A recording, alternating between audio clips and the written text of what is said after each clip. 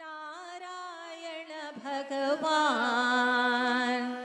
ओम गुरुदेव जय गुरुदेव, ओम गुरुदेव जय गुरुदेव, श्री गुरुदेव जय गुरुदेव, श्री गुरुदेव जय गुरुदेव, ओम गुरुदेव जय गुरुदेव, ओम गुरुदेव जय गुरुदेव। गुरु हमारे तन मन धन है, गुरु हमारे साथ, गुरु हमारे तन मन धन है, गुरु हमारे साथ।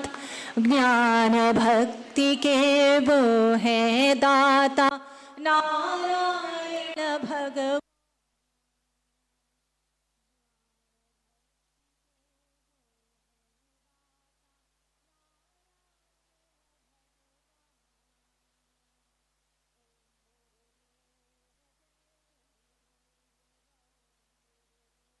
जय गुरुदेव, श्री गुरुदेव जय गुरुदेव, श्री गुरुदेव जय गुरुदेव, ओम गुरुदेव जय गुरुदेव, ओम गुरुदेव जय गुरुदेव। सच्चिदानंद सद्गुरु सच्चिदानंदा, सच्चिदानंद सद्गुरु सच्चिदानंदा, सच्चिदानंद सद्गुरु सच्चिदानंदा, सच्चिदानंद सद्गुरु सच्चिदानंदा।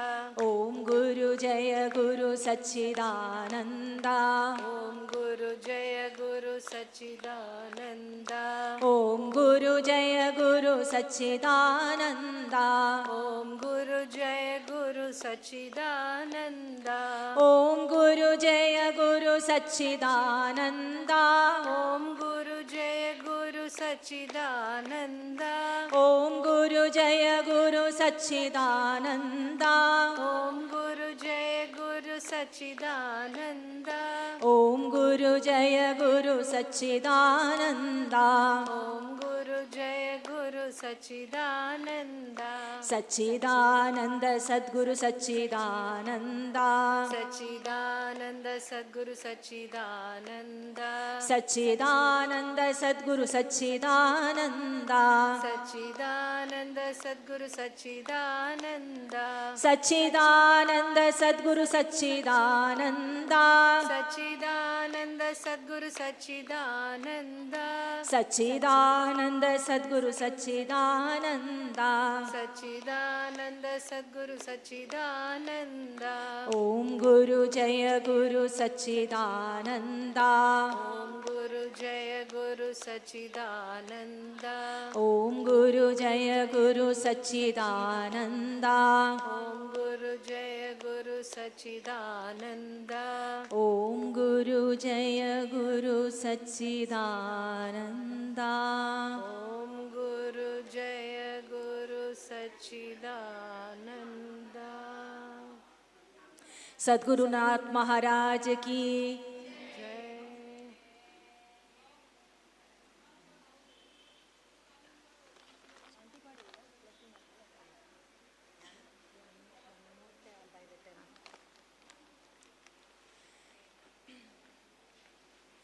बोलो बोलो सब मिल बोलो ओम नमः शिवाय, बोलो बोलो सब मिल बोलो ओम नमः शिवाय, ओम नमः शिवाय, ओम नमः शिवाय, ओम नमः शिवाय, ओम नमः शिवाय।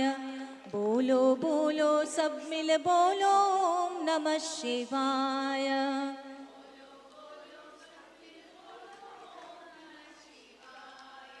बीच जटा में गंगाधारी, बीच जटा में गंगाधारी, त्रिशूलधारी डमरू बजावे, त्रिशूलधारी डमरू बजावे, डम डम डम डम डमरू बजावे,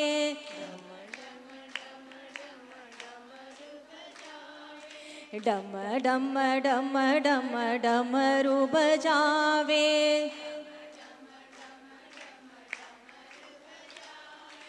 गूंज उठा ओम नमः शिवाय, गूंज उठा ओम नमः शिवाय, ओम नमः शिवाय, ओम नमः शिवाय, हरि ओम नमः शिवाय, हरि ओम नमः शिवाय, हरि ओम नमः शिवाय, हरि ओम नमः शिवाय। बोलो बोलो सब मिल बोलो ओम नमः शिवाय, बोलो बोलो सद्गुरु ओम नमः शिवाय, ओम नमः शिवाय, ओम नमः शिवाय, ओम बोलो बोलो सब मिल बोलो ओम नमः शिवाय, सब मिल बोलो ओम नमः शिवाय, ओम नमः शिवाय, ओम नमः शिवाय, नमः शिवाय, ओम नमः शिवाय, बोलो बोलो सब मिल बोलो ओम नमः शिवाय, बोलो सब मिल बोलो ओम नमः शिवाय, बोलो बोलो सब मिल बोलो ओम नमः शिवाय, बोलो बोलो सब मिल बोलो ओम नमः शिवाय, बोलो बोलो सब मिल बोलो ओम नमः शिवाय।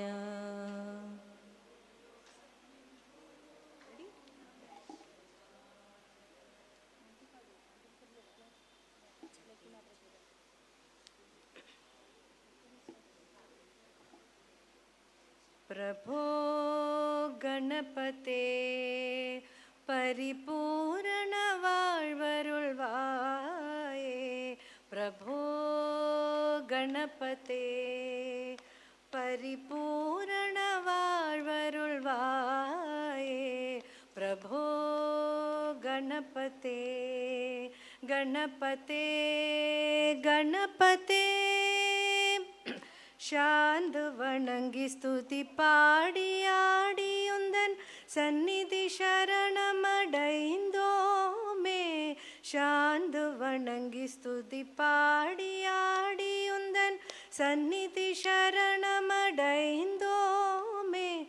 शांत चित्त सौभाग्यम यावयुम तंदरुल सद्गुरु नीये, प्रभो गणपते गणपते गणपते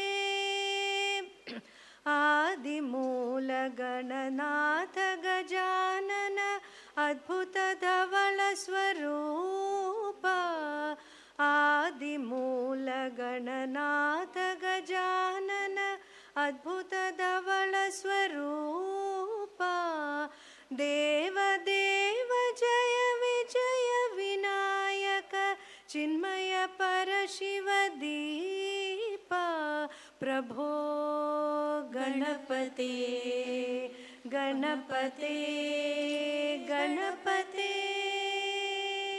தேடி தேடி எங்கோடுகின்றார் உன்னை தேடி கண்டு கொள்ளலாமே, தேடி தேடி எங்கோடுகின்றார் உன்னை தேடி கண்டு கொள்ளலாமே, கோடி கோடி மத யானைகள் பணி செய்யும் குன்றென விளங்கும் பெம்மானே, प्रभो गणपते गणपते गणपते ज्ञान वैराग्य विचार सार स्वर रागल नयडन पादा, ज्ञान वैराग्य विचार सार स्वर रागलय नडन पादा, नाम भजन गुण कीर्तन विविध नायक जय जगन्नाथ, प्रभो गणपते गणपते गणपते पार्वती बाला पार परापर परम भागवत भवतारणा पार्वती बाला पार परापर परम भागवत भवतारणा भक्त जन सुमुख प्रणव विनायक पावन परिमल चरणा प्रभो गणपते परिपूर्ण வாழ்வருள்வாயே प्रभो गणपते गणपते गणपते गणपते गणपते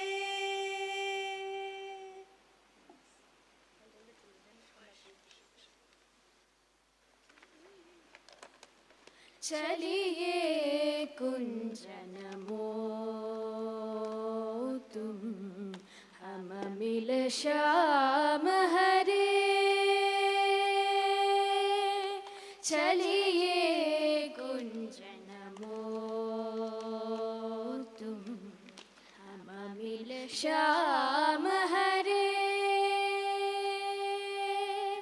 चलिए कुंजन मो तुम हम मिल श्याम हरे चलिए कुंजन मो तुम हम मिल श्याम हरे चलिए कुंजन मो तुम हम मिल श्याम हरे हरे चलिए कुंजन मो तुम हम मिल श्याम हरे हरे चलिए कुंजन मो तुम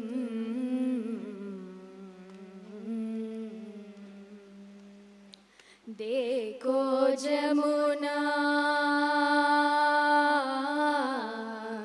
जमुना रे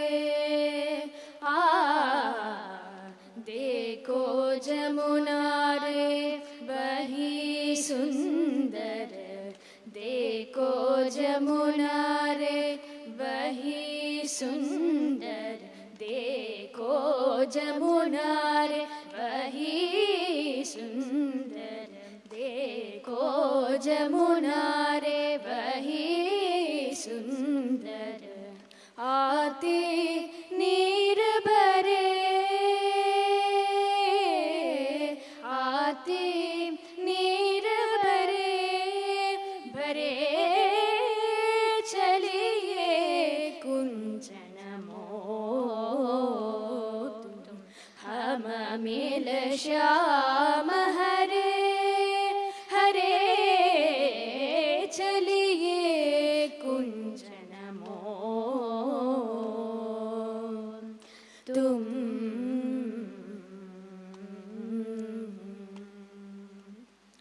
छोड़िए कैसे मोह तुम मैं तो छोड़िए कैसे मोह तुम मैं तो तेरो नाद दरे तेरो नाद दरे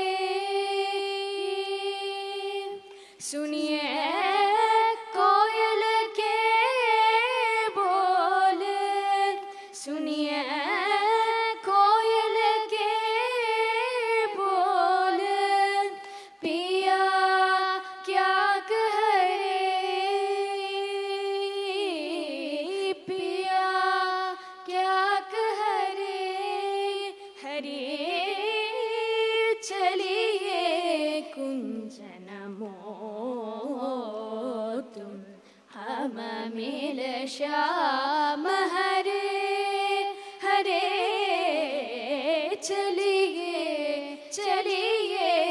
चलिए कुंजनमो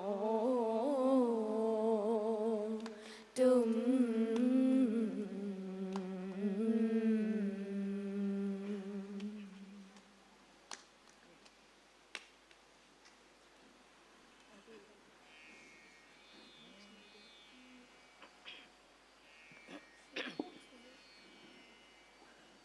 अधरं मधुरं वदनं मधुरं नयनं मधुरं हसितं मधुरं हृदयं मधुरं गमनं मधुरं मधुराधिपते रखिलं मधुरं वचनं मधुरं चरितं मधुरं वसनं मधुरं वलितं मधुरं चलितं मधुरं भ्रमितं मधुरं मधुराधिपते रखिलं मधुरं वेणुर्मधुरो रेणुर्मधुरः पाणिर्मधुरः पादौ मधुरौ नृत्यं मधुरं सख्यं मधुरं मधुराधिपते रखिलं मधुरं गीतं मधुरं पीतं मधुरं भुक्तं मधुरं सूक्तं मधुरं रूपं मधुरं तिलकं मधुरं मधुराधिपते रखिलं मधुरं करणं मधुरं तरणं मधुरं हरणं मधुरं रमणं मधुरं वमितं मधुरं शमितं मधुरं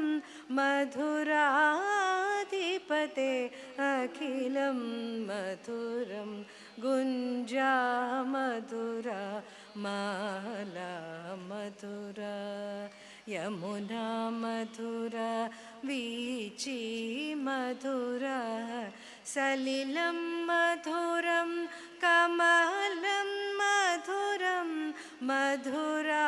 मधुराधिपते अखिलं मधुरं गोपी मधुरा लीला मधुरा युक्तं मधुरं पूक्तं मधुरं दृष्टं मधुरं शिष्टं मधुरं मधुराधिपते रखिलं मधुरं गोपा मधुरा गावो मधुरा यष्टिर्मधुरा सृष्टिर्मधुरा दलितं मधुरं फलितं मधुरं मधुराधिपते अखिलं मधुरं मधुराधिपते अखिलं मधुरम्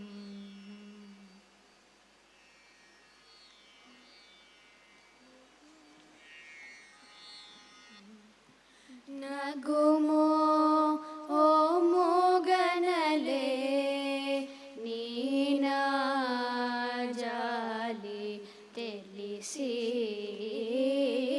ನಗುಮೋ ಓ ಮೂಗನಲೆ ನೀನ ಜಾಲಿ ತಿಳಿಸಿ ನಗುಮೋ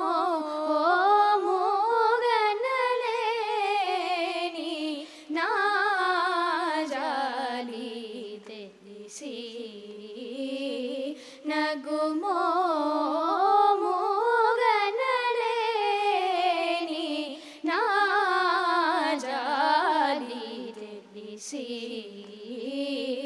ನನ್ನು ಬ್ರೋವರ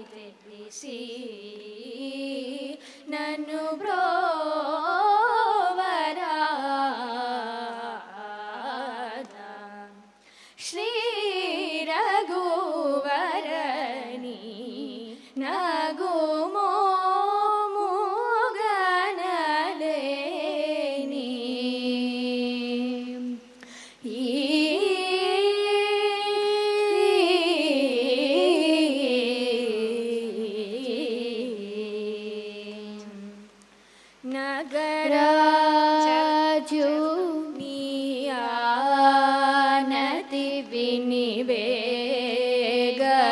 చనలేదు గగరాజునియా నతి వినివేగ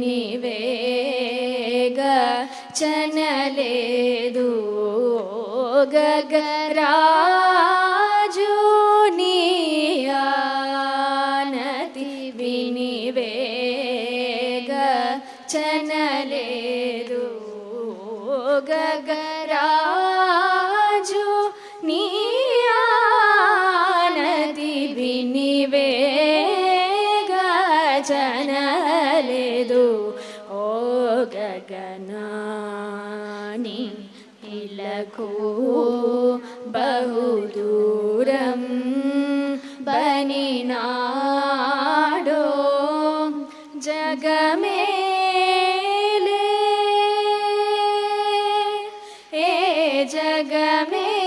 జగమేలే జగమేలే పరమాత్మ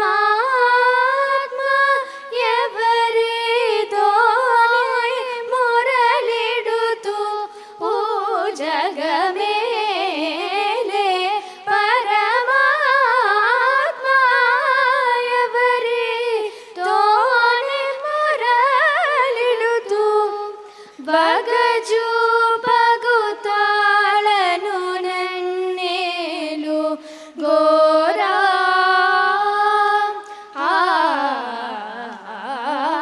బగజు పగుతాళను నన్నేలు గోరా త్యాగరాజంతుని నగుమో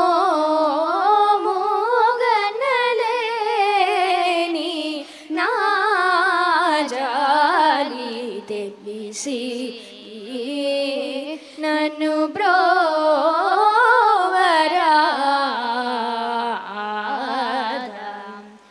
శ్రీ రఘువరణి నగుమో మూగనలేని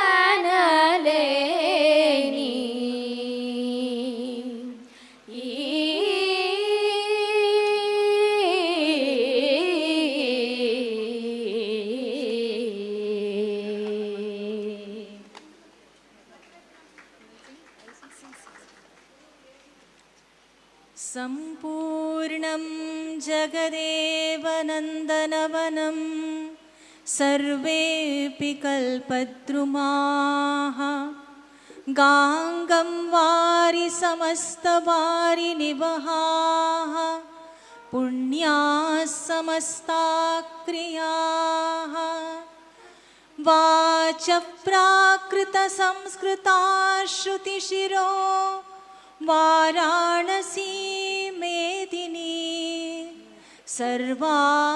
सर्वावस्थितिरस्य वस्तुविषया दृष्टे परब्रह्मणि सम्पूर्णं जगदेव नन्दनवनं सर्वेऽपि कल्पद्रुमाः गाङ्गं वारि समस्तवारि निवहाः पुण्याः समस्ताः क्रियाः वाचः प्राकृतसंस्कृता श्रुतिशिरो वाराणसी मेदिनी सर्वावस्थितिरस्य वस्तुविषया दृष्टे परब्रह्मणि सर्वावस्थितिरस्य वस्तुविषया दृष्टे परब्रह्मणि मनसि वचसि काये पुण्यपीयूषपूर्णाः त्रिभुवनमुपकारश्रेणिभिः प्रीणयन्तः परगुणपरमाणून् पर्वतीकृत्य नित्यं निजहृदि विकसन्तः सन्ति सन्तः कियन्तः मनसि वचसि काये पुण्यपीयूषपूर्णाः त्रिभुवनमुपकारश्रेणिभिः प्रीणयन्तः परगुणपरमाणून् पर्वतीकृत्य नित्यं निजहृदि विकसन्तः सन्ति सन्तः कियन्तः निजहृदि विकसन्तः सन्ति सन्तः कियन्तः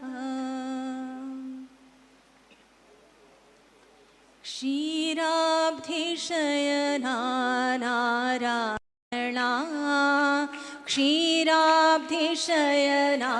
नारायणा श्रीलक्ष्मीरमणा नारायणा श्रीलक्ष्मीरमणा नारायणा क्षीराब्धिशयना नारायणा क्षीराब्धिशयना नारायणा श्रीलक्ष्मीरमणा नारायणा श्रीलक्ष्मीरमणा नारायणा नारायणा लक्ष्मीनारायणा नारायणा लक्ष्मीनारायणा नारायणा लक्ष्मीनारायणा नारायणा लक्ष्मीनारायणा नन्दजन परिपाल नारायणा नतजन परिपाल नारायणा वैकुण्ठवासा नारायणा वैकुण्ठवासा नारायणा वैदेही रमणा नारायणा वैदेही रमणा नारायणा नारायणा श्रीमन्नारायणा नारायणा श्रीमन्नारायणा नारायणा श्रीमन्नारायणा नारायणा श्रीमन्नारायणा नतजन परिपाल नारायणा नतजन परिपाल नारायणा वैकुण्ठवासा नारायणा वैकुण्ठवासा नारायणा वैदेही रमणा नारायणा वैदेही रमणा नारायणा क्षीराब्धिशयना नारायणा क्षीराब्धिशयना नारायणा श्रीलक्ष्मीरमणा नारायणा श्रीलक्ष्मीरमणा नारायणा नारायणा लक्ष्मीनारायणा नारायणा लक्ष्मीनारायणा नारायणा लक्ष्मीनारायणा नारायणा लक्ष्मीनारायणा नतजन परिपाल नारायणा नतजन परिपाल नारायणा वैकुण्ठवासा नारायणा वैकुण्ठवासा नारायणा वैदेही रमणा नारायणा वैदेही रमणा नारायणा क्षीराब्धिशयना नारायणा क्षीराब्धिशयना नारायणा श्रीलक्ष्मीरमणा नारायणा श्रीलक्ष्मीरमणा नारायणा श्रीलक्ष्मीरमणा नारायणा श्रीलक्ष्मीरमणा नारायणा श्रीलक्ष्मीरमणा नारायणा नारायणा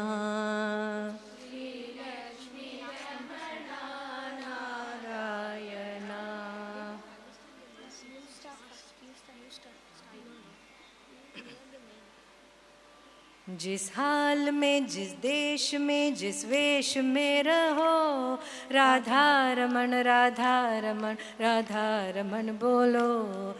जिस हाल में, जिस देश में, जिस वेश में रहो, राधा रमन राधा रमन राधा रमन बोलो। राधा रमन राधा रमन राधा रमन बोलो। राधा रमन राधा रमन राधा रमन बोलो। राधा रमन राधा रमन राधा रमन बोलो। राधा रमन राधा रमन राधा रमन बोलो। जिस काम में, जिस धाम में, जिस गाँव में रहो, राधा रमन राधा रमन राधा रमन बोलो। जिस काम में, जिस धाम में, जिस गाँव में रहो, राधा रमन राधा रमन राधा रमन बोलो। राधा रमन राधा रमन राधा रमन बोलो। राधा रमन राधा रमन राधा रमन बोलो। राधा रमन राधा रमन राधा रमन बोलो। राधा रमन राधा रमन राधा रमन बोलो। जिस संग में, जिस रंग में, जिस ढंग में रहो, राधा रमन राधा रमन राधा रमन बोलो। जिस संग में, जिस रंग में, जिस ढंग में रहो, राधा रमन राधा रमन राधा बोलो। राधा रमन राधा रमन राधा रमन बोलो। राधा रमन राधा रमन राधा रमन बोलो। राधा रमन राधा रमन राधा रमन बोलो। राधा रमन राधा रमन राधा रमन बोलो। जिस योग में, जिस भोग में, जिस रोग में रहो, राधा रमन राधा रमन राधा रमन बोलो। जिस योग में, जिस भोग में, जिस रोग में रहो, राधा रमन राधा रमन राधा रमन बोलो। राधा रमन राधा रमन राधा रमन बोलो। राधा रमन राधा रमन राधा रमन बोलो। राधा रमन राधा रमन राधा रमन बोलो। राधा रमन राधा रमन राधा रमन बोलो। जिस हाल में, जिस देश में, जिस वेश में रहो, राधा रमन राधा रमन राधा रमन बोलो। जिस हाल में, जिस देश में, जिस वेश में रहो, राधा रमन राधा रमन रमन बोलो। राधा रमन राधा रमन राधा रमन बोलो। राधा रमन राधा रमन राधा रमन बोलो। राधा रमन राधा रमन राधा रमन बोलो। राधा रमन राधा रमन राधा रमन बोलो। जिस हाल में, जिस वेश में, जिस देश में रहो, राधा रमन राधा रमन राधा रमन बोलो। हरि नारायण हरि नारायण हरि नारायण भजो रे। हरि नारायण हरि नारायण हरि नारायण भजो रे। हरि नारायण हरि नारायण हरि नारायण भजो रे। हरि नारायण हरि नारायण हरि नारायण भजो रे। श्याम सुंदरा मदन गोपाला। श्याम सुंदरा मदन गोपाला। सच्चिदानंदा श्याम गोपाला। सच्चिदानंदा श्याम गोपाला। गोपी गोपालना गोपी गोपालना गोपी गोपालना ഹരിനാരായണ സത്യനാരായണ ഹരിനാരായണ ഭജോരേ ഹരിനാരായണ ഹരിനാരായണ ഹരിനാരായണ ഭജോരേ ഹരിനാരായണ ഹരിനാരായണ ഹരിനാരായണ ഭജോരേ ഹരിനാരായണ ഹരിനാരായണ ഹരിനാരായണ ഭജോരേ ഹരിനാരായണ ഹരിനാരായണ ഹരിനാരായണ ഭജോരേ ശ്യാമസുന്ദര മദന ഗോപാല ശ്യാമസുന്ദര മദന ഗോപാല സച്ചിദാനന്ദ ശ്യാമ ഗോപാല സച്ചിദാനന്ദ ശ്യാമ ഗോപാല ഗോപാലന ഗോപി ഗോപാലന ഗോപി ഗോപാലന ഭജോരേ ഗോപി ഗോപാലന ഗോപി ഗോപാലന ഗോപി ഗോപാലന ഭജോരേ ഹരിനാരായണ ഹരിനാരായണ ഹരിനാരായണ ഭജോരേ ഹരിനാരായണ ഹരിനാരായണ ഹരിനാരായണ ഭജോരേ ഹരിനാരായണ ഹരിനാരായണ ഹരിനാരായണ ഭജോരേ ഹരിനാരായണ ഹരിനാരായണ ഹരിനാരായണ ഭജോരേ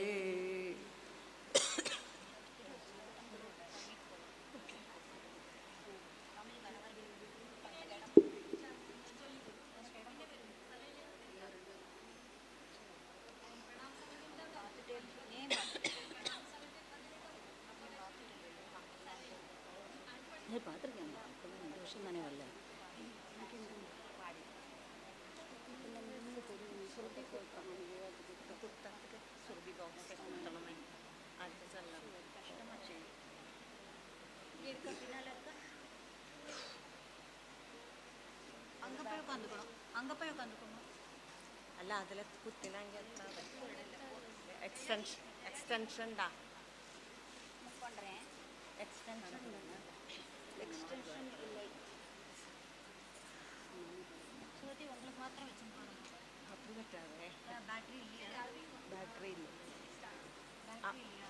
അവിടെ അങ്ങോ കൊണ്ടുപോയി വെച്ചിട്ട് വാ.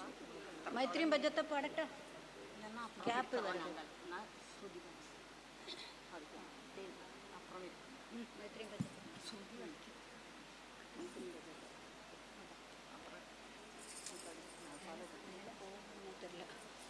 मैत्रीं भजत अखिलहृदयेत्रीं मैत्रीं भजत अखिलहृदयेत्रीम् आत्मवदेव परानपि पश्यत आत्मवदेव परानपि पश्यत युद्धं चर्चत स्पर्धां त्यजत युद्धं त्यजत स्पर्धां त्यजत त्यजत परेष्वक्रममाक्रमणं त्यजत परेष्वक्रममाक्रमणं मैत्रीं भजत अखिलहृदयेत्रीं मैत्रीं भजत अखिलहृदयेत्रीं जननी पृथिवी कामदुःखास्त्रीं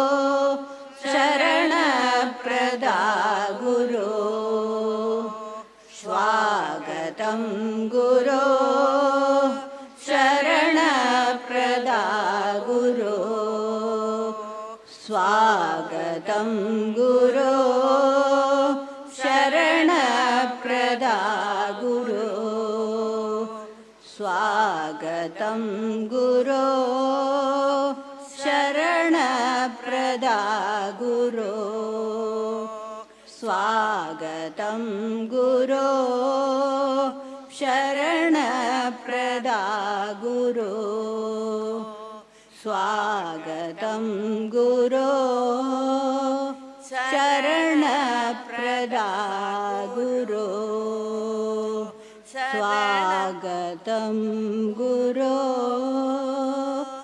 शरणप्रदा गुरो शरणप्रदा गुरो.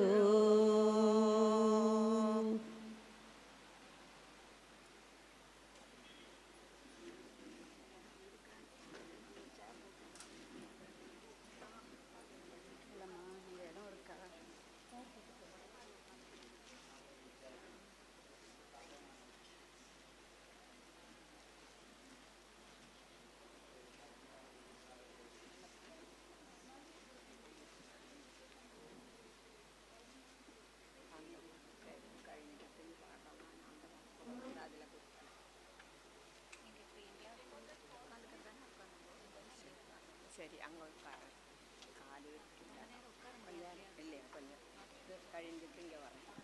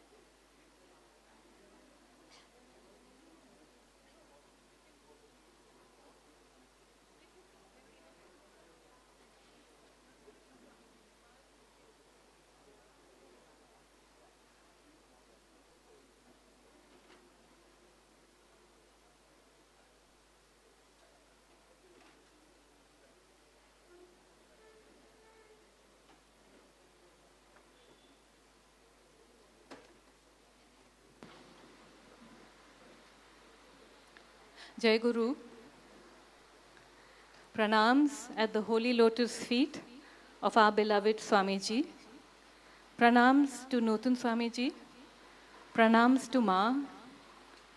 Pranams to all the assembled sannyasins. And a very warm, hearty welcome to all of you who have gathered here today in the ashram.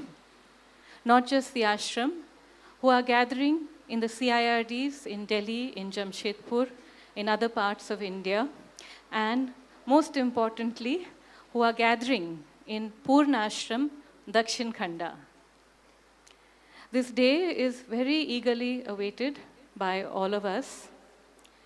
Every year we tell you it's a holy day, it's an auspicious day. It is indeed.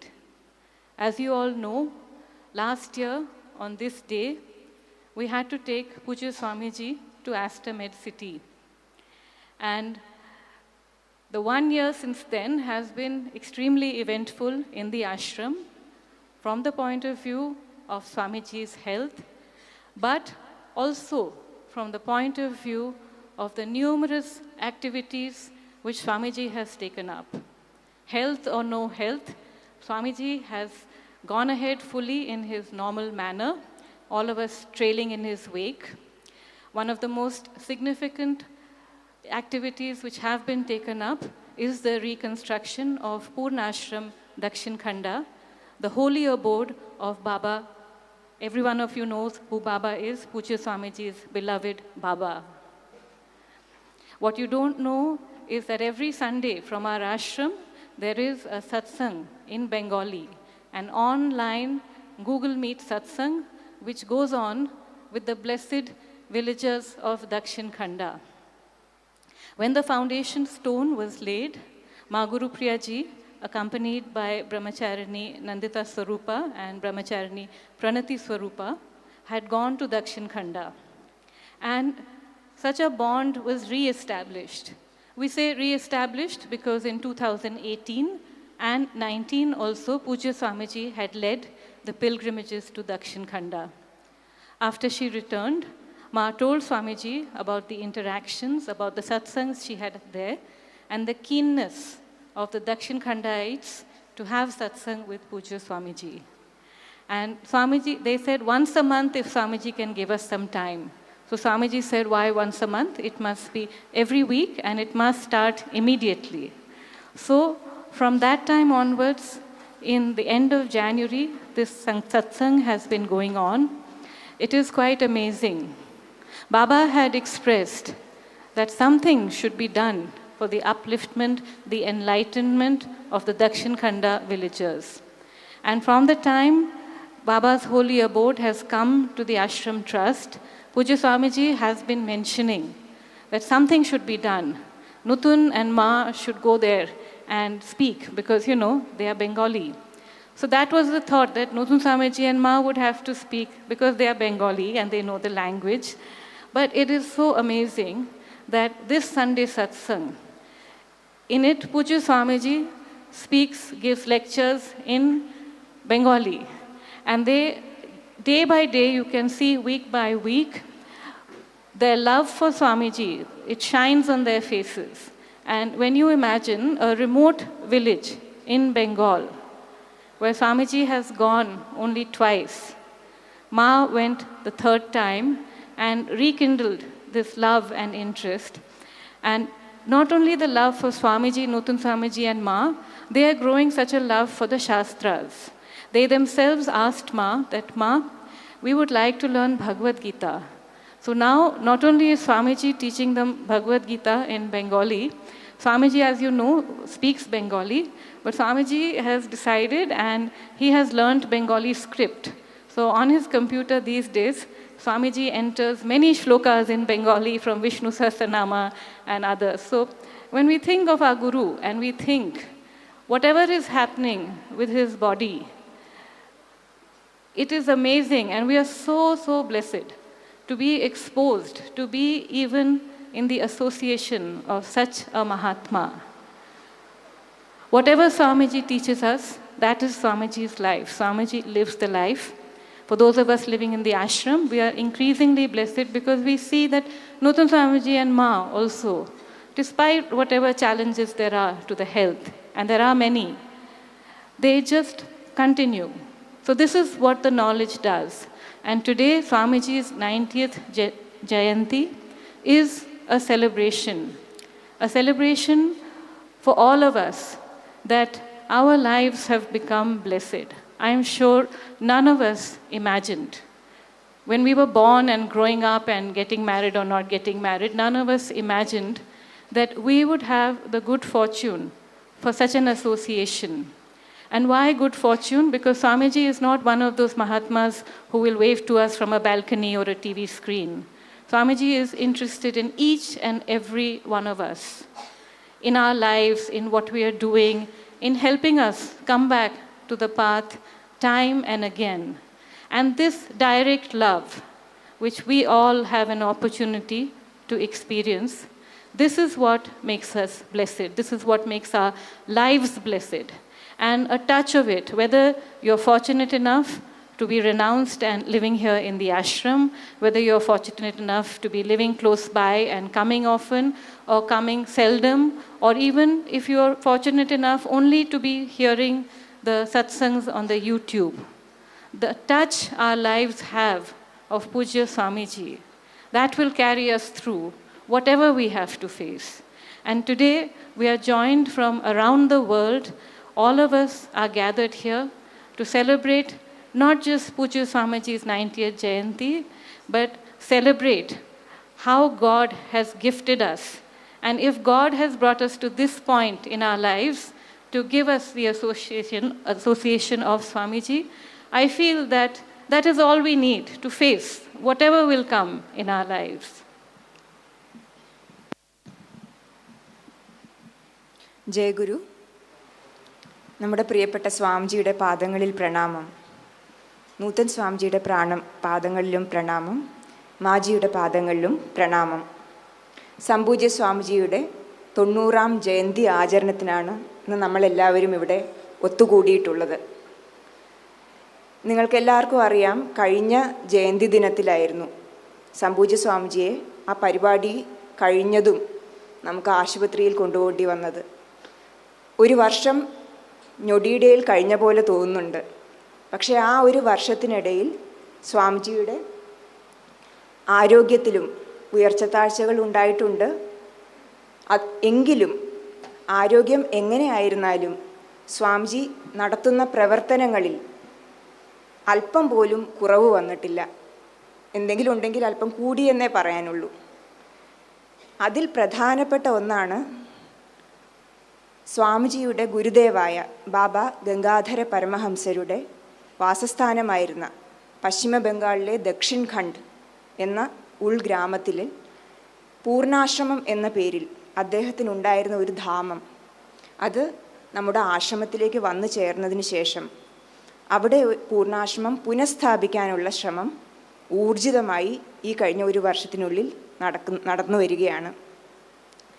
ജനുവരി 18-നായിരുന്നു സ്വാമിജിയുടെ നിർദ്ദേശപ്രകാരം, സ്വാമിജിയുടെ ആരോഗ്യം അതിനെ അനുവദിച്ചില്ല, സ്വാമിജിയുടെ നിർദ്ദേശപ്രകാരം മാ ഗുരുപ്രിയാജി ദക്ഷിൺ ഖണ്ഡിൽ പോയി പൂർണ്ണാശ്രമത്തിൻ്റെ ശിലാസ്ഥാപനം നിർവഹിച്ചു.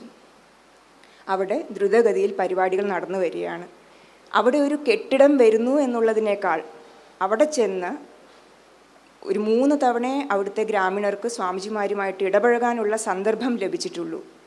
എങ്കിലും അവർ അത്ര കണ്ട് അതിനോടൊരു താതാത്മ്യം കാണിച്ച് അത്രയ്ക്കൊരു ഊർജത്തോടുകൂടി അവർ മാജിയോട് അപേക്ഷിച്ചു, ഞങ്ങൾക്ക് തുടർന്നും ഈ ബന്ധം നിലനിർത്താൻ എന്തെങ്കിലും വഴി തരണമെന്ന്. സ്വാമിജി അതറിഞ്ഞതും എല്ലാ ഞായറാഴ്ചയും നമുക്ക് ഓൺലൈനിൽ സന്ധിക്കാം എന്നൊരു വാഗ്ദാനം കൊടുത്തു. ജനുവരി 18 ശേഷം നടന്ന എല്ലാ ഞായറാഴ്ചകളിലും വൈകിട്ട് 4 മണിക്ക് സ്വാമിജിയും നൂതൻ സ്വാമിജിയും മാജിയും ഈ ഗ്രാമീണരുമായി ഒരു സത്സംഗം പതിവായി നടന്നു വരികയാണ്. അവരുടെ കൗതുകവും അവരുടെ ആകാംക്ഷയും അവരുടെ ജിജ്ഞാസയും ആർക്കും പ്രചോദനം തോന്നുന്ന രീതിയിലാണ്. അത് മാത്രമല്ല, അവർ തന്നെ അഭ്യർത്ഥിച്ച പ്രകാരം ഇപ്പോൾ സ്വാമിജിയും മാജിയും ഭഗവത്ഗീത ശ്ലോകങ്ങൾ അവരെ പഠിപ്പിച്ചു വരികയാണ്. ഇന്നിവിടെ ഈ പരിപാടിയിൽ നിങ്ങളെല്ലാവരും വന്നിട്ടുണ്ട്. നിങ്ങൾക്ക് എല്ലാവർക്കും സ്വാഗതം. ഒപ്പം ഇത് തത്സമയം നമ്മൾ സംപ്രേഷണം ചെയ്യുന്നുണ്ട്. ലോകമൊട്ടാകെയുള്ള ഭക്തർ കാണുന്നുണ്ടാവും. അവർക്ക് എല്ലാവർക്കും ഈ പരിപാടിയിലേക്ക് സ്വാഗതം. നിങ്ങളെ എല്ലാവരെയും ഹാർദമായി ഇന്നത്തെ പരിപാടിയിലേക്ക്, അതിൻ്റെ ആരംഭത്തിലേക്ക് സ്വാഗതം ചെയ്യുന്നു. The program today, we would be requesting Ma to conduct and explain to us the significance of the Pada Puja. Today there is a special facet. We have requested Nutun Swamiji to address us and speak a few words on what is the true significance of Poojya Swamiji's life for all of us. That would be followed by the Pada Puja, and then Poojya Swamiji's message in English, followed by his message in Malayalam. After that, there will be Bhakti Bhoj as usual. Now we want to let you know we have made arrangements. So anybody who is feeling faint, that's very possible because it's very hot, please raise your hand and one of our volunteers will escort you so that you can get some water, some rest. If you're diabetic and have any problem, either raise your hand or please come out of the hall and we will be there to help you. Any sort of health problem you're having, please don't hesitate, feel free, come out of the hall. We are all equipped to help everyone over here.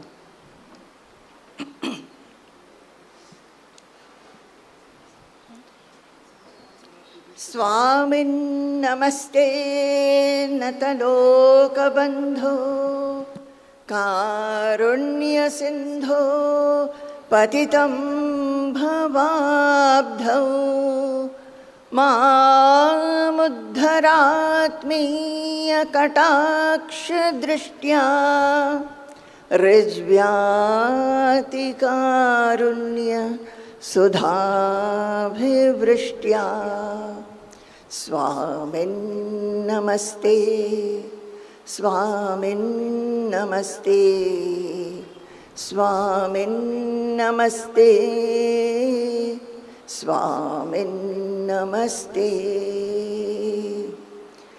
Swarajya Samrajya Vibhutiresha Bhavat Kripa Shri Mahima Prasadat Prapta Maya Shri Gurave Mahatmane Namo Namaste Stu Punarnamostu Namo Namaste Stu Punarnamostu Namo Namaste Stu Punarnamostu Namastasmai Sadaikasmai Kasmai Chinmahase Namaha Yade Vishwarupena Rajate Guru Rajate Yade Vishwarupena Rajate Guru Rajate Jai Guru, Jai Guru, Jai Guru. My pranams, pranams, pranams at the holy feet of Poojya Swamiji. I always feel that not as I am saying now, pranams, pranams, pranams, every moment, always, my mind should be at the holy lotus feet of Poojya Swamiji, still in surrender, in love, devotion, obedience, dedication. I'm very, very happy to see all of you. As you know, we could not observe this holy day in the year 2020, 21, and 22. We were getting ready when the health department told us that if we are having a program in the hall, we cannot call many people. So last year also in 22, we could not observe this day as we would have liked to observe it in the presence of all of you. Although we observed it, all of us who were here and some few people from Thrissur, with our workers and staff, we remembered all of you and we had live streamed it so that everybody could watch the program from wherever they were. Today, this time, since we are able to be together, and this being the 90th Jayanti, I think it's a very, very special day. Right in the beginning, I would like to tell all of you, as Namrata was saying, last year from the day 13th May, Swamiji who had a gastrointestinal bleed on that day, and to this day, this 1 year, Swamiji's health has been very bad. All of you who have been watching him on the screen online would not know what Swamiji is going through, and even now. That crisis period is not there, but he is having a sort of a problem where suddenly, without any indication, he falls backwards.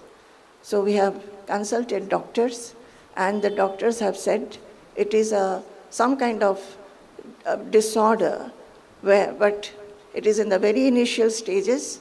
What we have to be alert about is that 24/7 somebody should be behind Swamiji, so that if without any indication he falls backwards, somebody should be able to obstruct that fall.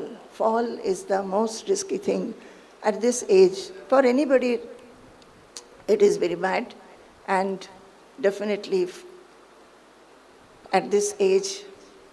So This is a condition.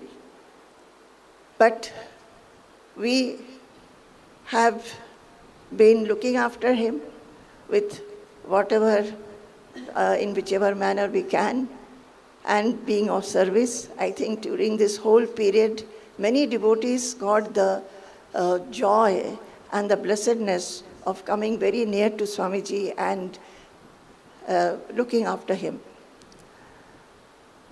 So I think I have only one thing to say.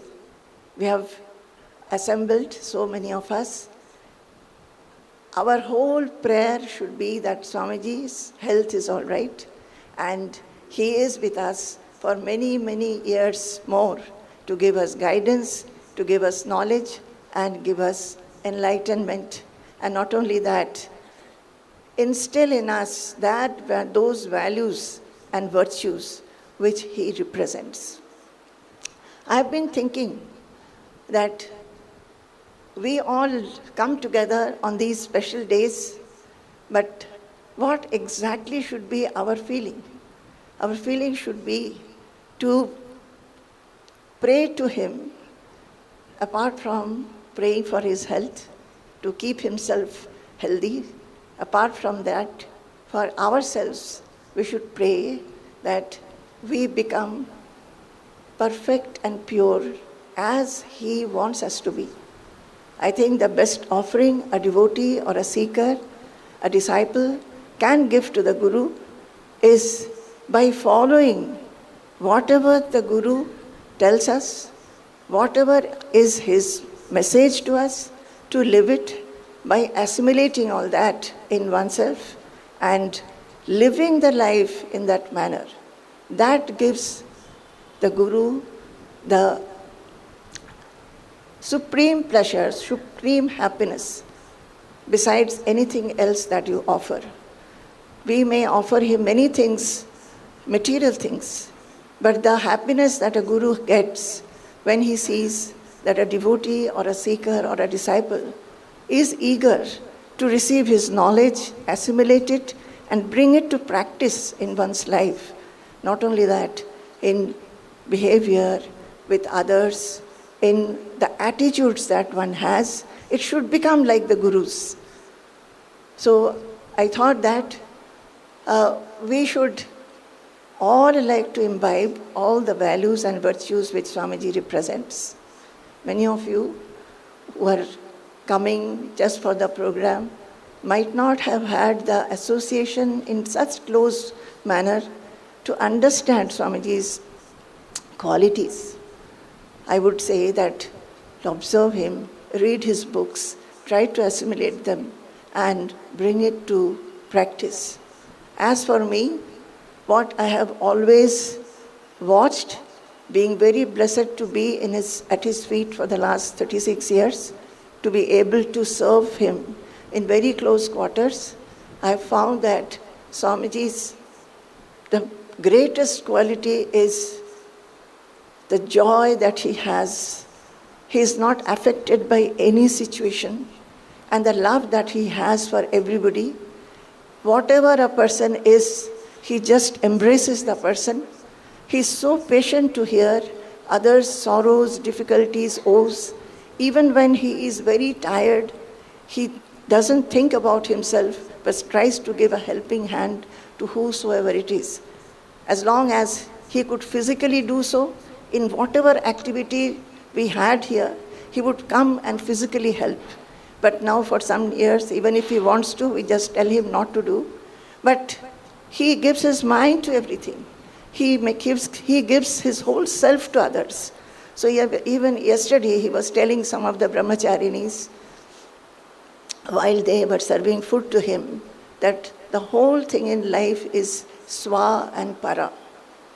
Whether you are selfish or whether you are selfless. So we have seen him to be only selfless, has no selfishness. Always the mind goes out for others. I think this one quality, if we can imbibe around in our families, in our society, in our neighborhood, and in the nation, around each other, that will be a greatest learning and greatest offering that we can give him. So, this is what I have to say, and I just thought, since Namrata was talking about Purnashram, I thought that I would give a little more introduction. I was just thinking that why so much of importance some of you think that in the 90th Jayanti, why so much about Purnashram, Baba's Gurudev's abode is being talked about. That is the greatest joy that Swamiji has now. For some years, he has been wanting to bring this, rebuild Baba's abode, Swamiji's Gurudev's abode, which is in a very remote village in West Bengal. It has come under Narayanashrama Tapovanam Trust, and ever since Swamiji wanted to rebuild that house. It was a mud house earlier, which has completely gone to the mud. So to rebuild, and the rebuilding has started. So Swamiji is wanting to know each and every day's progress in that. And I think that that is the greatest joy in Swamiji's life. In this 90th year, he is having that joy, All of us must be giving him joy in whichever manner. But all of us have the relationship with Swamiji, as Swamiji being the Guru and we being the Shishyas. This is completely different. Swamiji is the Shishya and he is rebuilding the Guru's abode. So that joy, all of us who are associated with him closely, we understand what joy he gets when he gets to hear what is happening there, how it is. And they also send us pictures of every, day to day. Even curing the cement, watering the cement, those pictures also they are sending us. So Swamiji likes to see them and get a lot of joy.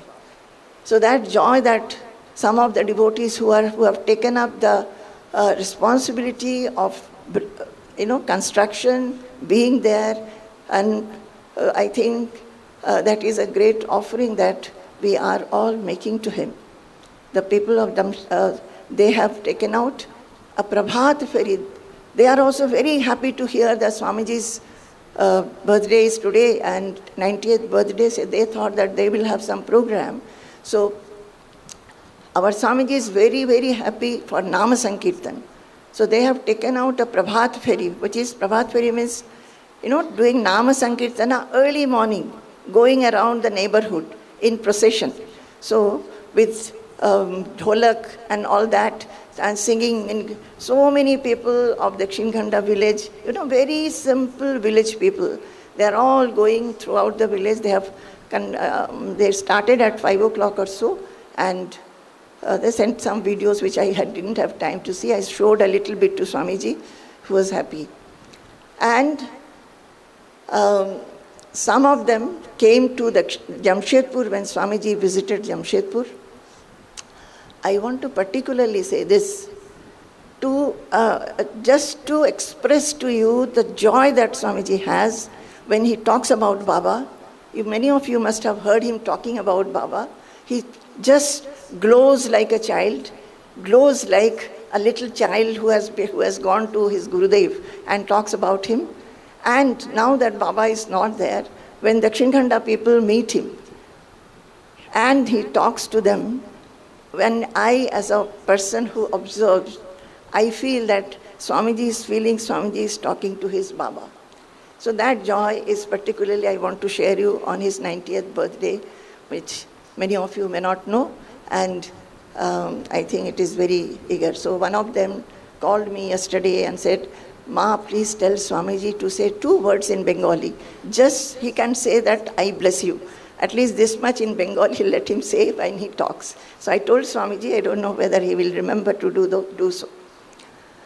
So this time, as usual, we'll have the Pada Puja, and after the Pada Puja, we'll have the 108 Ashtottara Shatanama Archana. This time, Swamiji has chosen our Nilesh Kumar, called, I forgot. After I would speak, Swamiji is supposed to speak, and then we'll talk about Pada Puja. So, okay. I was getting worried because We had specially requested Nutan Swamiji to speak, and Ma was starting the puja.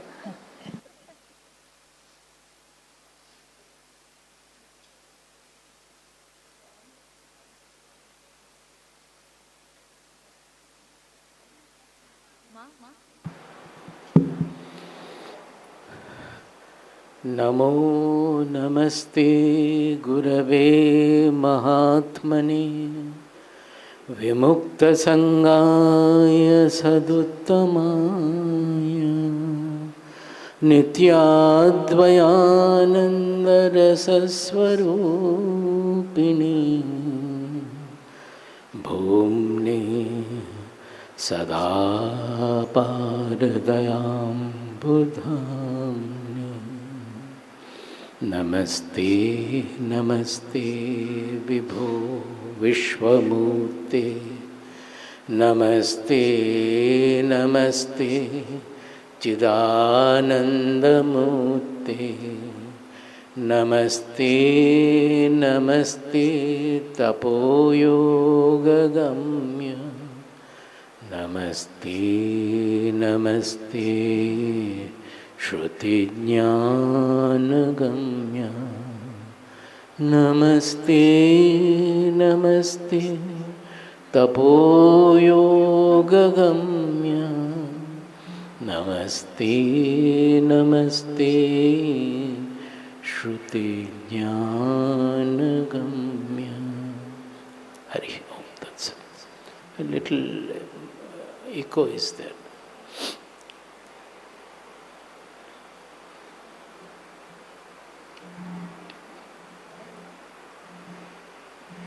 See, I don't know whether it is the unpalatable side of today's function or anything in general on the path of truth, that as long as a saint is present in his body, with us particularly, with the people around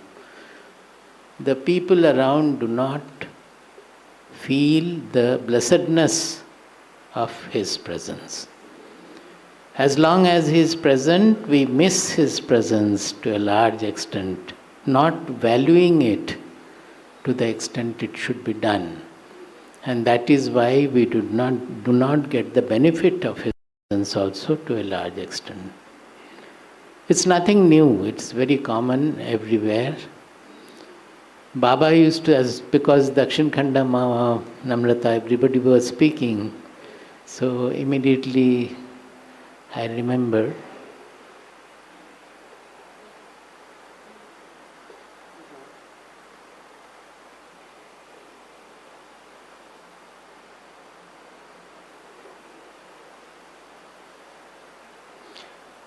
that Baba during his life, he used to say that I am sitting here, nobody knows about me. Even his village people, they did not know who is he. They knew an old man staying on the first floor, always lying on the bed or coming down twice a day, as an ordinary old man staying there. So Baba once said, which is behind Swamiji's this developing the Dakshin Khanda program also, that see, our people around, they don't know anything about spirituality. Later on, you should try to do something for these people. And that was the inspiration for Swamiji to do whatever he is doing for Dakshin Khanda. The strangest thing we noticed, the Dakshin Khanda people themselves said that we never knew that such a person existed in our village. It's a small village, a very remote village of West Bengal. The present generation is saying they have not seen. And their father or grandfather or uncle, some of them, very few of them, have been there when Baba was alive.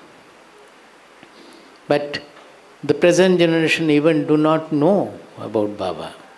They are saying that it is surprising that such a person lived in our village. Now we are coming to know, when you are speaking, Swamiji or Nutan Swamiji or Ma, when you are speaking about Baba, we are coming to know that we are fortunate that such a person stayed here.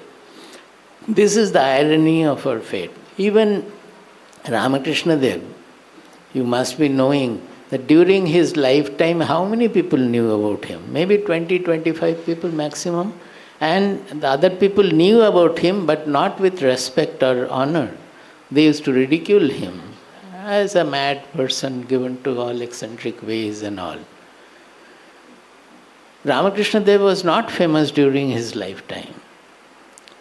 Even Vivekananda also became famous later on, because of some foreign incident of lecture and all. Otherwise he would not.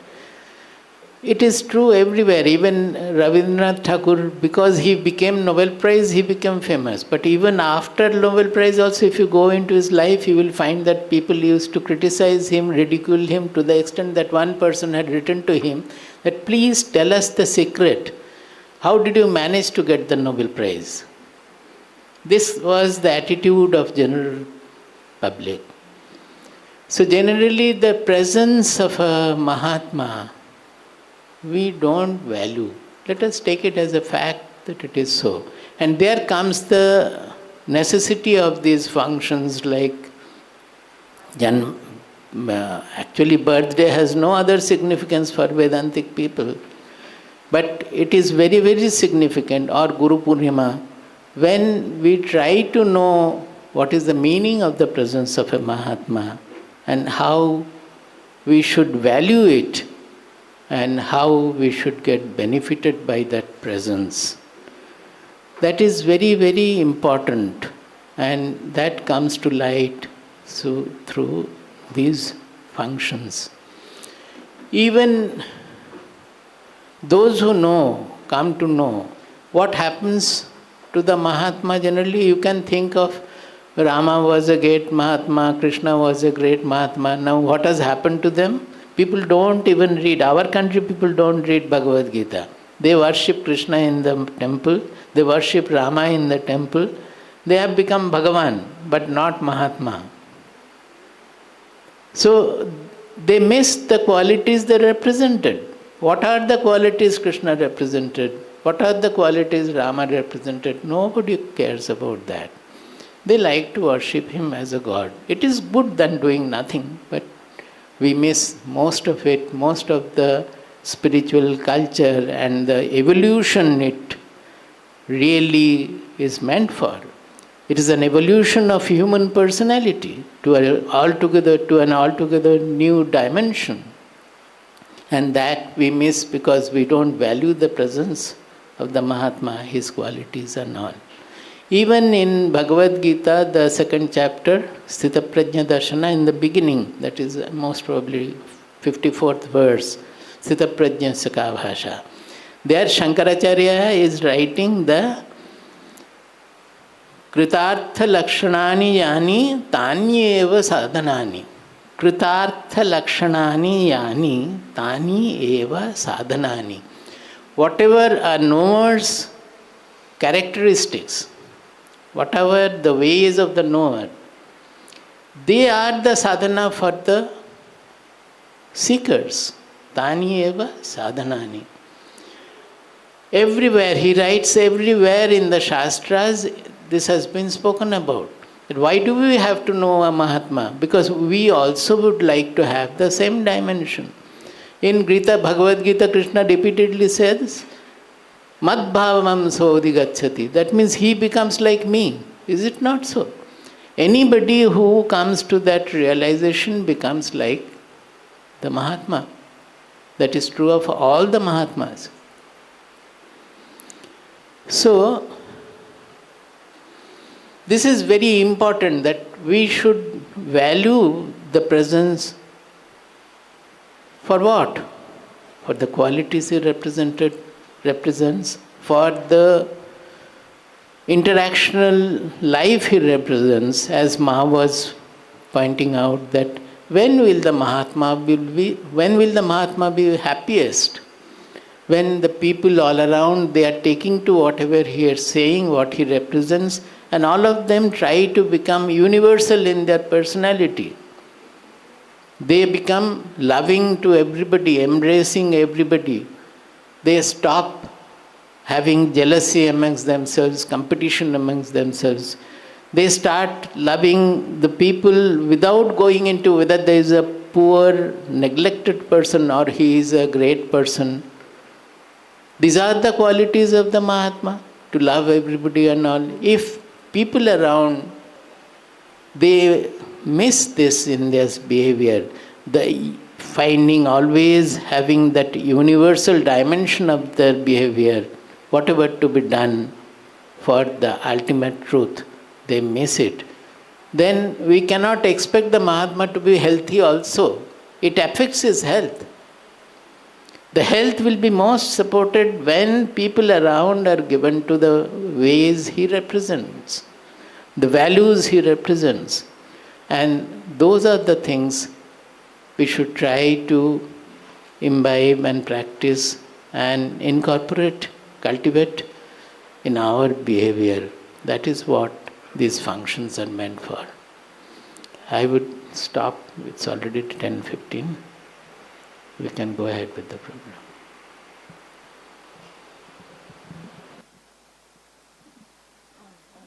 Jayaguru, മുൻപ് മാജി സംസാരിച്ചതും ഇപ്പോൾ നൂതൻ സ്വാമിജി സംസാരിച്ചതും മലയാളത്തിലേക്ക് പറയുകയാണ്. ഞാൻ എല്ലാം സാധിക്കുന്നു വിചാരിക്കുന്നില്ല, എനിക്കെല്ലാം ഓർമ്മ നിൽക്കുമെന്ന് സംശയമാണ്. മാജിയും നൂതൻ സ്വാമിജിയും തന്നെ ഞാൻ എന്തെങ്കിലും വിട്ടുപോവുകയാണെങ്കിൽ ഓർമ്മിപ്പിക്കണം. മാജി എല്ലാ വർഷവും മാജി പറയാറുള്ള കാര്യം തന്നെയാണ് തുടങ്ങി പറഞ്ഞത്. അതായത് സ്വാമിജിയാണ് നമ്മളെ സംബന്ധിച്ചിടത്തോളം നമ്മുടെ എല്ലാം, നമ്മുടെ പ്രിയ ഗുരു. സ്വാമിജി ആയുരാരോഗ്യത്തോടെ ഇരിക്കണം എന്നുള്ളതാണ് നമ്മുടെ എല്ലാവരുടെയും ആദ്യത്തെ പ്രാർത്ഥന. പക്ഷേ സ്വാമിജിയോട് നമുക്ക് ചെയ്യാവുന്ന, നമ്മൾ നൽകാവുന്ന ഏറ്റവും നല്ല സമർപ്പണം സ്വാമിജി പറയുന്ന കാര്യങ്ങൾ ഉൾക്കൊണ്ട് നമ്മുടെ ജീവിതത്തിൽ പ്രാവർത്തികമാക്കുക എന്നുള്ളതാണ്. സ്വാമിജിക്ക് എന്തെല്ലാം മൂല്യങ്ങളുണ്ടോ, സ്വാമിജി എന്താണോ ശിഷ്യരെന്ന നിലയ്ക്ക് നമ്മളോട് അനുവർത്തിക്കാൻ പറയുന്നത്, അത് നമ്മൾ ഹൃദയം കൊണ്ട് സ്വീകരിച്ച് അത് നമ്മുടെ ജീവിതത്തിൽ പരിവർത്തനം ഉണ്ടാക്കുമ്പോഴാണ് സ്വാമിജിക്ക് ഏറ്റവും സന്തോഷം. മറ്റ് ദ്രവ്യസമർപ്പണങ്ങളോ ഒന്നുമല്ല. സ്വാമിജിയെ സംബന്ധിച്ചിടത്തോളം ഇപ്പം മാജി എപ്പോഴും പറയുന്നതാണ്, വളരെയധികം ആനന്ദം തുളുമ്പുന്ന ഒരു പ്രകൃതമാണ് സ്വാമിജിയുടേത്. വളരെയധികം ക്ഷമയുണ്ട്. എത്ര ശരീരത്തിന് അസ്വസ്ഥതയുള്ളപ്പോഴോ അസുഖമുള്ളപ്പോഴോ ഒരു ഭക്തനോ ഒരു ജിജ്ഞാസുവോ വന്നെന്നുണ്ടെങ്കിൽ അതെല്ലാം മാറ്റിവെച്ച് എത്ര സമയം വേണമെങ്കിലും ഊർജത്തോടുകൂടി സ്വാമിജി സംസാരിച്ചുകൊണ്ടേയിരിക്കും. കാണുന്ന നമുക്ക് ക്ഷമകേട് തോന്നും, പക്ഷേ സ്വാമിജി അപ്പോൾ പ്രതികരിക്കുമ്പോൾ നമ്മുടെ ക്ഷമകേടും നീക്കും. സ്വാമിജിയുടെ ക്ഷമയെപ്പറ്റി നമുക്ക് അതിശയവും തോന്നും. ഇന്നലെ മാജി പറയായിരുന്നു, ബ്രഹ്മചാരിണിമാരോട് പറഞ്ഞു കൊടുക്കുകയായിരുന്നു സ്വാമിജി, ഏറ്റവും അടിസ്ഥാനമായിട്ടുള്ള കാര്യം സ്വ പര എന്നൊരു ഭേദമുണ്ട്. സ്വ എന്ന് പറയുമ്പോൾ സ്വാർത്ഥത, തൻ്റെ കാര്യം എൻ്റെ കാര്യം എന്നുള്ളൊരു വിചാരം, അത് നീങ്ങി നമുക്ക് പരാർത്ഥത തോന്നണം. മറ്റുള്ളവർക്ക് വേണ്ടി ആവട്ടെ നമ്മൾ ചെയ്യുന്ന പ്രവൃത്തികളും നമ്മുടെ ചിന്തകളിലും എല്ലാം മറ്റുള്ളവർ കൂടുതൽ വരട്ടെ, നമ്മുടെ കാര്യം എന്നുള്ളൊരു ചിന്ത നീങ്ങണം. അതിലാണ് ഏറ്റവും അടിസ്ഥാനമായി നമുക്ക് ചെയ്യാവുന്ന ഒരു കാര്യം. നമ്മളെന്ത് വലിയ വലിയ കാര്യങ്ങളെല്ലാം ചെയ്യണമെന്നോ ഒരുപാട് മഹത്തായ സംരംഭങ്ങൾക്ക് മുതിരണമെന്നോ അല്ല. കുഞ്ഞു കാര്യം, നിസ്സാര കാര്യങ്ങളിൽ പോലും നമുക്ക് മറ്റുള്ളവർക്ക് കൂടുതൽ മുൻഗണന കൊടുക്കുക. പിന്നെ ഒരു കാര്യം പറഞ്ഞത്, സ്വാമിജിക്ക് ഇപ്പോൾ ഏറ്റവും സന്തോഷം തോന്നുന്നത് ദക്ഷിൺ ഖണ്ഡിൽ നടക്കുന്ന പൂർണ്ണാശ്രമത്തിൻ്റെ പുനഃസ്ഥാപനവും അതിനെ ചൊല്ലി നടന്നു വരുന്ന സത്സംഗങ്ങളുമാണ്. അപ്പോൾ സ്വാമിജിക്ക് അതിൽ ഏറ്റവും വിശേഷപ്പെട്ട ഒരു ആനന്ദം തോന്നാനുള്ള കാരണം, നമ്മൾ ശിഷ്യരെല്ലാം നൽകുന്നത് നമ്മളുടെ കാര്യങ്ങളിലെല്ലാം സ്വാമിജി പ്രത്യേകം ശ്രദ്ധിക്കുന്നുണ്ട്. ഇത് പക്ഷേ സ്വാമിജിയുടെ ഗുരുവിനാണ്. സ്വാമിജി പല ആവർത്തി പറയാറുണ്ട്, ബാബാവാണ് എനിക്കെല്ലാം, എനിക്ക് എന്തുണ്ടോ അത് ബാബ തന്നതാണെന്ന്. ആ ബാബാവിന് വേണ്ടി സ്വാമിജി ചെയ്യുന്ന ഒരു കാര്യം എന്നുള്ള നിലയ്ക്ക് ഈ ദക്ഷിൺ ഖണ്ഡത്തിൻ്റെ പുനഃസ്ഥാപനം സ്വാമിജിക്ക് വളരെയേറെ ഉത്സാഹവും അടങ്ങാത്ത ആനന്ദവും നൽകുന്നുണ്ട്. സ്വാമിജി ഈ പ്രായത്തിൽ, മുൻപ് നമ്രതാജി പറഞ്ഞു, സ്വാമിജി ഇപ്പോഴും ബംഗാളി സ്വാമിജി സംസാരിക്കും, വായിക്കും. പക്ഷെ സ്വാമിജി ഇപ്പോൾ അതിൽ അക്ഷരമാല പഠിക്കുകയാണ്. അപ്പോൾ ഏറ്റവും അടിസ്ഥാനമായ പുസ്തകം വാങ്ങിച്ച് കമ്പ്യൂട്ടറിൽ വെച്ച് അക്ഷരങ്ങളിൽ അടിച്ചുകൊണ്ടിരിക്കും, ഈ മുഴുവൻ. ഇപ്പോൾ വിഷ്ണു സഹസ്രനാമ ശ്ലോകങ്ങൾ എൻ്റർ ചെയ്തിട്ട് അതിനെ തെറ്റ് തിരുത്തുക. ആ തെറ്റ് തിരുത്തുന്നതിലൊക്കെ വളരെ സന്തോഷമാണ് സ്വാമിജിക്ക്. ഇതെല്ലാം മാജി അനുസ്മരിക്കുകയായിരുന്നു. പിന്നെ നൂതൻ സ്വാമിജി, ഇനി എന്തെങ്കിലും മാജി ഞാൻ വിട്ടുപോയിട്ടുണ്ടോ? നൂതൻ സ്വാമിജി പറഞ്ഞത്, സ്വാമിജിയുടെ ജീവിതത്തിൻ്റെ പ്രാധാന്യത്തെക്കുറിച്ച് ഇന്ന് സാധാരണ എല്ലാ ജയന്തിക്കും ഇങ്ങനെ ഉണ്ടാവാറില്ല. നൂതൻ സ്വാമിജി ഇന്നൊരു പ്രത്യേക പരിഗണനയിൽ നമ്മളോട് സ്വാമിജിയെക്കുറിച്ച് സംസാരിക്കാമെന്ന് പറഞ്ഞു. സ്വാമിജിയുടെ മഹത്വത്തെക്കുറിച്ച് നൂതൻ സ്വാമിജി അല്പം കാര്യങ്ങൾ പറയാൻ തുടങ്ങി വെച്ചതാണ്. അതിൽ പറഞ്ഞ എല്ലാവരും ശ്രദ്ധിക്കേണ്ട ഒരു കാര്യമാണ്. അതായത് ഒരു മഹാത്മാവ് ജീവിച്ചിരിക്കുമ്പോൾ അദ്ദേഹത്തിന് ആരും അധികം വില കൽപ്പിക്കില്ല. ഇപ്പോൾ വിളക്കിന് ചുറ്റും ഇരുട്ടാവും എന്ന് പറയും. അതുപോലെ അദ്ദേഹം ഉള്ള സമയത്ത് വേണ്ടത്ര വിലമതിക്കാൻ എല്ലാവർക്കും സാധിക്കില്ല.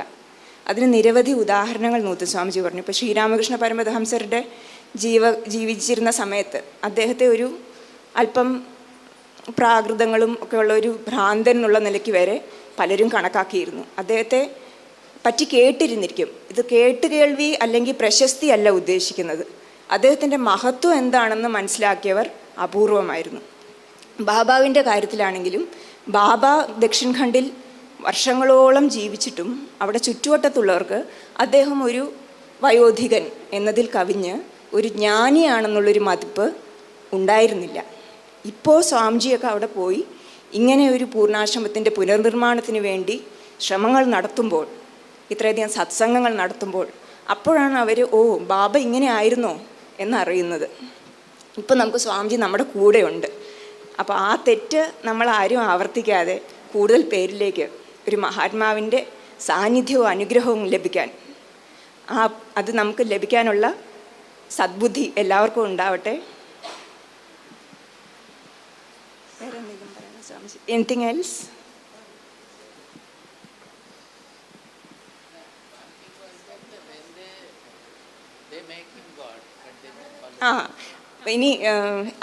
ഇനി നിഗമാനന്ദ സ്വാമിജി അദ്ദേഹം തിരക്കിലാണ്. അതുകൊണ്ട് അദ്ദേഹത്തിൻ്റെ സമർപ്പണം നടത്തി മുൻകൂട്ടി പോകാനുള്ള അനുവാദം ചോദിച്ചിട്ടുണ്ട്. Swami Nigamananda Tirthaji. He's been associated with Poojya Swamiji and the Bhagavata Satram from 2002. So they used to call him Kutti Swamiji at that time. He has a very divine voice, and in Bhagavata Satram, whoever has attended online or otherwise, they know that the entire chanting of the Satram is done by him. He's very fond of Poojya Swamiji, Nutan Swamiji and Maji. And when we invited him to come for this program, he said, I'll definitely come. But he also has another program of his own. So he's offering his pranams to Poojya Swamiji and leaving. Jai Guru.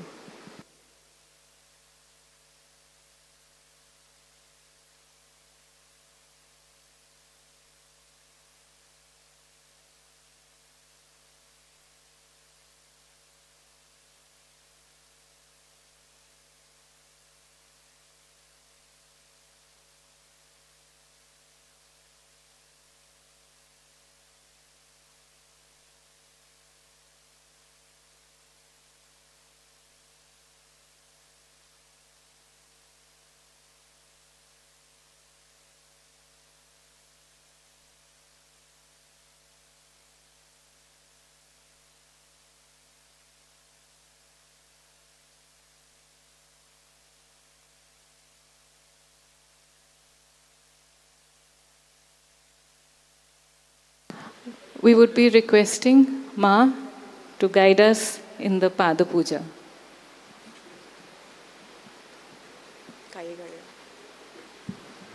അടുത്തതായി മാജി പാദപൂജയിൽ എന്താണ് നടക്കുക എന്നുള്ളത് നമുക്ക് വിശദീകരിച്ചു തരും.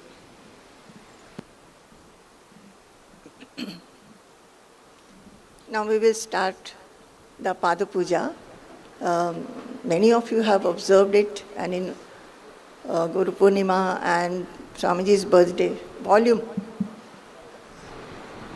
we do the worship of our Poojya Gurudev by first washing his holy feet, then decorating his holy feet, and then doing archana with flowers at the holy feet. Actually, for any idol in the temple, we can do a lot of abhishekam with various items, but for the Guru, who is our living God, we cannot do all that. So we do the Pada Puja, and for Pada Puja, generally, Poojya Swamiji himself, every time, chooses who will do the Pada Puja.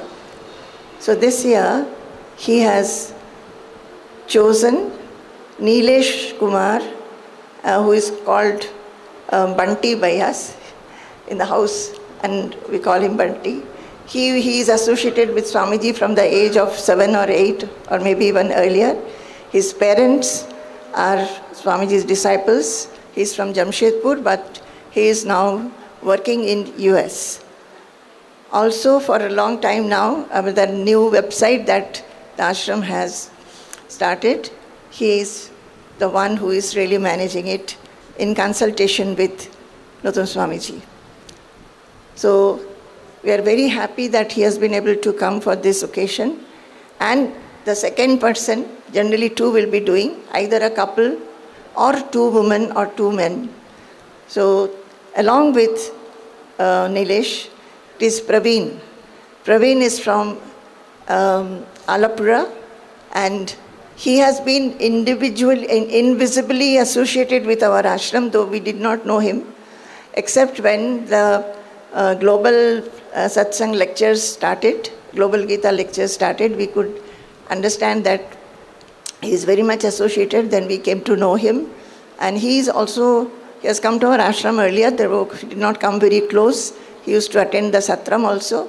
And now, after knowing that how dedicated he is, we just got him, and he is also helping a lot in the website work.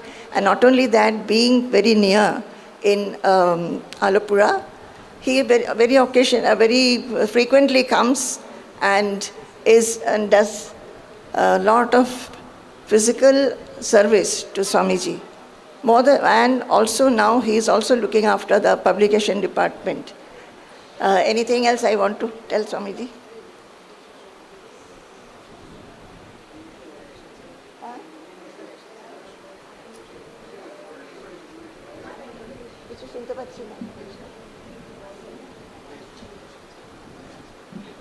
Bolechi.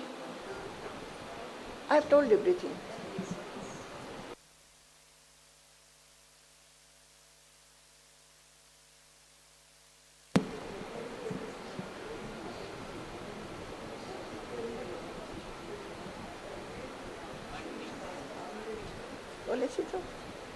He has come from, he's from Jamshedpur, now he is in US. Oh, that. Okay. So Swamiji wants me to tell something more about Bunty. So I'll finish with Praveen and then I will tell. So, see, our programs are very informal. It is like this. It is not from a stage that we have to be very, very, what you will say and what you will speak. It's not like that. So it's informally told. And Swamiji is also reminding us what we have to tell and what we have forgotten, reminding us. So Praveen also, as I told you, very frequently comes here, and we are very happy that these two have been selected by Poojya Swamiji this time for Pada Puja. And they are also, yesterday I spoke to them, and both were having lot of emotion and tears in their eyes to feeling very blessed that they have been chosen for this particular day to do the Pada Puja. About Nilesh, Swamiji is reminding me to tell, as I told you, he has been associated from a very small age, and from Jamshedpur at that time, Swamiji's devotees' children, they used to be brought here, about 7, 8, 9 children, by one of the devotees, actually Bunty's mother and father, they used to bring to have a Gurukulam, sometimes 1 month, sometimes 1.5 months. That was way back in 1988, 89 and all that. So these children, we had that Gurukulam for 3-4 years, and they grew up. And Swamiji is particularly wanting me to tell you that when Nilesh sat for the class 10 exam, at that time, he had a long gap. So Swamiji told, you come to the ashram alone. You can understand, it is way back, no mobile at that time, so that the parents can track the child.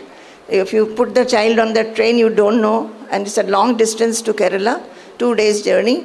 So parents, especially the mother, was a little afraid. Nilesh was very happy and excited. Father said, "Yes, okay, you go." So he came all the way alone and came here. So Swamiji wants me to tell that, right? Anything else? 3 days journey he did alone. So he had, and he told us whatever his experiences was at that time. There are many funny things also, which I maybe sometime later we can exchange. It was published in Vichar Setu that time. Which year, Benti? Which year? 95. 1995, Vichar Setu, you will find it. Okay. So we start the Pada Puja now. Amidst the chanting of Guru Stotra, the holy feet will be washed, wiped, decorated with kumkum and chandan and kumkum.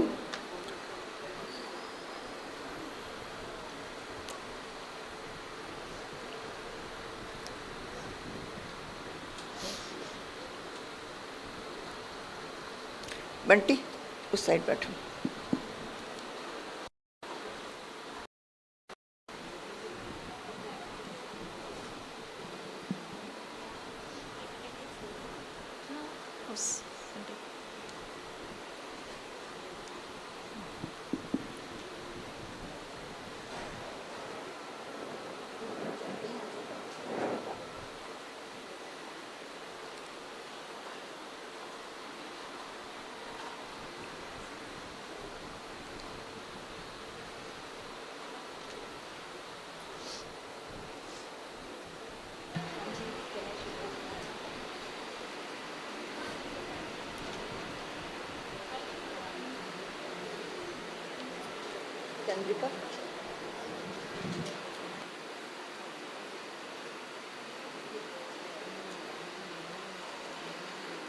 Shall we start the Guru Stotra? Do you have the books? Most of you have, no? It is on English, it is on page number 17. For the Malayalam, can anybody say what is the page number? Anyone can say.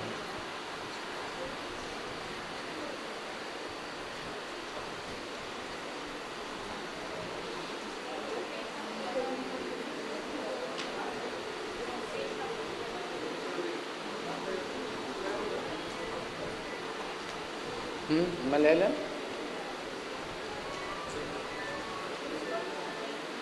12. Huh? No, Malayalam page number is 12 or so. It is Pushpa Samarpanam is the title there. Pick up. English.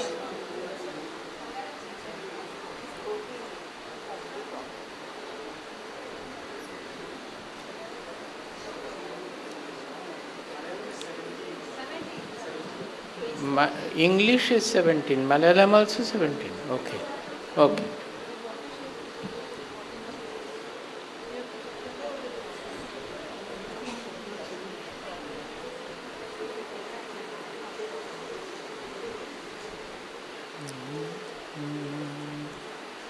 Janmanekashatayis sadādarayuja Bhaktya samaradhito bhaktairvaidikalakshanena vidhina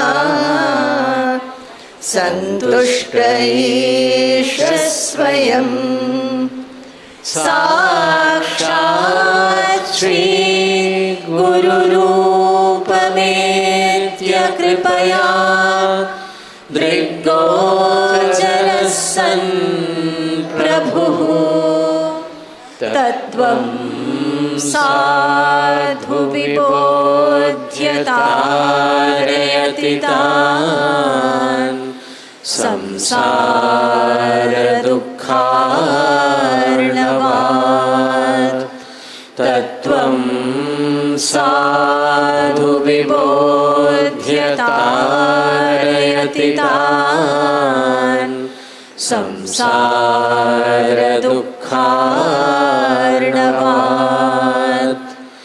पूर्णानन्दरसानुभूतिसहित स्मेरप्रसन्नाननम् पूर्णेन्दुप्रभमात्मबोधनिलयम् शान्तं निरेहं परम्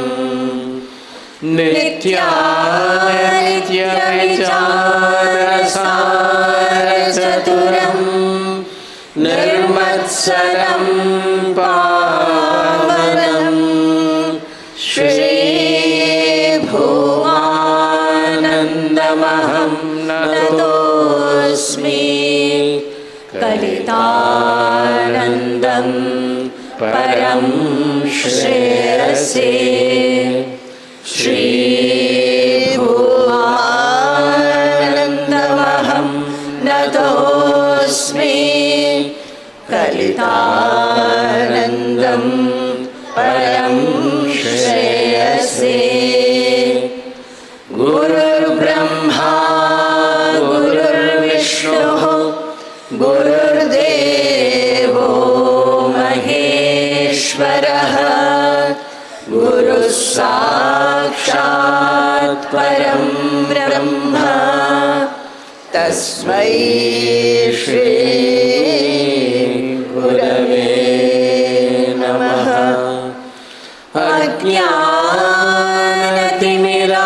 अज्ञानतिमिरान्धस्य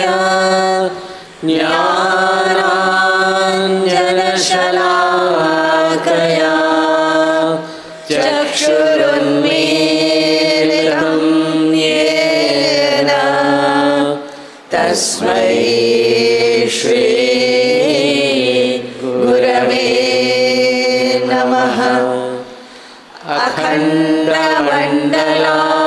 अखण्डमण्डलाकारं व्याप्तं येन चराचरं तत्पदं दर्शितं येन तस्मै श्री गुरवे नमः।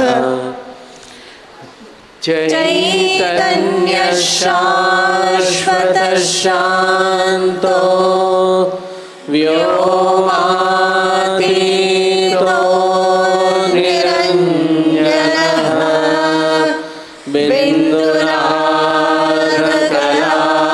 बिन्दुनादकलातीतः तस्मै श्री गुरवे नमः। स्थावरं जङ्गमं व्याप्तं येन कृष्णं चराचरं तत्पदं दर्शितं येन तस्मै श्री गुरवे नमः। अनेकजन्मसम्प्राप्त कर्णेन्धरविदाहिने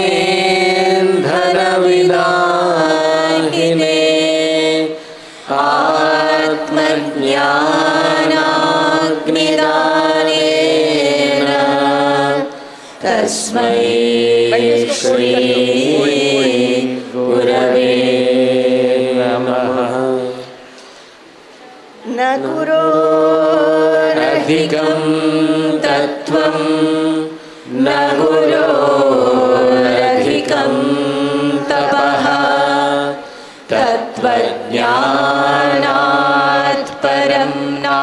नास्ति तस्मै श्री गुरवे नमः।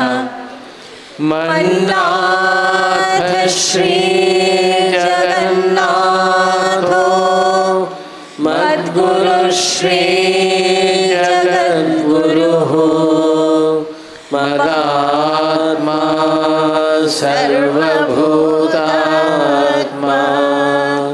तस्मै श्री गुरवे नमः। ध्यानमूलं गुरोर्मूर्तिः पूजामूलं गुरोः पदम् मन्त्रमूलं गुरोर्वाक्यम् मोक्षमूलं गुरोः कृपा। गुरुरादिरनादिश्च गुरुः परमदैवतं गुरोः परतरं नास्ति तस्मै श्री गुरवे नमः। ब्रह्मानन्दं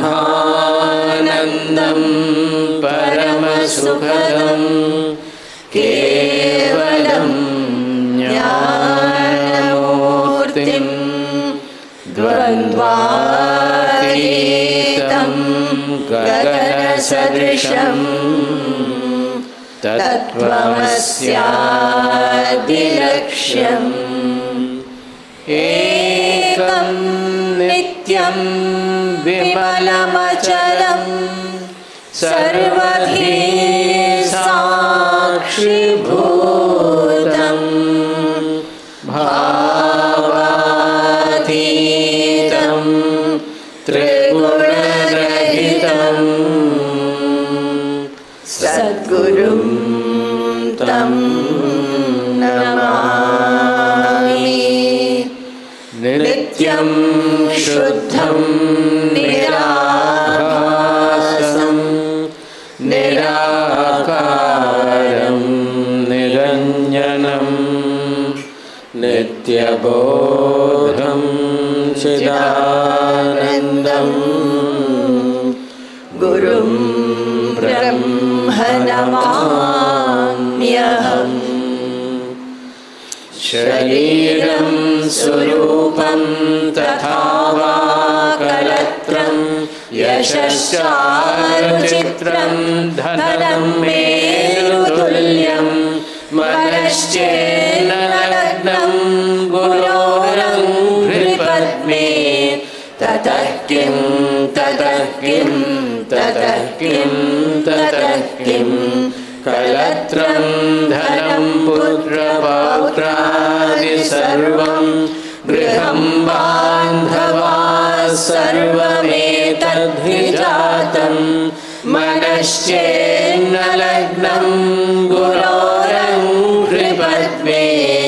ततः किं ततः किं ततः किं ततः किं षडङ्गादिवेदो मुखे शास्त्रविद्या कवित्वादिगद्यं सुपद्यं करोति मनश्चेन्न लग्नं गुरोरङ्घ्रिपद्मे ततः किं ततः किं ततः किं ततः किं विदेशेषु मान्य स्वदेशेषु धन्य सदाचारवृत्तेषु मत्तो न चान्य मनश्चेन्न लग्नं गुरोरङ्घ्रिपद्मे ततः किं ततः किं ततः किं ततः किं क्षमामण्डले भूपभूपालवृन्दै सदा सेवितं यस्य पादारविन्दं मनश्चेन्न लग्नं गुरोरङ्घ्रिपद्मे ततः किं ततः किं ततः किं ततः किं यशो मे गतं दिक्षुदानप्रतापात् जगद्वस्तु सर्वं करे यत्प्रसादात् मनश्चेन्न लग्नं गुरोरङ्घ्रिपद्मे ततः किं ततः किं ततः किं ततः किं न भोगेन योगेन वा वाजिराजौ न कान्तामुखेनैव वित्तेषु चित्तं मनश्चेन्न लग्नं गुरोरङ्घ्रिपद्मे ततः किं ततः किं ततः किं ततः किम् अरण्येन वा स्वस्य गेहेन काले न देहे मनो वर्तते मे त्वनर्घ्ये मनश्चेन्न लग्नं गुरोरङ्घ्रिपद्मे ततः किं ततः किं ततः किं ततः किम् गुरोरष्टकं यः पठेत् पुण्यदेही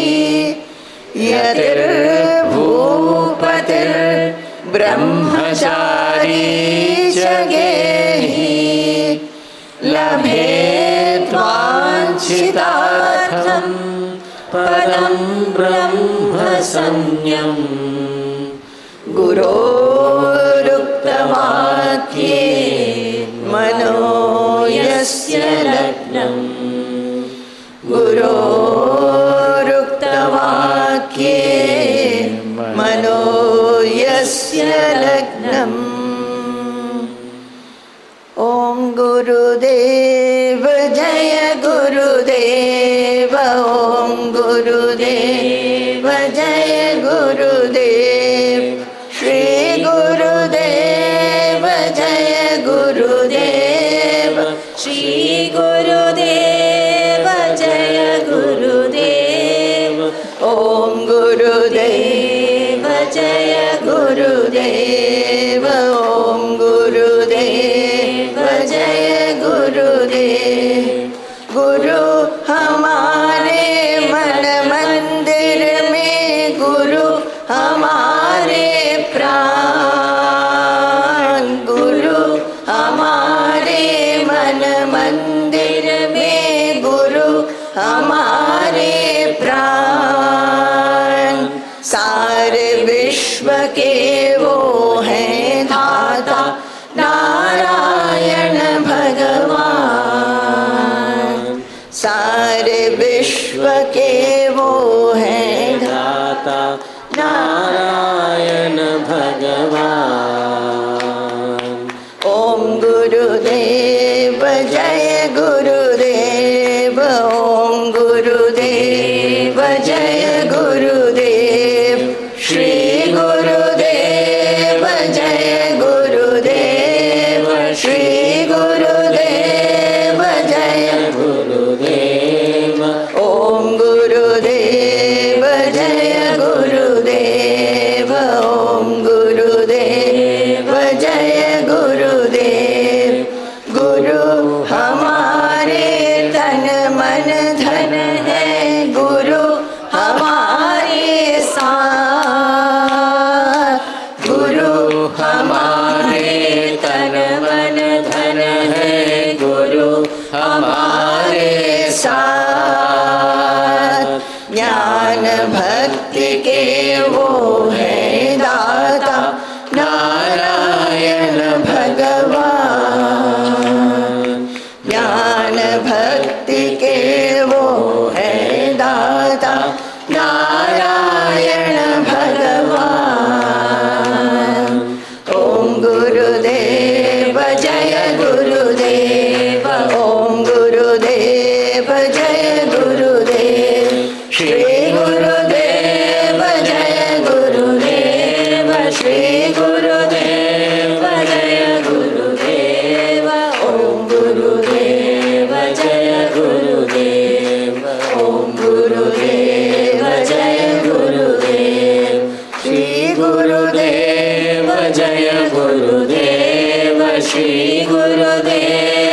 जय गुरुदेव ओम गुरुदेव जय गुरुदेव ओम गुरुदेव जय गुरुदेव गुरु हमारे मन मंदिर में, गुरु हमारे प्राण, गुरु हमारे मन मंदिर में, गुरु हमारे प्राण।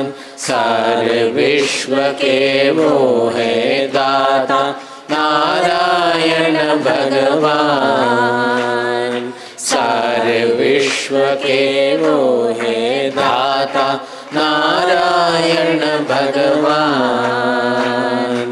ओम गुरुदेव जय गुरुदेव ओम गुरुदेव जय गुरुदेव श्री गुरुदेव जय गुरुदेव श्री गुरुदेव जय गुरुदेव ओम गुरुदेव जय गुरुदेव ओम गुरुदेव जय गुरुदेव। गुरु हमारे तन मन धन है, गुरु हमारे साथ, गुरु हमारे तन मन धन है, गुरु हमारे साथ।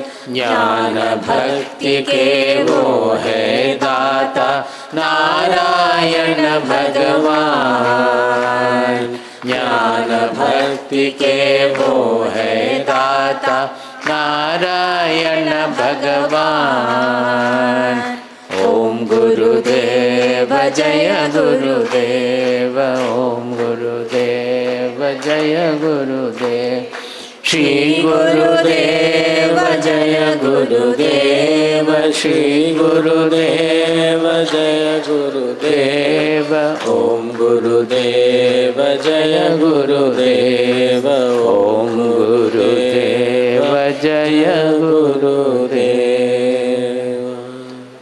त्वमेव माता च पिता त्वमेव, त्वमेव बन्धुश्च सखा त्वमेव, त्वमेव विद्या द्रविणं त्वमेव, त्वमेव सर्वं मम देव देव। यत्रैव मनो मदीयं तत्रैव तव स्वरूपम्। यत्रैव शिरो मदीयं तत्रैव पदद्वयं ते। यत्रैव मनो मदीयं तत्रैव तव स्वरूपम्। यत्रैव शिरो मदीयं तत्रैव पदद्वयं ते।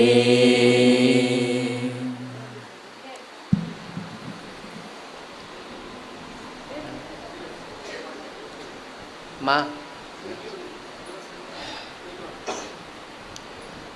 Now we will perform the 108 Pushpa Archana. The 108 names represent Swamiji's qualities. So actually the whole Pada Puja is done on behalf of everybody. Each one of us would like to do the puja coming physically near Swamiji, but it is not possible. So these two have been chosen to do on our behalf. Now this Pushpa Archana also, they are doing on behalf of others with actual flower petals, and we will do along with them with mental flowers in our heart. So we'll be chanting the 100 names one after another. Nilesh and Praveen, they will be picking up flower petals, touching to the heart, and then while repeating the mantra, they will be offering the petals at Poojya Swamiji's holy feet while chanting Namaha. We'll also do the same thing in our heart with mental flowers. Jayaguru പാദപൂജയുടെ ഭാഗമായ അഷ്ടോത്തര നാമാർച്ചനയാണ് ഇനി നടക്കാൻ പോകുന്നത്. എല്ലാവരെയും, ഇവിടെ ഇരിക്കുന്ന എല്ലാവരെയും പ്രതിനിധാനം ചെയ്താണ് ഇവർ രണ്ടുപേരും പുഷ്പങ്ങൾ കൊണ്ട് സ്വാമിജിയുടെ പാദങ്ങളിൽ സമർപ്പിച്ച് നാമം ഏറ്റുചൊല്ലുന്നത്. അതേപോലെ തന്നെ ഇവിടെ ഇരിക്കുന്ന എല്ലാവർക്കും മനസ്സുകൊണ്ട് പുഷ്പങ്ങൾ അർപ്പിച്ച് സ്വാമിജിയുടെ പാദങ്ങളിൽ അർച്ചന ചെയ്യാവുന്നതാണ്. നിത്യസമർപ്പണം പുസ്തകത്തിൽ അവസാന ഭാഗത്താണ് ഈ 108 നാമങ്ങളുള്ളത്. നൂത്തൻ സ്വാമിജിയും മാജിയും ഓരോ നാമവും ചൊല്ലും. അത് ആവർത്തിച്ച് രണ്ടാമതൊരാൾ ചൊല്ലുമ്പോൾ അല്പം പുഷ്പം, ഇവിടെ ഇരിക്കുന്ന നിലേഷും പ്രവീണും അല്പം പുഷ്പങ്ങൾ 2-3 ദളങ്ങൾ കയ്യിലെടുത്ത് നെഞ്ചോട് ചേർത്ത് നമഃ എന്ന് ചൊല്ലുന്നതോടുകൂടി സ്വാമിജിയുടെ പാദങ്ങളിൽ അത് അർപ്പിക്കും. അതേപോലെ തന്നെ നമുക്കെല്ലാവർക്കും മനസ്സുകൊണ്ട് ചൊല്ലി നമഃ എന്ന് ചൊല്ലുന്നതോടുകൂടി അർച്ചന ചെയ്യാം. രണ്ടാമതൊപ്പമാണ് എല്ലാവരും ആ നാമം ആവർത്തിക്കുക. English book page 49.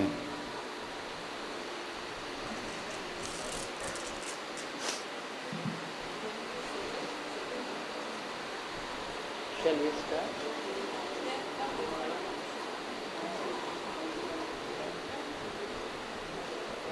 You can mix it. Adey, the mix up. You mix it. Mix it together.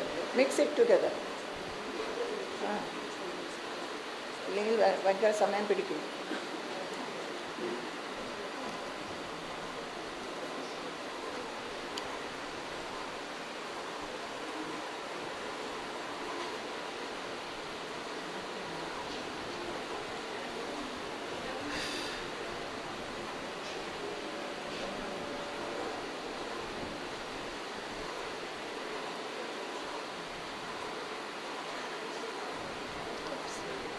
Start करो.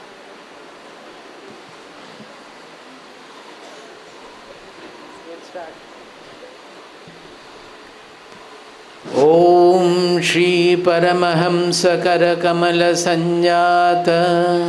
ओम श्री परमहंस कर कमल संजात.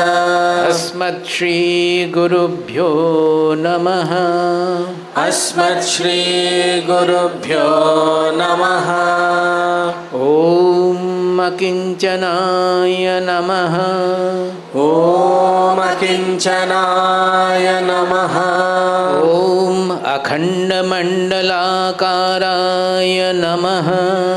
ओम अखंडमंडलाकाराय नमः. ओम अजाय नमः. ओम अजाय नमः. ओम अज्ञानहरणाय नमः. ओम अज्ञानहरणाय नमः. ओम अधियज्ञाय नमः. ओम अधियज्ञाय नमः. ओम अनंताय नमः. ओम अनंताय नमः. ओम अनादिनिधनाय नमः. ओम अनादिनिधनाय नमः. ओम अमराय नमः. ओम अमराय नमः. ओम अमृतात्मने नमः. ओम अमृतात्मने नमः. ओम अत्याश्रमिने नमः. ओम अत्याश्रमिणे नमः. ओम अव्ययाय नमः. ओम अव्ययाय नमः. ओम आनन्दमूर्तये नमः. ओम आनन्दमूर्तये आत्मक्रीडाय नमः। ॐ आत्मक्रीडाय नमः। ॐ आत्मसंस्थिताय नमः। ॐ आत्मसंस्थिताय नमः। ॐ आर्तजनपरित्राणपरायणाय नमः। ॐ आर्तजनपरित्राणपरायणाय नमः। ॐ आशुतोषिणे नमः। ॐ आशुतोषिणे नमः। ॐ कर्मयोगिने नमः। ॐ कर्मयोगिने नमः। ॐ कूटस्थाय नमः। ॐ कूटस्थाय नमः। ॐ कैवल्यानुभवप्रदायकाय नमः। ॐ कैवल्यानुभवप्रदायकाय नमः। ॐ कार्यकारणरूपाय नमः। ॐ कार्यकारणरूपाय नमः। ॐ गुरुमूर्तये नमः। ॐ गुरुमूर्तये नमः। ॐ गुरुश्रेष्ठाय नमः। ॐ गुरुश्रेष्ठाय नमः। ॐ गुणसिन्धवे नमः। ॐ गुणसिन्धवे नमः। ॐ चैतन्यमूर्तये नमः। ॐ चैतन्यमूर्तये नमः। ॐ चिद्घनाय नमः। ॐ चिद्घनाय नमः। ॐ जरामरणवर्जिताय नमः। ॐ जरामरणवर्जिताय नमः। ॐ जितेन्द्रियाय नमः। ॐ जितेन्द्रियाय नमः। ॐ जीवन्मुक्ताय नमः। ॐ जीवन्मुक्ताय नमः। ॐ ज्ञानगम्याय नमः। ॐ ज्ञानगम्याय नमः। ॐ ज्ञानपूर्णाय नमः। ॐ ज्ञानपूर्णाय नमः। ॐ ज्ञानप्रभाय नमः। ॐ ज्ञानप्रभाय नमः। ॐ ज्ञानभास्कराय नमः। ॐ ज्ञानभास्कराय नमः। ॐ त्रिगुणातीताय नमः। ॐ त्रिगुणातीताय नमः। ॐ दयासागराय नमः। ॐ दयासागराय नमः। ॐ दयामूर्तये नमः। ॐ दयामूर्तये नमः। ॐ दक्षिणामूर्तिस्वरूपाय नमः। ॐ दक्षिणामूर्तिस्वरूपाय नमः।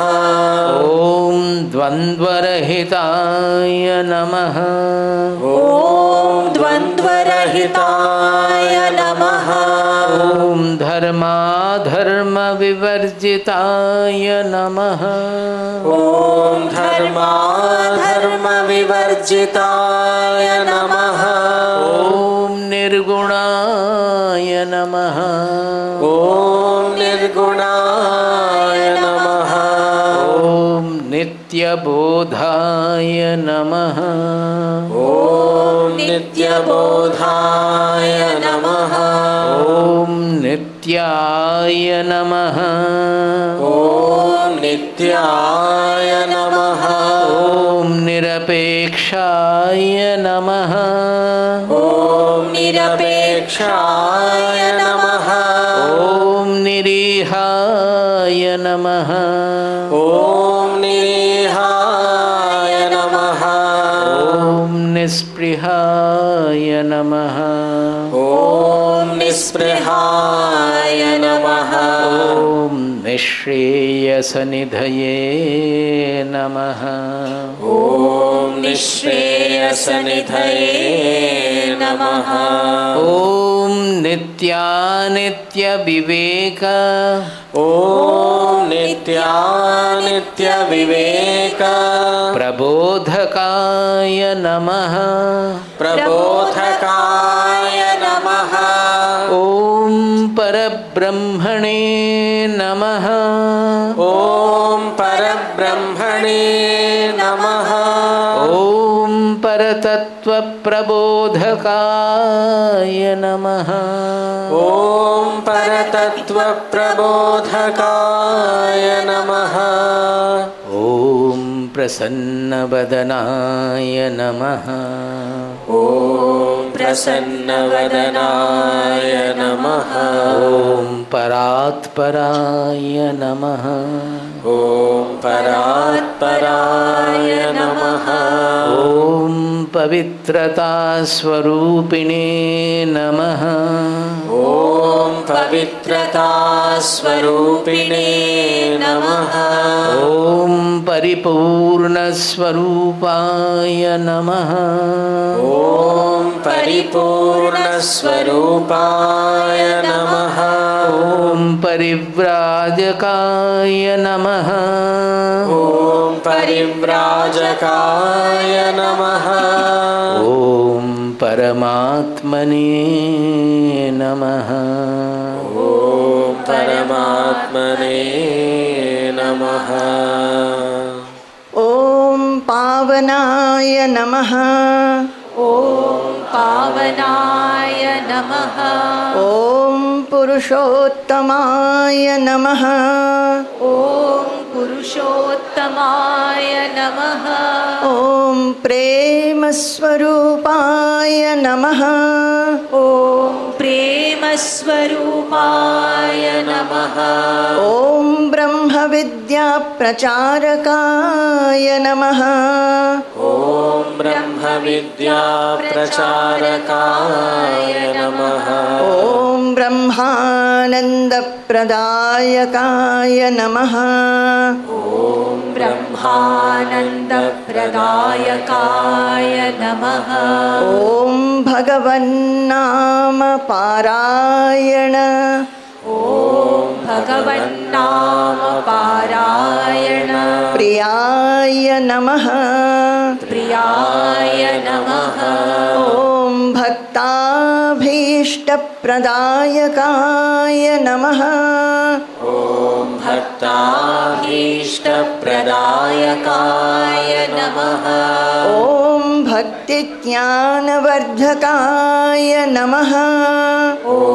भक्तिज्ञानवर्धकाय नमः ॐ भागवतधर्मप्रचारकाय नमः ॐ भागवतधर्मप्रचारकाय नमः ॐ भावातीताय नमः ॐ भावातीताय नमः ॐ मुक्तिप्रदात्रे नमः ॐ मुक्तिप्रदात्रे नमः ॐ मोक्षमार्गप्रदर्शकाय नमः ॐ मोक्षमार्गप्रदर्शकाय नमः ॐ यतीश्वराय नमः ॐ यतीश्वराय नमः ॐ युवजनहितजागरूकाय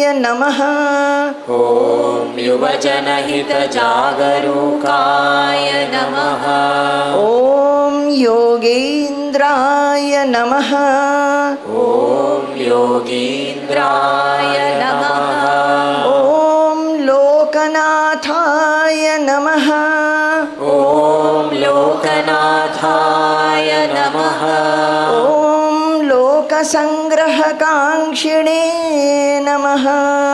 ॐ लोकसंग्रहकाङ्क्षिणे नमः। ॐ वेदान्ततत्त्वप्रबोधकाय नमः। ॐ वेदान्ततत्त्वप्रबोधकाय नमः। ॐ विद्यास्वरूपिणे नमः। ॐ विद्यास्वरूपिणे नमः।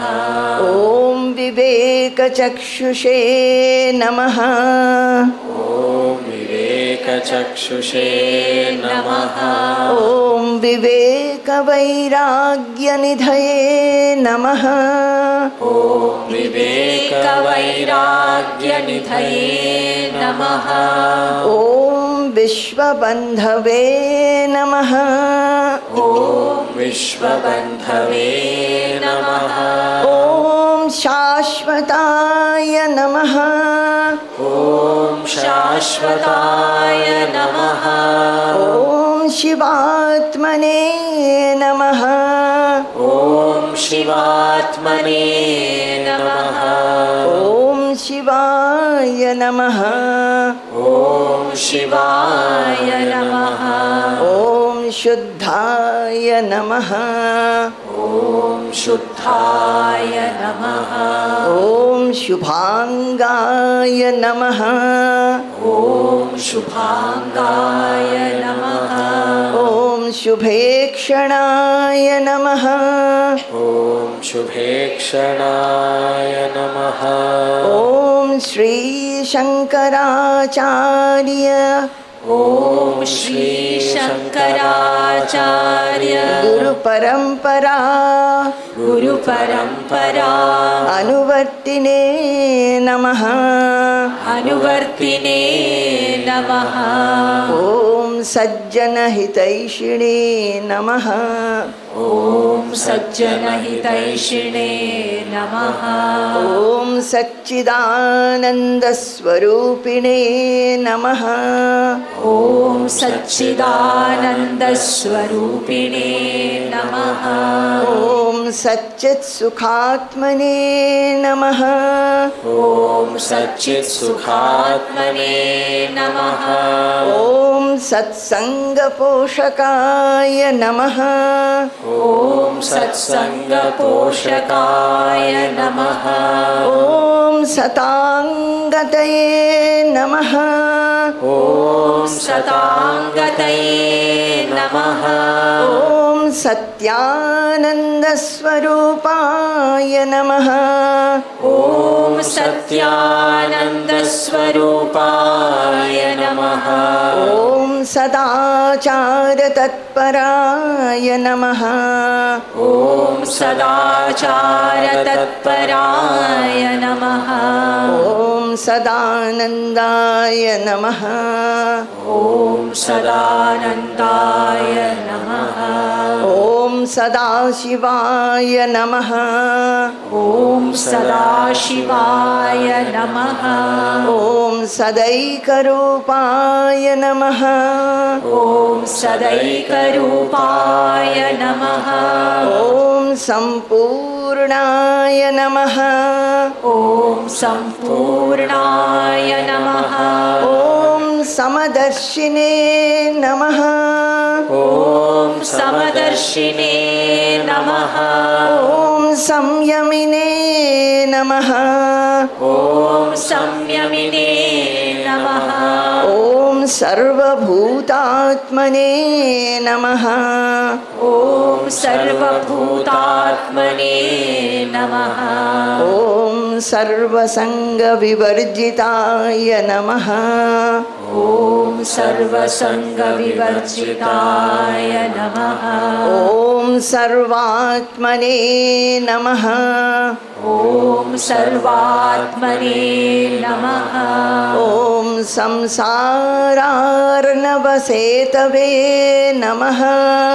ॐ संसारार्णवसेतवे नमः।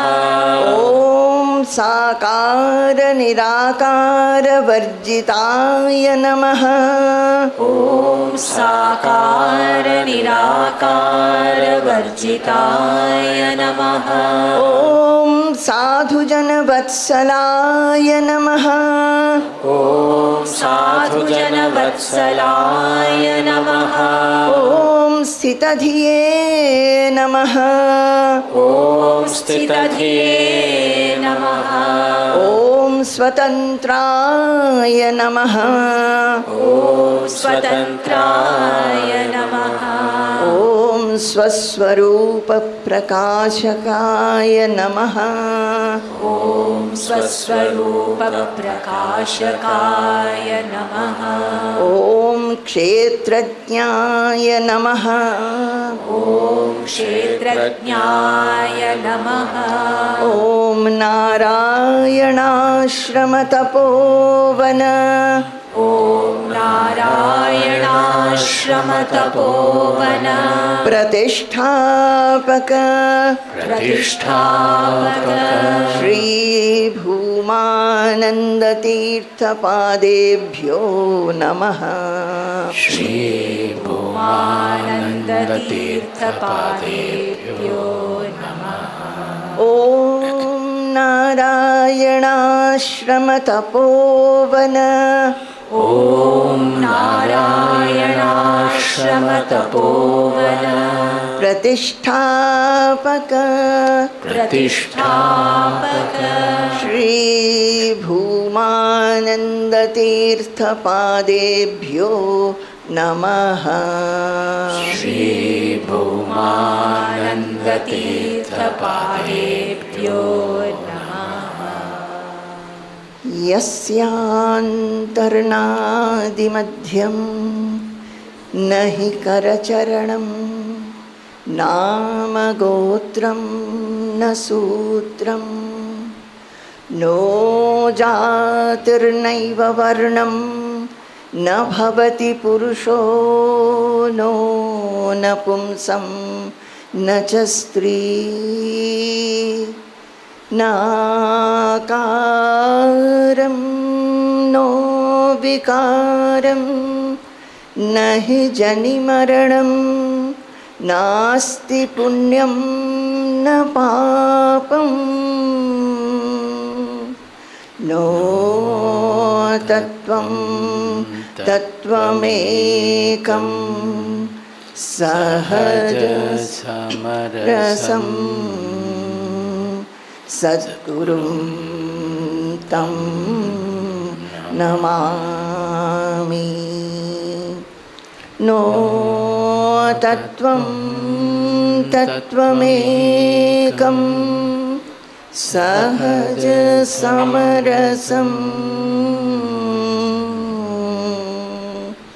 सद्गुरुं तं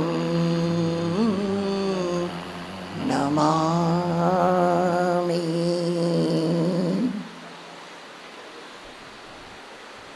We will now perform the Deeparadhana. Fan should be off.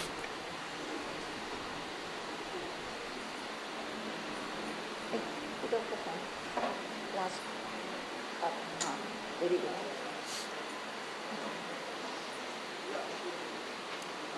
Put off the fans. Fan.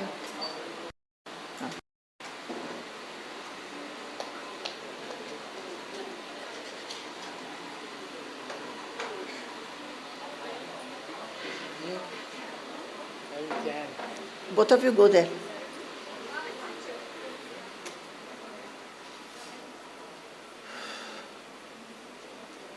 Is there anybody to bring them there?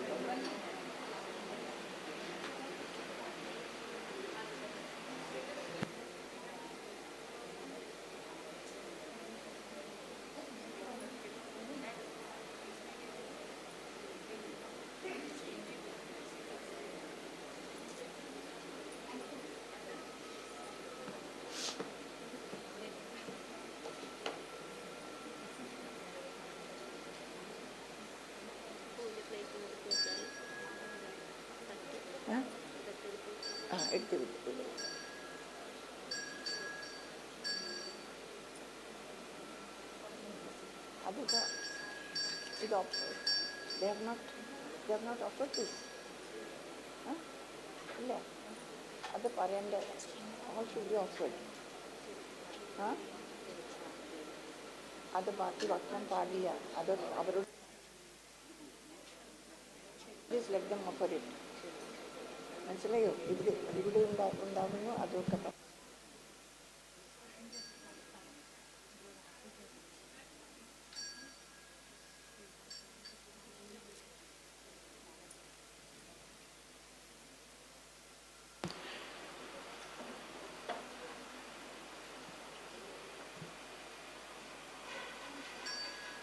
न तत्र सूर्यो भाति न चन्द्रतारकं नेमा विद्युतो भान्ति कुतोऽयमग्निः तमेव भान्तमनुभाति सर्वं तस्य भासा सर्वमिदं विभाति यो वेदादौ स्वरप्रोक्तो वेदान्ते च प्रतिष्ठितः तस्य प्रकृतिलीनस्य यः परः स महेश्वरः यथा नद्यस्यन्दमानाः समुद्रे अस्तं गच्छन्ति नामरूपे विहाय तथा विद्वान् नामरूपात् विमुक्तः परात् परं पुरुषमुपैति दिव्यं परात् परं पुरुषमुपैति दिव्यम्. All of you can take arati from wherever you are. Please take the arati. Lalu will take. Lalu? Lalu will take. ऐसा करके दिखा दो, फिर लालू ले जाएगा.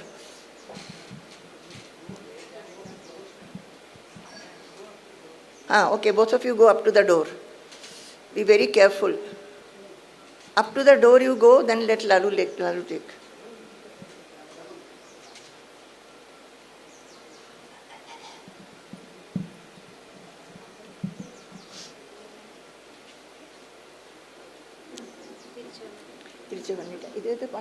ഇത് മാറ്റിക്കോളൂ.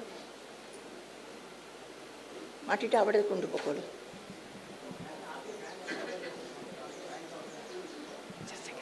Jai Guru. With the Arati, the Pada Puja is concluded.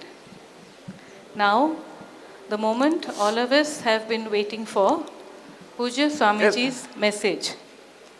But before Poojya Swamiji commences his message, any of you who need a short break, who have to stand up, sit down, go to the washroom, drink water and come back, we encourage you to do so now, because Poojya Swamiji will be giving his message in English, followed by Malayalam. Take the plate in front. We are requesting Poojya Swamiji to commence in another 2 or 3 minutes. Jayaguru. ആരതിയോടുകൂടി പാദപൂജ സമാപിച്ചിരിക്കുന്നു. ഇനി അടുത്തതായി നമ്മളെല്ലാവരും കാത്തിരിക്കുന്ന സ്വാമിജിക്ക് നമ്മളോട് തരാനുള്ള മെസ്സേജാണ്. അപ്പോൾ കുറച്ച് സമയമുണ്ട്. അപ്പോൾ വേഗം എല്ലാവർക്കും വാഷ്റൂമിൽ പോവുകയോ അല്ലെങ്കിൽ എണീറ്റ് നിൽക്കുകയോ അങ്ങനെയൊക്കെ വേണമെങ്കിൽ ചെയ്യാം. കുറച്ചൊന്ന് റിലാക്സ് ചെയ്യാം.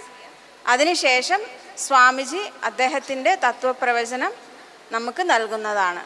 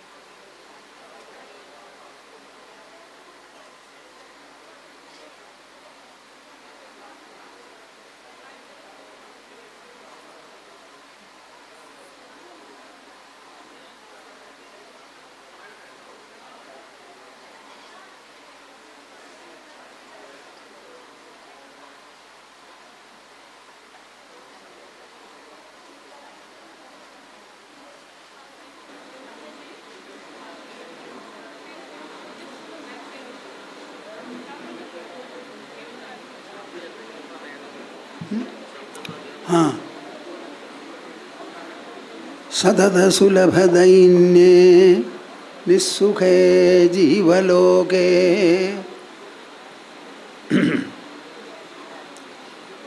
എല്ലാവർക്കും കേൾക്കാൻ പറ്റുന്നുണ്ടോ? ശരിയോ? സതത സുലഭദൈന്യേ നിസ്സുഖേ ജീവലോകേ. എല്ലാവർക്കും ഒന്ന് എണീറ്റിരിക്കണമെങ്കിൽ ഇരിക്കാം. You may get up and sit if you so like. Get up and sit.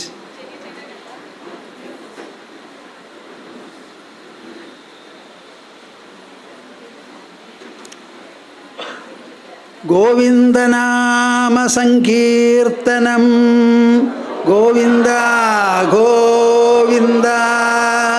Namah Parvati Padaye. Hara Hara Mahadeva.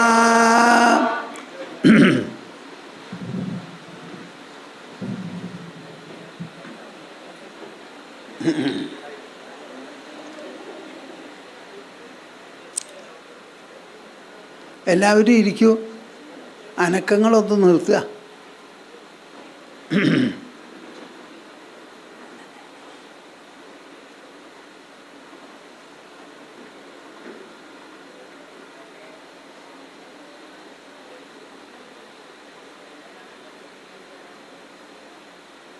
Hari Hari Hari. മദീയ ഹൃദയാകാശേ സദാനന്ദമയോ ഗുരു ഉദേതു സതതം സമ്യക് സ്വാത്മാനന്ദ പ്രബോധകഃ. ഹരി ഹരി ഹരി ഓം തസ്. All of us together shall recite jointly 3 times the auspicious monosyllable Omkara. While chanting, your intention should be to permeate the whole of the earth through this joint recitation, so that the blessings of the recitation will be available to all the living creatures upon the earth. This kind of an expansion to your mind is very, very important. Only the very fortunate human souls will be able to achieve it. Interlock your fingers, put them on your lap, sit comfortably erect, close your eyes, open the mouth as well as the heart. Join me.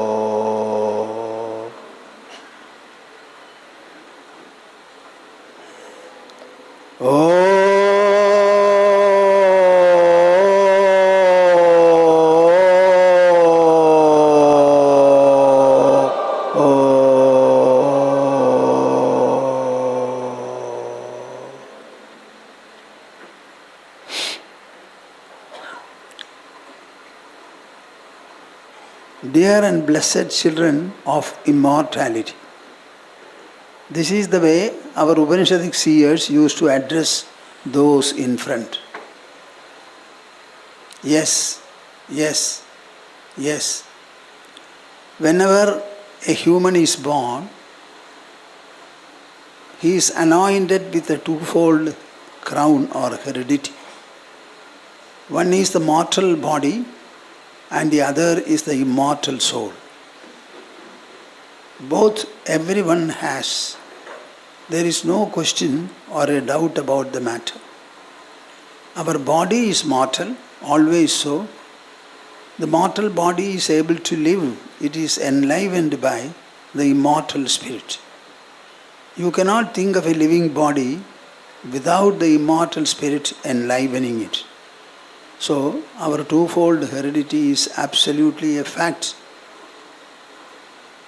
which cannot be rejected by anyone, any time at all. I would like you to realize this. You should be able to tell openly to anybody, any time in the world, as my body is mortal, so my soul is immortal. Bodily I am mortal, and inwardly I am immortal.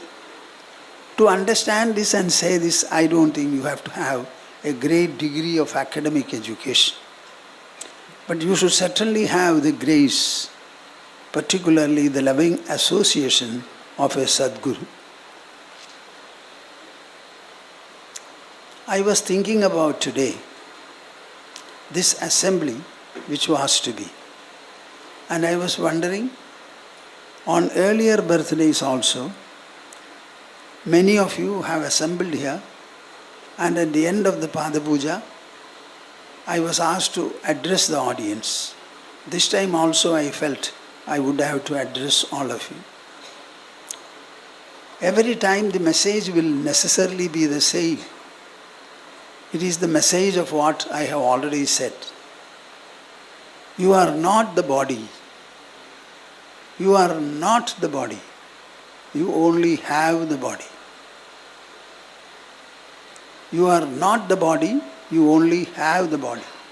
Just like you have a house, you have your dress, you have your car, you have your family members, you only have your body. That I have a body again is a notion the mind generates and preserves. It's only a notion. Only a notion in the mind. That is why after 16 hours of wakefulness every day, the mind wipes off the whole waking state reactions and effects and puts you to sleep.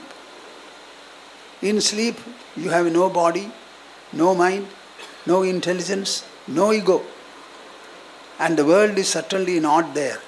Have you ever thought about this fact? Every one of you is either wakeful or asleep. Either asleep or wakeful. It's only from sleep you wake up. Can you show a man who has woken up except from sleep? Similarly, can you show me a man who does not sleep after having been wakeful? In sleep, one is nothing and nowhere. But in wakefulness, he is somebody and somewhere. But this entire wakefulness has sprung from the sleep. That sleep was nothing and nowhere. So you can understand the value of this wakefulness. Where do you have to go to? It has arisen from sleep and it goes into sleep. Between two sleeps alone, the wakefulness is there. Tell me what is its value then? Why are you so much worried about it? In terms of any event or development in the wakefulness, why should you unnecessarily get agitated, depressed or otherwise? Because the source of wakefulness is sleep. And wakefulness alone produces the world. So the source of the world also is wakefulness. This is what is called adhyatma. This is called spirituality. Spirituality is a study, a dedicated study of what is within our mortal body. And the study becomes complete and full when you understand that it is the immortal, unborn and undying soul, the I in you. This is the whole spiritual philosophy, the spiritual wisdom that the great country of Bharat had evolved, discovered and realized in the prehistoric times, countless millennia ago, and preserved generation after generation. Even today it is as vibrant as it was when it was evolved. That is the greatness of India. That is the greatness of India. I find our country progressing substantially well. We have recently got the recognition that we are the biggest country in the world. We have exceeded the population China has. What more do you want? What more do you want? I am writing in our Vichar Setu English journal, which is more than half a century old. It's an international publication, in email as well as in visual form written. A series of articles from Yoga Vasishtha Ramayana called Signs of Inner Redemption. When I read the original verses written in Treta Yuga, Kali Yuga itself is lakhs of years long. Double that is Dwapara Yuga. 3 times is Treta Yuga. In Treta Yuga, Vasishtha in the palace of Ayodhya spoke to Sri Rama, 16 years old, for 18 full days from morning to evening. And this Swami is reading it and writing on it. When I see the display of human intelligence, the wisdom it's able to access, the subtlety, the precision, the magnificence with which it is able to perceive truths, without a telescope, without a microscope, without any technological help or process. The human mind and the human intelligence are able to probe within the mystery of creation. Sometimes I stop, I am looking at the screen on the wall. Sometimes I keep quiet, wondering at the greatness of India in having produced this splendid wisdom. Let the whole world look into it.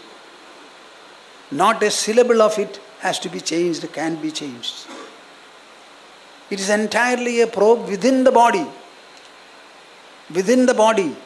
where the genesis of this visible creation is reigning with its supreme splendor.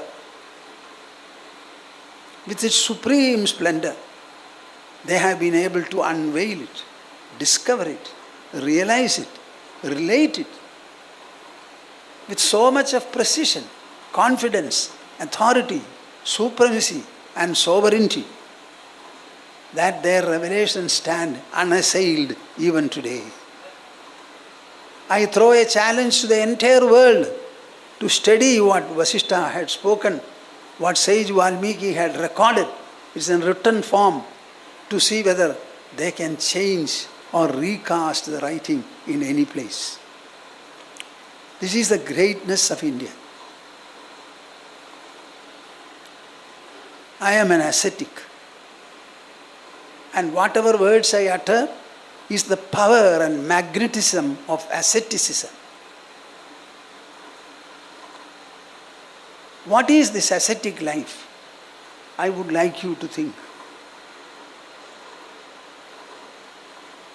After the birth of my body, 90 years seem to have passed. In the 90 years, when I look back, I only can tell you something very significant that comes to my mind. Biologically, I had my parents. And my very young age, right from the age of 3 or 4, in school, college, etc., and some other education, a part of it was a professional life in Kolkata. It's all over. I have nothing to tell you significantly about it. Many other people have done it. I too also ran. I never liked my study life. I was not able to find in the schools and further educational levels that which I wanted, knowingly or unknowingly my mind looked for. But when I went to Calcutta, I happened to meet my Gurudev, whom my brother brought home to our flat. He was an old man at the time, more than 60 years old, skin and bone. With a sitar in his hand, he climbed. We were living in the first floor. My brother told me to prostrate before him. You know, we are South Indians given to very good prostration. We fall like a stick. My mother always used to tell me, touch the feet of the person whom you prostrate before. So I did it. He lifted me up and kissed me on my forehead. Something that I could never remember from my parents or any others. So I was struck by the feeling of intimacy he was able to muster, the fondness he felt towards me. I was a boy from the south. He had never seen me earlier. But how is it that he had so much of fondness and the freedom to do what he did? I don't remember my mother had done it, my father had done it, brothers and sisters had done it. No. I was the seventh child, last child in my family. The eldest brother went away. Even now we don't know anything about him. Either he went away before my birth or soon after my birth. So 6 of us had lived together and I was the youngest. I never had such an episode from anybody else. So this went deep into my heart. So something is there in the human heart which makes it feel this kind of a fondness and an intimacy, both of which give a certain authority and a freedom. Where from do these emerge? What is the source of it? I have seen so many people interacting with one another.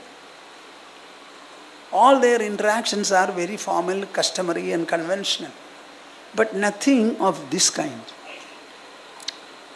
Somehow I felt an irresistible fondness for him, and that fondness still continues. I used to write to him, he used to reply, and at one time I felt I should get initiated by him. He had initiated my brother during that visit to our flat. So I knew words like initiation, Diksha, some words in Vedanta, Brahman, this, that and all. So after initiation I was very specific that I should do the sadhana my Gurudev initiated me into. That is the sadhana. Sit in a place, close your eyes and commune with your own within. Are you with me when I say this? Sit in a place. If it is in a room, close the door and the window, take an asana, sit there, close your eyes and commune with your own inside. I don't even say mind, heart, intelligence, etc. Commune within. Commune with your own within. After initiation I told my Baba, don't tell me to read books. I have not come to you to be asked to read books. I will not read. I will do this sadhana. I want to realize it as a personal experience. That is why I have come to you. I have seen you alone, sit or stand on your head for so many hours a day. Except for taking bath and having food, he used to be different. Otherwise he would play with the harmonium, play the sitar, stand on the head, night also. So I know that this is something to be realized in silence. It is not an actional process. It is a non-actional process and pursuit. And mind and intelligence are the only medium through which you can do this practice. So I will not read any book. He smilingly said, okay. But there will come a time when you have to read a book and the book will appear on your table, he said. And exactly it so happened. After about 1.5 or 2 years, Mundakopanishad came to my table. I opened it and started reading. It was a great discovery in my life. Throughout my studies, I was interested only in 2 subjects, English and Sanskrit. No other subject appealed to me at all. English and Sanskrit. English not so much because we studied in local schools, government schools. So it was not an English medium, but I liked English. Every day, 2 hours of English lessons were there. So we are very thorough in English grammar. Our thoroughness may not be even in UK and America and other places. We are very thorough. Some of the grammar details when I used to discuss with English speaking people, they said, we have never heard it. So that kind of a liking I had. In the few years of my life in Calcutta, I was reading the editorial and editorial articles in Statesman. This was my wealth. I tried hard to read Charles Dickens, a novel. 200 pages I read and I threw it away. I could never buy an English book to be read by me. This was a peculiar state of mind. But when I read Mundakopanishad, which was in Sanskrit, I had said goodbye to Sanskrit. I am going to Calcutta in pursuit of profession. So let the Sanskrit be bundled up and kept. So I kept it. When I read Mundakopanishad, I found a story different. So I started reading the scriptural compositions at meteoric speed. While traveling in the tram, whenever I got time, I would steal the books and read. And what books did I read? All scriptural compositions. The biography of Ramakrishna Dev, Vivekananda's 8 volumes,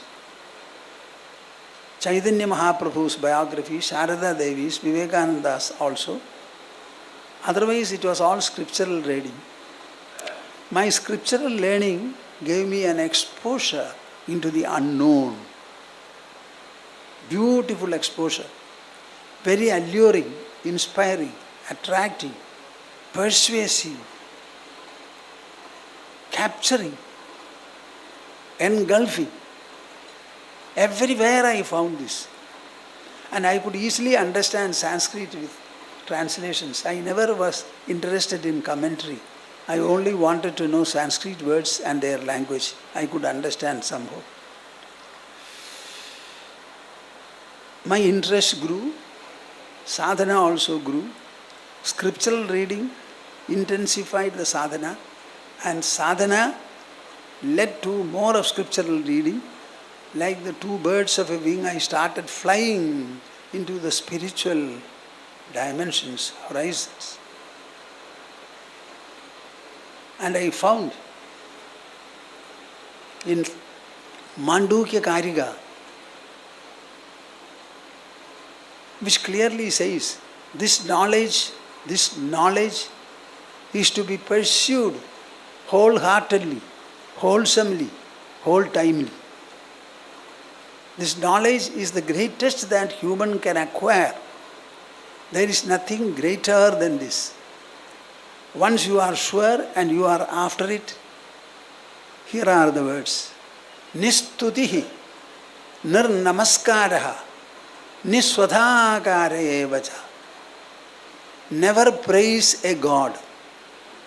We have 33 crores of gods and goddesses. If you go on praising, whom you will praise? So stop praising. Never prostrate before anyone. Where are these gods and goddesses? How many times will you prostrate? And do not think of performing any pinda or udaka kriya for the departed. Are you with me?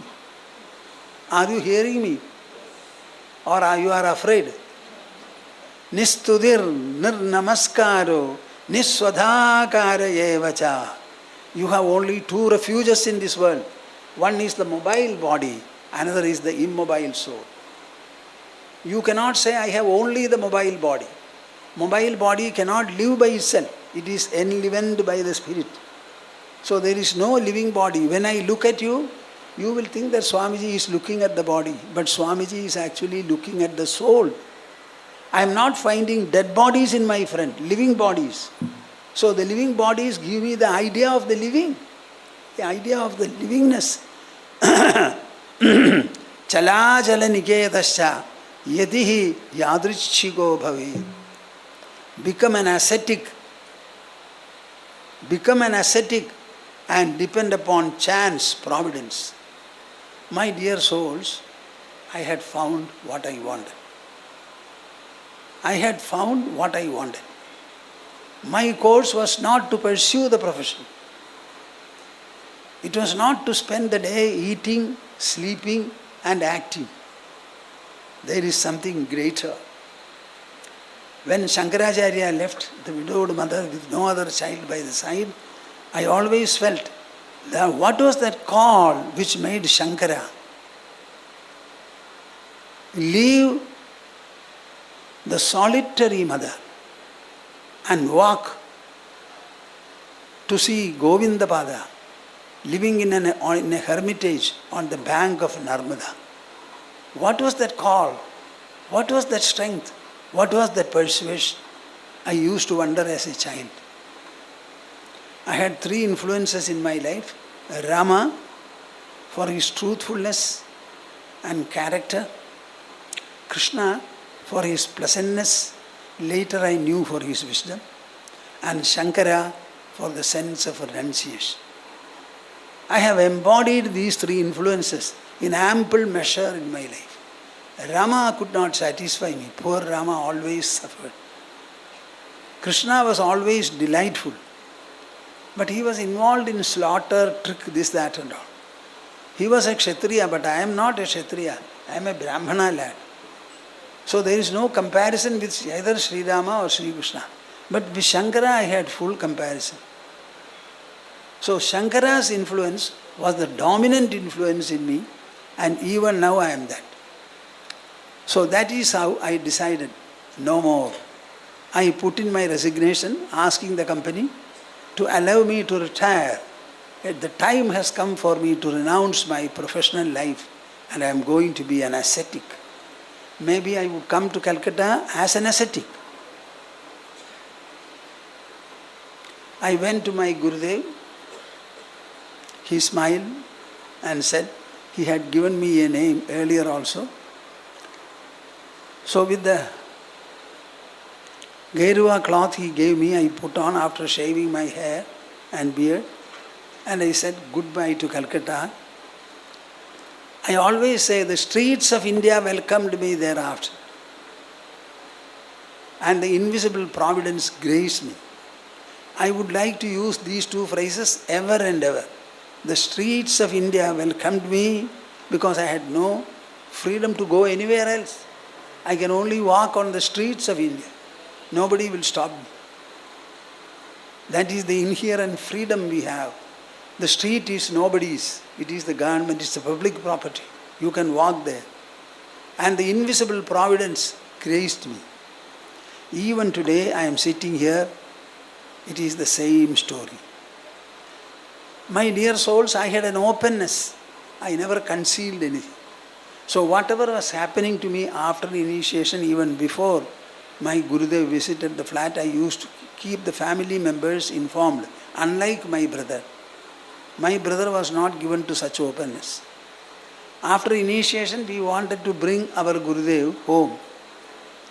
So we were discussing, he was an old man, he had a spittoon, which is something that our family people would hate to look at. So we were wondering, he agreed, I shall come. Then after some time, my brother and I discussed the matter. We have got service assistants everywhere in our home. What about washing his clothes, spittoon and all that? So my brother felt a little shaky. So I wrote to my Baba, we are a little shaky, we are not confident of this reception in full measure from the family members. So the plan seems to be not working. He said, very good. Very good. Then after debate and discussion, I always jump, which my brother refused to. So I said, I will do everything, let us take him. So they said, agree. So I wrote to him, okay, I shall come, he said. See, this one instance where the openness with which I wrote to him and the openness with which I revived my writing, just see, this speaks volumes. Volumes. In everything I found a message. How to live as a God-realized man. How to live as a knower of truth. What is this realization? So, brought him home, including our parents, Purushottam Swamiji. He was not a Swami then. His wife, my sister-in-law, our maidservant, all people got initiated by Baba. And everybody was up on their feet to serve him. No conflict, nothing at all. After sannyasa, I said, I will go home, which nobody does. I was a revolutionary in that. I said, I will first of all go home so that they can see all people are afraid. You know, in my family, 5 people have taken up sannyasa. We never had any resistance, any opposition. The whole family took to it. And we had 17 to 25 acres of land, a farmland, which we bought in the name of our father. He made it into a trust, and the whole land was completely offered for this mission. It is no more with us. So there was no opposition, there was no doubt. I said, let them see how their son is as a sannyasi, and from there we started wandering. The first place we went wandering without taking any money was Chelakara. There, the villagers made a stock. For the first time in my life, I opened my mouth and spoke on Bhagavad Gita. That one talk changed the whole plan. We wanted to walk, but that walking stopped. People started taking us on taxis, etc., asking us to give talks to the people. So, the Swami became an eloquent speaker just with one talk. When I spoke on the Bhagavad Gita, don't think that I had completely absorbed it and known it, etc. Whatever little knowledge I had, I spoke. I used to speak thunderously. In Padayanur, one Vedantic scholar got angry with us, and he said they should not talk in the temple, so we were banished. As it happened with Shankara, knowing that he has done what he did, we went to him. We had a discussion lasting for about 2 hours. At the end of the discussion, he said, you should have disclosed your identity. He thought that we were communists. The sloga I interpreted was, Kankshanda karmanam siddhim yajanta iha devataha kshipram hi manushe loke siddhir bhavati karmaja. This was the sloga I interpreted from the 3rd chapter. So I was very vociferous in saying, these rituals and ceremonies are of no consequence at all. It is your desire that makes you do, and not the reality of what you make, what you do. So I was very vociferous. As a young person, so he thought that I was speaking against Hinduism, rituals, etc. Finally, his wife greeted us with coffee and idli and all that. Then we came away. And we were called back to the temple and started lecturing. This also happened. Now, today what I have to tell you is that there are 2 parallel institutions in our country. Many of you would not have thought about in this manner. One is the temples, holy places. Temples and holy places mean tirthas and other places, so many things. There many people go.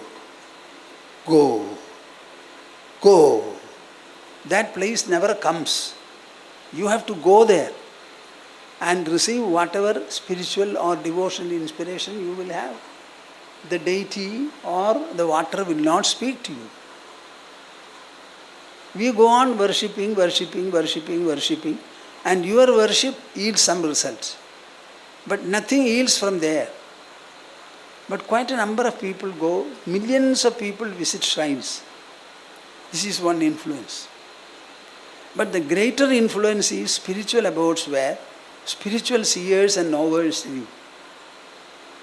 There you go to see them, to be seen by them, to hear them, to be heard by them, to be interacting with them. This interaction is not possible in shrines. True that millions of people go there. They visit, they come back. And the popularity may increase. It all depends upon how the shrine is managed and what is happening there. So the second institution, what counts is Guru and Guru Bhakti. Nothing else. What made me become an ascetic? It is my Guru Bhakti. I had seen a man of realization.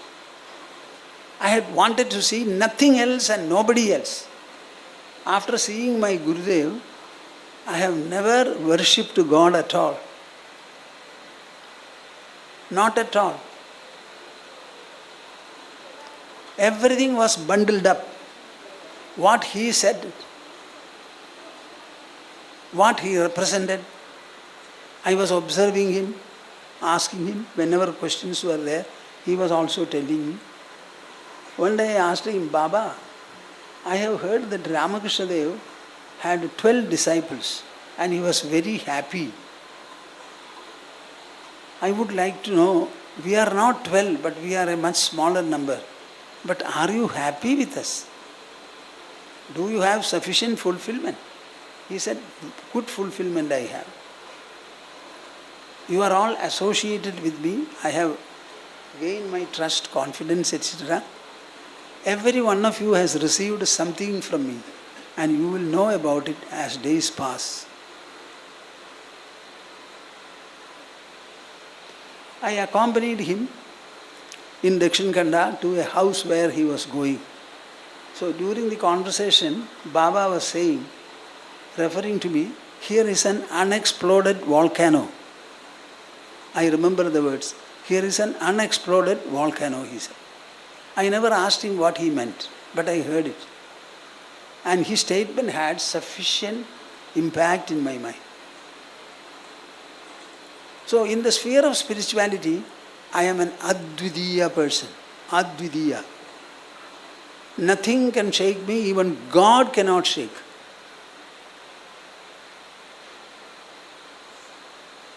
In writing the Bhashya for Bhagavad Gita, shall I say? Would you like to hear?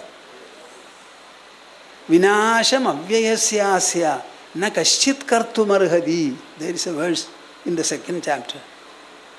Avinashidu tadvidhi yena sarvamidam tadam vinasham avyayasya na kaschit kartum arhadi. There is one presence pervading the whole of the Panchabhutas. That pervading presence cannot be destroyed by anybody. Shankara says, including Ishvara. What? Are you hearing? I don't think. Your ears are inefficient. Ishvaraha abhi he has added. This presence which is pervading everywhere, avinashitu tadvidhi ena sarvamidam tatam vinasham avyayasyasya na kaschit kartumarhadi. Nobody will be able to destroy, he says, including Ishvara. That is the spirit I have. That is the spirit I have. Where from did I get the spirit? From my Baba. How? Because of my Guru Bhakti. Any institution, spiritual institution, if it has been founded, it's only because of the Guru Bhakti of the founder. If any institution is surviving, it's only because of the Guru Bhakti. In the ashram, you have something which you will never find in any of the temples. In every temple, the idol is installed by the people, by the priest. The divine brilliance, the benedictory power the idol has, is bestowed upon it by the priests. Are you following me? No. The priests have installed divinity in the idol, in the stone. Priests have installed divinity. They say, now it is divine, you can worship. And that divinity is every day getting exhausted by people offering something or the other and seeking blessings. So in 12 years it will be fully over. It has to be replenished, poor fellow. This is the story of the idol. So this is what happens. So this Guru Bhakti is the most important factor. From the age of 23, now I am supposed to be 90. How much is it? 67 years. In the 67 years, when I think of me 67 years back, and when I think of me 67 years later, I can only find a big zero in me. I am a zero. I was nothing and I want nothing. And I wanted to say this. I am nothing, I want nothing. Every one of you should wonder, it's not a simple statement, it's an invaluable statement. What could make the human heart say, I am nothing and I want nothing? What can make it say? Huh? Tell me, none of you can speak? If the human mind has to say, I want nothing, can you imagine the fullness and the ecstasy it has? And what gives the ecstasy? Not a speck of sand from the world, from the creation. Nothing from the created world. Nothing I want. Nothing. I am full within myself. Not with the material objects outside. None of them can enter my heart. They will always remain your children, your house, your car, your money, your deposit, your gold, your silver. All of them are material. They will only remain outside. They cannot make the heart full or the mind full. Something else, my dear souls, is there which will make the heart and the mind full. And that is what I saw, what I felt, I got, I gained in full measure. That is what makes me say, I am nothing, I want nothing. This is the greatness of asceticism. This is the greatness of ascetic life. To plunge into a nothing and to be nowhere. Yadihi yadrichiko bhavet. Depend upon chance, depend upon providence.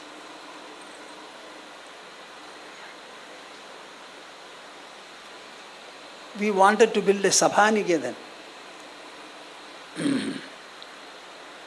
in Naimisharan in Parlikat. We started, I always say, sannyasins start a venture having nothing in their hand. By the time they start, somebody offers something and they go ahead and they find that what they have and what they need, the difference is too big. How to start? So there is a devotee of mine in Bombay. He said, Swamiji, I have a trust. I am going to wind up the trust. So I want to spend all the money. Tell me whatever you want, I will sign the check and send to you. So I spoke about it and we consulted and said, we have nothing to do here in the ashram. But we have something, I have something to do in Parlikat. Because for Srimad Bhagavata Tattva Samiksha Satram,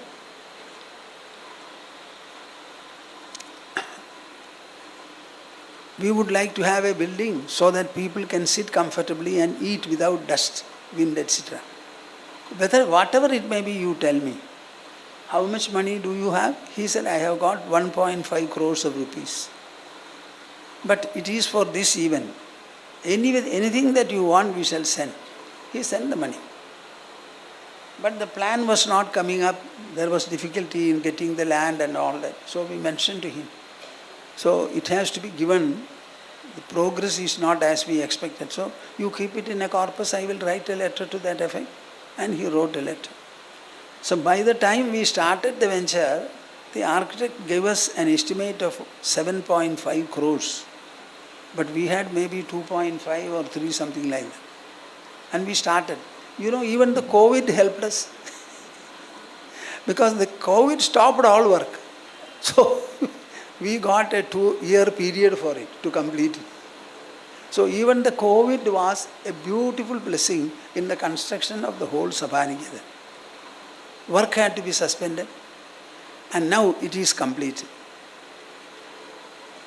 After the last Srimad Bhagavata Tattva Samiksha Satram, we held a retreat there for children. I am so happy and buoyant that 110 children from Kerala came there and made it their home. And the manner in which the retreat was conducted, I am yet to get details. Beautiful. What the Sabhaniketan has to do, will do, people have to think very seriously about on the basis of the experience they have had for this children retreat. It was a residential one, beautifully conducted. So, people are asking me, what will you do with Sabhaniketan? I said, let the building be there, let the facility be there. I would like to conduct an English Srimad Bhagavata Tattva Samiksha Satram at least for 5 or 7 days. Our problem now is where from the English speakers come. So all of you can think about it. If you can give us 2 speakers, each of you, at least 10 of you, we are then ready to conduct it. Our place is there, willingness is there, resources also are there. They won't be lacking. We would like to conduct, because my devotees have been telling me that you are conducting a satram, we hear about it. What about our listening to Srimad Bhagavatam, the truths, principles, values and ideals of Srimad Bhagavata as propounded by Vyasadeva? So I would like to conduct it. Anybody can think about it and help us. So only when a place is there you can think what can be done. We can teach Srimad Bhagavatam as a science, not as a devotional text as all people do Saptaham. It is to be read in a research-oriented manner. So much of research is there, finding is there. It is full of values.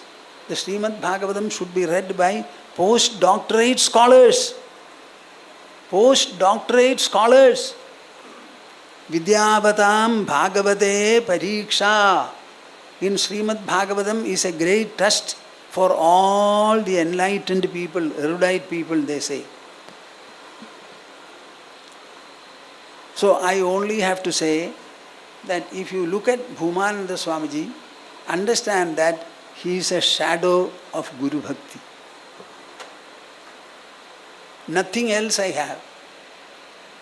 But I have never propagated my Gurudev. Never generally speak about him also.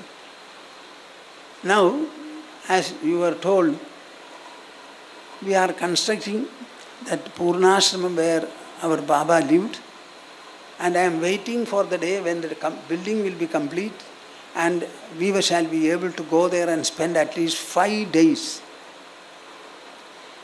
Now, I don't have enough of Bengali words, so I have told Ma, I have decided I will read 100 words first, 500 next. If possible, 1000 words. By the time I learn 1000 or 500, I will be immensely resourceful to thunder in Bengali. So what I have done is, I know Sanskrit. I have completely written on my typewriter Vishnu Sahasranama in Bengali. The whole of Vishnu Sahasranama, instead of handwriting, I have written on the computer. It's available, you can take a copy. After entering it, I have corrected the words. So most probably 90-95% it should be foolproof. This is what I have started doing. So I will enter Bhagavad Gita also. Very easily, as I type English, I will type them instead of writing. So, আমি একটুখানি বাংলাতে কথা বলতে চাইছি. In Dakshinganda, some of the devotees were asking, will Swamiji speak a few words in Bengali for us? এই দক্ষিণকাণ্ডের লোক শুনো, আমি যা বলছি তোমাদের জন্য আমি একটুখানি বাংলাতে কথা বলবো, বেশি বলবো না. আমি শুনলাম, তারপরে ছবিও দেখলাম. আজকে সকালে দক্ষিণকাণ্ডে তোমরা সব মিলিয়ে প্রভাত ফেরি করেছ. ছবি দেখে আমার খুব ভালো লাগলো, খুব ভালো লাগলো. আমার মনে হয় দক্ষিণখণ্ড গ্রাম পবিত্র হয়েছে, খুব পবিত্র হয়েছে. কেন? তোমরা সব ভগবানের নাম হরে রাম হরে রাম হরে হরে জপ করে ওইখানে সঞ্চার করেছে. তো এর বেশি কি আছে? শ্রীমদ্ ভাগবতে কৃষ্ণ পরমাত্মা উদ্ধবকে বলছে,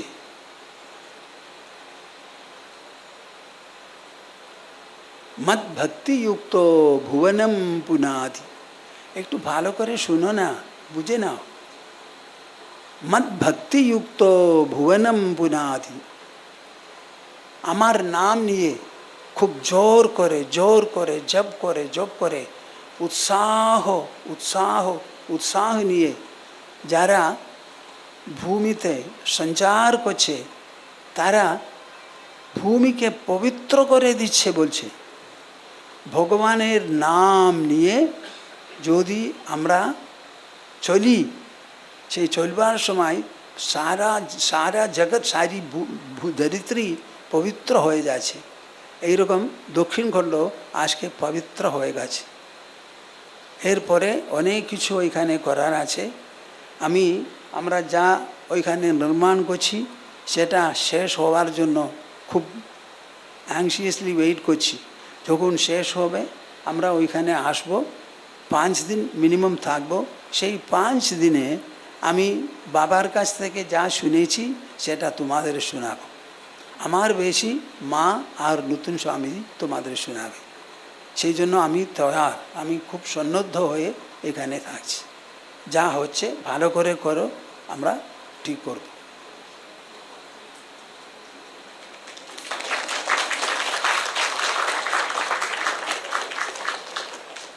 ভালো করে বলেছি কি?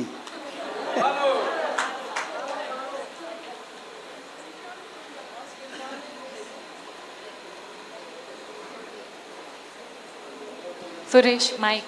Mataji's mic. The most important and very touching is what Swamiji said, that he said that I'm waiting anxiously to the construction to be over there, and I'll come there and stay there minimum 5 days, and all the days I will tell you what I have heard from Baba and what Baba has told me. I will tell you all that, and also Nuthu Swamiji and Ma will talk to you. Very, very touching.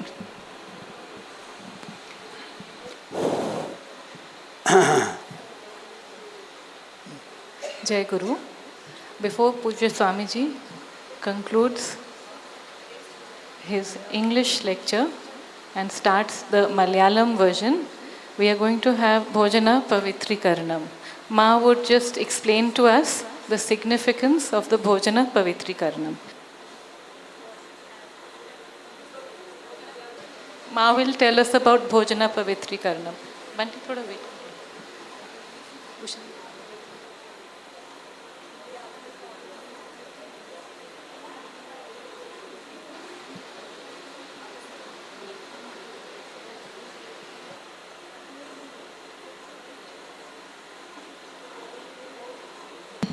Bhojana Pavitrikaranam.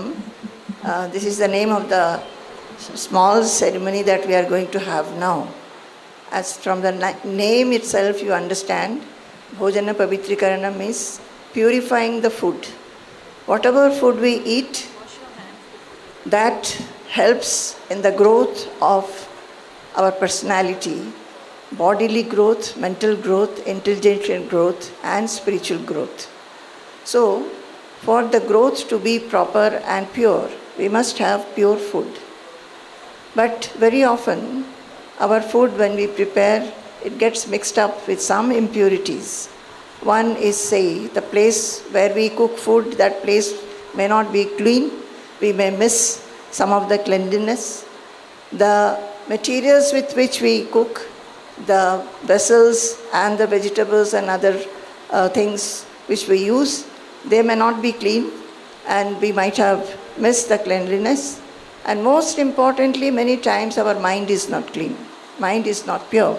That is, we cook food with lot of restlessness, agitation, disturbance, or maybe condemning somebody, commenting upon somebody, criticizing somebody, blaming somebody.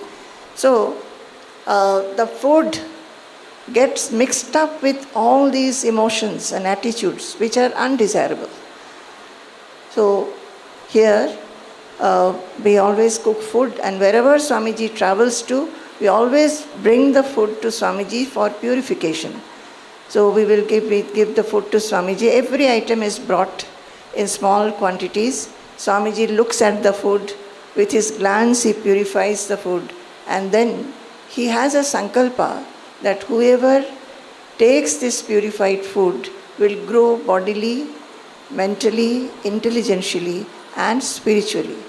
And after the food is purified by Poojya Swamiji, it is taken back to the kitchen, and each item is again mixed in the corresponding vessels, mixed very well, and the whole thing then becomes a prasada, which is distributed for everybody to take.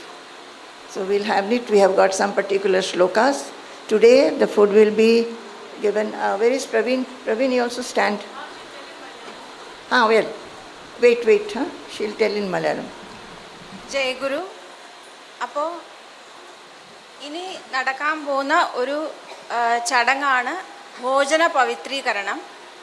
ഇത് ഒരു ചെറിയ ചടങ്ങാണ്, പക്ഷെ വളരെ പ്രധാനപ്പെട്ട ഒരു ചടങ്ങാണ് നമ്മളുടെ ആശ്രമത്തിൽ നടത്തുന്നത്. ആ പേര് പോലെ തന്നെ എപ്പോഴും നമ്മൾ ഭക്ഷണം ഉണ്ടാക്കി കഴിഞ്ഞാൽ അതിൽ പലതരത്തിലുള്ള അശുദ്ധിയും കടന്നു വരാൻ പറ്റുന്നതാണ്. സ്ഥലപരമായിട്ടുള്ള, അതായത് നമ്മൾ ഭക്ഷണം ഉണ്ടാക്കുന്ന സ്ഥലത്തിൽ ഉണ്ടാവുന്ന കൊണ്ടുള്ള അശുദ്ധി, അല്ലെങ്കിൽ അത് പാകം ചെയ്യാൻ ഉപയോഗിക്കുന്ന പാത്രങ്ങളിൽ നിന്നോ അല്ലെങ്കിൽ പച്ചക്കറികളിൽ നിന്നോ ഒക്കെ ഉണ്ടാവുന്ന അശുദ്ധി. മൂന്നാമത്തെ അശുദ്ധിയാണ് ഏറ്റവും പ്രധാനപ്പെട്ടത്. അതായത് നമ്മൾ പാകം ചെയ്യാൻ പോകുന്ന പാചകം ചെയ്യുന്ന ആളുടെ മനസ്സിലുണ്ടാവുന്ന അശുദ്ധി. അതായത് പാചകം ചെയ്യുമ്പോൾ സമയത്ത് ഒന്നെങ്കിൽ ആരെങ്കിലുമൊക്കെ പറ്റി ദോഷം ചിന്തിക്കുകയോ, ഇല്ലെങ്കിൽ എന്തെങ്കിലും ഭയം വരുമോ, ഇല്ലെങ്കിൽ ആരോടെങ്കിലും ദേഷ്യം വരുമോ, അങ്ങനെ പല പല ദുർവികാരങ്ങളും നമ്മളുടെ മനസ്സിൽ വരാൻ പറ്റും.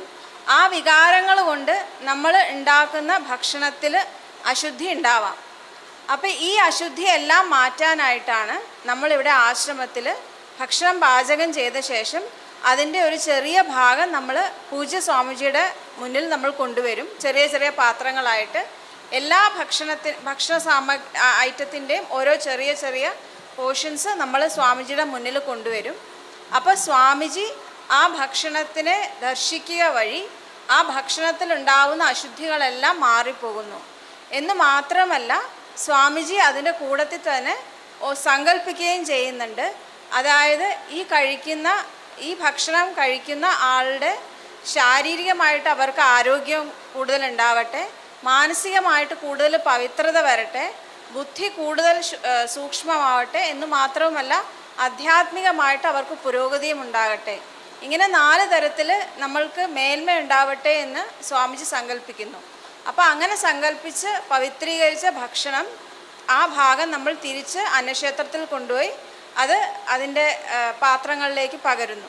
അപ്പോൾ അങ്ങനെ കഴിക്കുന്ന ഭക്ഷണം നമ്മൾ കഴിക്കുമ്പോൾ നമ്മൾക്കത് മാനസികമായിട്ടും ശാരീരികമായിട്ടും ആധ്യാത്മികമായിട്ടുമൊക്കെ നമുക്ക് പുരോഗതി നൽകുന്നു.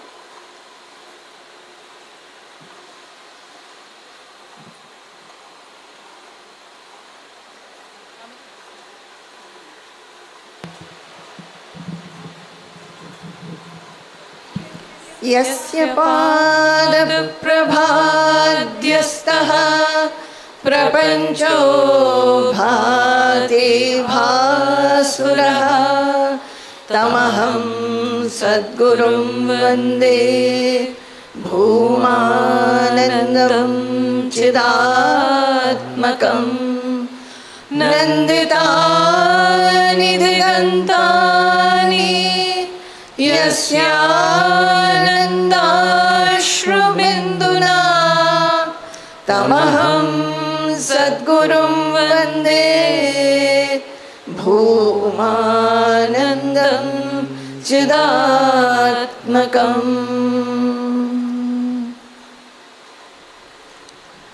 ॐ नमः सदाशिवाय. ॐ नमो नारायणाय. ॐ नमः सदाशिवाय. ॐ नमो नारायणाय. ॐ नमः सदाशिवाय. ॐ नमो नारायणाय. ॐ नमः सदाशिवाय. ॐ नमो नारायणाय. ॐ नमः सदाशिवाय. ॐ नमो नारायणाय. ॐ नमः सदाशिवाय.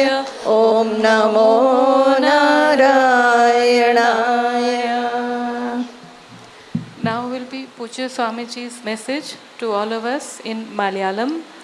After this message, we will have an opportunity to offer flowers at Swamiji's feet, receive prasadam from him, offer pranams to Nutun Swamiji and Ma, and then come for Bhakti Bhoj. Today there's a very special performance here by Poojya Swamiji's disciple Mohanji. He is a talented violinist who worked and retired from All India Radio. Every year he comes and he plays, and this year he's bringing 2 of his colleagues. So all of you, after finishing Bhakti Bhoj, do come back over here. We'll be continuing to hear this performance. Hari Hari Om Tassat. Jaya Guru. ഇനി അടുത്തതായി സ്വാമിജി നമ്മൾക്ക് മലയാളത്തിൽ തത്വപ്രവചനം നൽകുന്നതാണ്. അതിനുശേഷം അതിനുശേഷം പ്രസാദം സ്വാമിജിയുടെ നിന്ന് വാങ്ങിച്ച ശേഷം നമുക്ക് ഭക്തിഭോജനം, പുഷ്പസമർപ്പണവും പിന്നെ അതിനുശേഷം ഭക്തിഭോജനവും ഉണ്ടാവും. ഭക്തിഭോജനത്തിന് ശേഷം ഇവിടെ ശ്രീ മോഹൻജി ഭക്തിഭോജനം നടക്കുന്ന സമയത്ത് തന്നെ ഇവിടെ ശ്രീ മോഹൻജിയുടെ ഒരു വയലിൻ പെർഫോമൻസ് ഉണ്ടാവും. അത് ഭക്തിഭോജനം കഴിച്ച ശേഷം എല്ലാവർക്കും ഇത് വന്ന് കേൾക്കാവുന്നതാണ്. അപ്പോൾ ഇപ്പോൾ സ്വാമിജിയുടെ തത്വപ്രവചനം നമുക്ക് കേൾക്കാം മലയാളത്തിൽ. ഗോവിന്ദനാമ സങ്കീർത്തനം ഗോവിന്ദ ഗോവിന്ദ നമഃ പാർവതീപതയേ ഹര ഹര മഹാദേവ.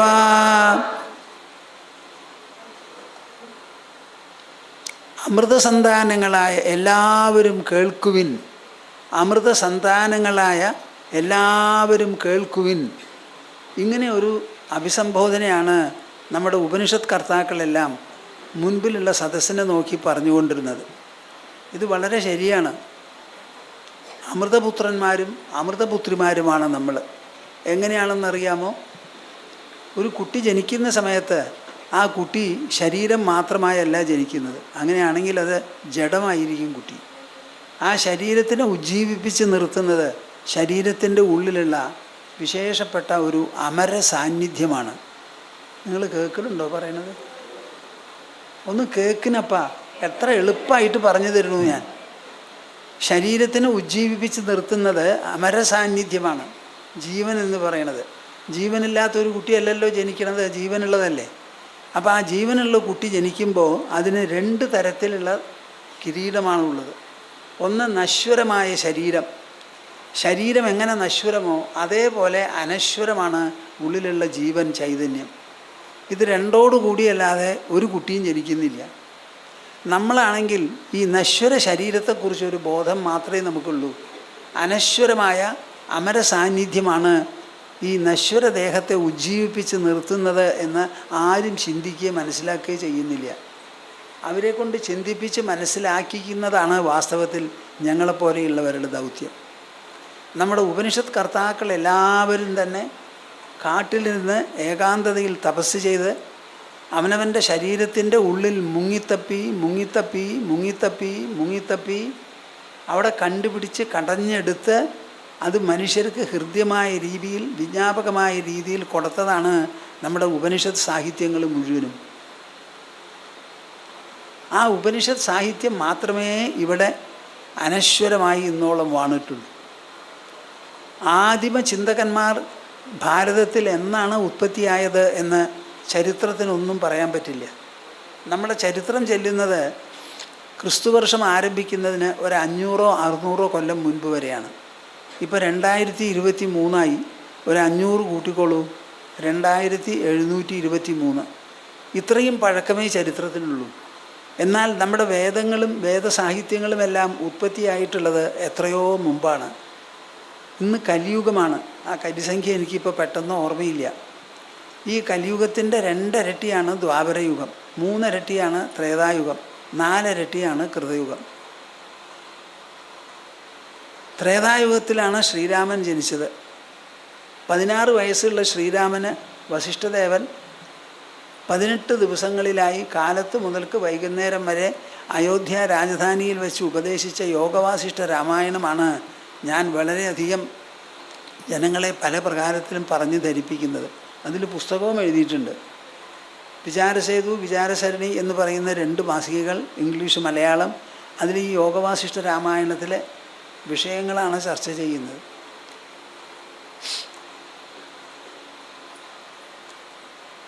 ആ സാഹിത്യം ത്രേതായുഗത്തിൽ ഉണ്ടായതാണെന്ന് പറയുമ്പോൾ നമ്മുടെ പൂർവികരുടെ വയസ്സ് എത്രത്തോളം ഉണ്ടെന്ന് നിങ്ങൾ ആലോചിച്ച് നോക്കൂ. അവരന്ന് ആലോചിച്ചതും പറഞ്ഞതും കേട്ടതും ഗ്രഹിച്ചതും ഒരക്ഷരം പോകാതെ നമ്മുടെ പൂർവ്വ തലമുറകൾ സൂക്ഷിച്ചു എന്നുള്ളതാണ് നമ്മുടെ മഹിമ. നിങ്ങൾക്ക് ആർക്കെങ്കിലും അങ്ങനെ ഒരു വിചാരമുണ്ടോ? അവർ കണ്ടത് വായിച്ചു, വായിച്ചത് പഠിച്ചു, പഠിച്ചത് മനസ്സിലാക്കിയത് മറ്റുള്ളവരെ മനസ്സിലാക്കിക്കാൻ വേണ്ടി കഷ്ടപ്പെട്ടു. അങ്ങനെ ഒരു തലമുറയിൽ പോലും ഇതിൻ്റെ ചരട് മുങ്ങിപ്പോകാതെ പൊട്ടിപ്പോകാതെ അവരിതുവരെ സൂക്ഷിച്ചു എന്നുള്ളതാണ് ഇതിൻ്റെ മഹിമ. ഇത് സാധിക്കുന്നുണ്ടെങ്കിൽ അതിന് തപസ് വേണം, തപോധനന്മാർ വേണം. ഇന്ത്യ രാജ്യത്തിൽ തപസ്സും തപോധനന്മാരുമായി നല്ലൊരു പാരമ്പര്യം നമുക്കുണ്ട്. നമ്മുടെ സംസ്കാരം ഇവിടെ നിലനിന്നിട്ടുള്ളതും 2 സ്ഥാപനങ്ങൾ വഴിയാണ്. ഒന്ന് ദേവസ്ഥാനങ്ങൾ, ക്ഷേത്രങ്ങൾ, അതുമായി ദിവ്യ സങ്കേതങ്ങൾ, തീർത്ഥസ്ഥാനങ്ങൾ. ഇത് 2മാണ്. അവിടെ 1000, 10,000, ലക്ഷവും ദശലക്ഷവും ജനങ്ങൾ പോയി വരും. പക്ഷേ പോയി വരെ മാത്രമേ ചെയ്യുള്ളൂ. കേൾക്കുന്നുണ്ടോ പറയണത്? ഇല്ല, കേൾക്കും പക്ഷെ ചിന്തിക്കില്ല. അവിടെ പോയി വരൽ മാത്രമേ ഉള്ളൂ. അവിടുന്നായിട്ടൊന്നും ചെയ്യില്ല. അതവിടെ നിശ്ചലമാണ്. ആരോടെങ്കിലും സംസാരിക്കുകയെ, വന്നവരെ സ്വാഗതം ചെയ്യുകയെ, എന്തെങ്കിലും സംശയം ഉണ്ടെങ്കിൽ കേൾക്കുകയോ വെളിപ്പെടുത്തുകയോ ഒന്നും ഈ ദേവാലയങ്ങളോ തീർത്ഥസ്ഥാനങ്ങളോ ചെയ്യില്ല. നമ്മുടെ ശാസ്ത്രങ്ങൾ പറയണത് എന്താണെന്ന് വെച്ചാൽ, കാശിയെപ്പോലെ ഒരു സ്ഥലത്ത് എത്ര ആൾക്കാരാണ് ചെന്ന് സ്നാനം ചെയ്യണത്. ഈ സ്നാനം ചെയ്യുന്നവരിലൊക്കെ മഹാഭാവമുണ്ട്. അപ്പോൾ അവരുടെ പാപം മുഴുവൻ എന്നിൽ കഴുകി കഴിഞ്ഞാൽ ഞാൻ എങ്ങനെയാണ് പവിത്രയായിട്ടിരിക്കുകയെന്ന് ഗംഗ ചോദിച്ചു അത്രേ. ഇവരെല്ലാവരും വന്ന് എന്നിൽ കുളിക്കുമ്പോൾ അവരുടെ പാപമല്ലേ എന്നിലിട്ട് പോണത്. അപ്പോൾ എൻ്റെ പുണ്യമൊക്കെ പോയി ഞാൻ പാപിയാവനുണ്ടല്ലോ, എനിക്ക് എന്താ മോചനം എന്ന് ചോദിച്ചപ്പോൾ അവരുടെ ഇടയിൽ ചില സാധുക്കളും സന്യാസിമാരും തപോധനന്മാരും വന്ന് കുളിക്കും. അവരുടെ പുണ്യമാണ് നിനക്കുള്ള മുതൽക്കൂട്ട് എന്ന് പറഞ്ഞു അത്രേ. കേൾക്കുന്നുണ്ടോ നിങ്ങൾ? ഇല്ല. ഇതൊക്കെ ഒന്ന് മനസ്സിലാക്കുന്നപ്പാ. നമ്മൾ പറയണു കാശി വലിയ പുനിതമാണെന്ന്. പുനിതം എവിടെ, എങ്ങനെയാണ് പുനിതമാവണേ? അപ്പോൾ ഈ തപോധനന്മാർക്ക് വലിയൊരു വിലയാണ്. ഞാനൊരു തപസ്വിയാണ്. നമ്മുടെ ഐകുന്ന് പാണ്ഡവഗിരി ദേവീക്ഷേത്രമുണ്ടല്ലോ, അത് പരശുരാമൻ പ്രതിഷ്ഠിച്ചതാണ് ത്രേതായുഗത്തിൽ. ആ ത്രേതായുഗത്തിൽ പരശുരാമൻ്റെ പ്രതിഷ്ഠ എന്നുള്ള നിലയ്ക്ക് അതിന് വലിയൊരു പൈതൃകമുണ്ട്. ദ്വാപരയുഗത്തിൽ പഞ്ചപാണ്ഡവന്മാരും ദ്രൗപദിയും കൂടി പലയിടത്തും പോയി താമസിച്ച് തപസ് ചെയ്തിട്ടുണ്ട്. അതുമാതിരി ഇവിടെയും വന്ന് തപസ് ചെയ്ത് ദ്രൗപദി അപേക്ഷിച്ചു അത്രേ, എനിക്ക് നെടുമംഗല്യം വേണം, ഭർത്താക്കന്മാർക്ക് വരാൻ പോകുന്ന യുദ്ധത്തിൽ വിജയവും വേണമെന്ന്. ഇത് 2ഉം നമ്മൾ ദേവി അനുഗ്രഹിച്ചു കൊടുത്തു എന്നാണ് പറയുന്നത്. അതിൽ ഭർത്തൃവിജയത്തിൻ്റെ കാര്യം അവിടെ ഇരിക്കട്ടെ.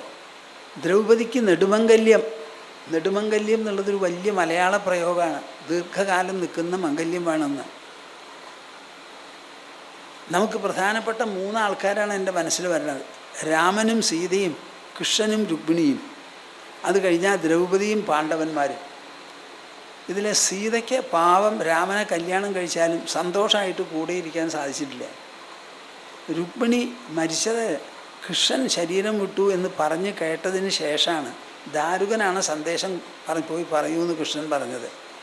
ഇവർക്ക് 2 പേർക്കും ഇല്ലാത്തൊരു ഭാഗ്യമാണ് ദ്രൗപദിക്ക് കിട്ടിയിട്ടുള്ളത്. ആ പഞ്ചപാണ്ഡവന്മാരെ ഒരുമിച്ച് നിർത്തി അഭൂതപൂർവമായ മഹാഭാരത യുദ്ധത്തിൽ വിജയം നേടി പലവിധത്തിലുള്ള കഷ്ടപ്പാടുകൾ സഹിച്ച് വലിയ ഒരു മാതൃകാ ജീവിതമാണ് ദ്രൗപദിയുടെ.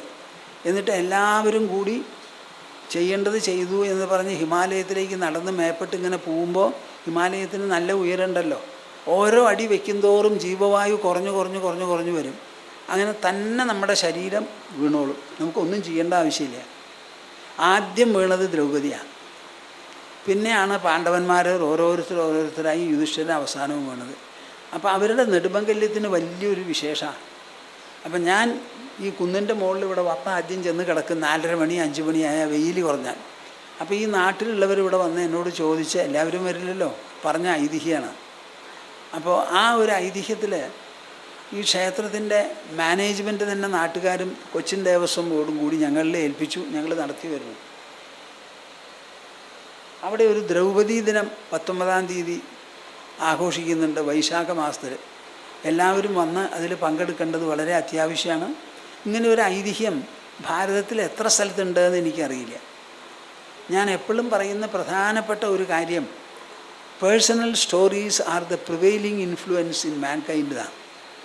ഇംഗ്ലീഷിലാണ് ഞാൻ ആ വാചകം എഴുതിയിരിക്കുന്നത്. വ്യക്തിജീവിതം, വ്യക്തിചരിതമാണ് മനുഷ്യരാശിയിൽ എന്നും നിലനിൽക്കുന്ന സ്വാധീന മഹിമാണ്. മുമ്പിൽ എങ്ങനെ ജീവിച്ചു, അവരെന്ത് ചെയ്തു, അങ്ങനെ കേട്ടിട്ടാണ് നമുക്കും ചെയ്യണം എന്നൊരു തോന്നലും നമുക്ക് ചെയ്യാൻ സാധിക്കുന്ന ഒരു വിശ്വാസവും. അപ്പോൾ ഈ വക ഐതിഹ്യങ്ങൾ നമ്മളുടെ മനസ്സിനെയും ബുദ്ധിയെയും രൂപപ്പെടുത്താൻ വളരെയധികം പ്രവർത്തിക്കുന്നുണ്ട് എന്നുള്ളത് നിങ്ങളെല്ലാവരും അറിയണം. അപ്പോൾ ഈ ഐതിഹ്യം ഇവിടെ നിലനിർത്തി കൊണ്ടുവരണമെന്ന് എനിക്ക് തോന്നി. ഏഷ്യാനെറ്റിലൊക്കെ സംസാരിക്കുമ്പോൾ ഞാൻ ഇതിനെപ്പറ്റി പറയും. ഒരു നിലയ്ക്ക് ലോകത്തിൽ പലരും ഈ ദ്രൗപദി സന്നിധിയെ പറ്റി മനസ്സിലാക്കിയിട്ടുണ്ട്. ഇപ്പോൾ ഇവിടെയുള്ള ജ്യോതിഷക്കാരൊക്കെ പ്രശ്നം വെച്ച് പരിഹാരങ്ങൾ നിശ്ചയിക്കുമ്പോൾ ഐകുന്ന് പാണ്ഡവഗിരിയിലെത്തി ദേവിയെ തൊഴുത് ദ്രൗപദി ശിലയിൽ കയറി വടക്ക് കിഴക്കോട്ട് നോക്കി നിങ്ങൾക്ക് എന്തെങ്കിലും ഉത്തമ പ്രാർത്ഥനകൾ ഉണ്ടെങ്കിൽ ആ പ്രാർത്ഥനകൾ നിറവേറുന്നൊക്കെ അവർ തന്നെ പറയാൻ തുടങ്ങിയത്രേ, അസ്ട്രോളജേഴ്സ്. ഞങ്ങളാരും പറഞ്ഞിട്ടില്ല. അപ്പോൾ അതിൻ്റെ മാനേജ്മെൻറ്റ് ഞാനാണതിൻ്റെ ട്രസ്റ്റി. അപ്പോൾ ഞാൻ എന്തിനാ അത് പറയണേ എന്ന് വെച്ചാൽ, നമുക്ക് ധാരാളം സങ്കേതങ്ങളുണ്ട്, ദേവി സങ്കേതങ്ങൾ, ദേവസന്നിധികൾ. ആ ദേവസന്നിധികളൊക്കെ ഇരുന്നിടത്തുനിന്ന് പോവില്ല, വന്നവർക്ക് തൊഴുതു പോവാം, സന്തോഷം കൈക്കൊണ്ടു പോവാം. അതിൻ്റെ ഉൾച്ചരിത്രം ഇപ്പോൾ കാശിയെ പറ്റി ഞാൻ പറഞ്ഞല്ലോ. പക്ഷേ തപോധനന്മാരാണ് ഇവിടെ വിശേഷപ്പെട്ടത്. തപസ്, ഈ തപോജീവിതം എന്താണെന്നുള്ളത് പലർക്കും അറിയില്ല. പലതരത്തിലാണ് തപസ്സുകൾ. അത് നമ്മുടെ ശാസ്ത്രത്തിൽ എഴുതിയിട്ടുണ്ട്. കാഷ്ടതപസ്വികൾ. കാഷ്ടതപസ്വി എന്ന് വെച്ചാൽ കഷ്ടപ്പെട്ട് ബുദ്ധിമുട്ടി ചുട്ടുപഴുക്കുന്ന മണലിൽ ചെന്ന് കിടക്കുക, തണുത്ത് ഐസ് പോലെയുള്ള വെള്ളത്തിൽ ചെന്ന് കുളിക്കുക, ഒറ്റക്കാലിൽ നിൽക്കുക, ഇങ്ങനെയുള്ളതൊക്കെ തപസ്സുകളാണ്. അങ്ങനെ ചെയ്യുന്ന ഒരു കൂട്ടം ആൾക്കാരുണ്ട്.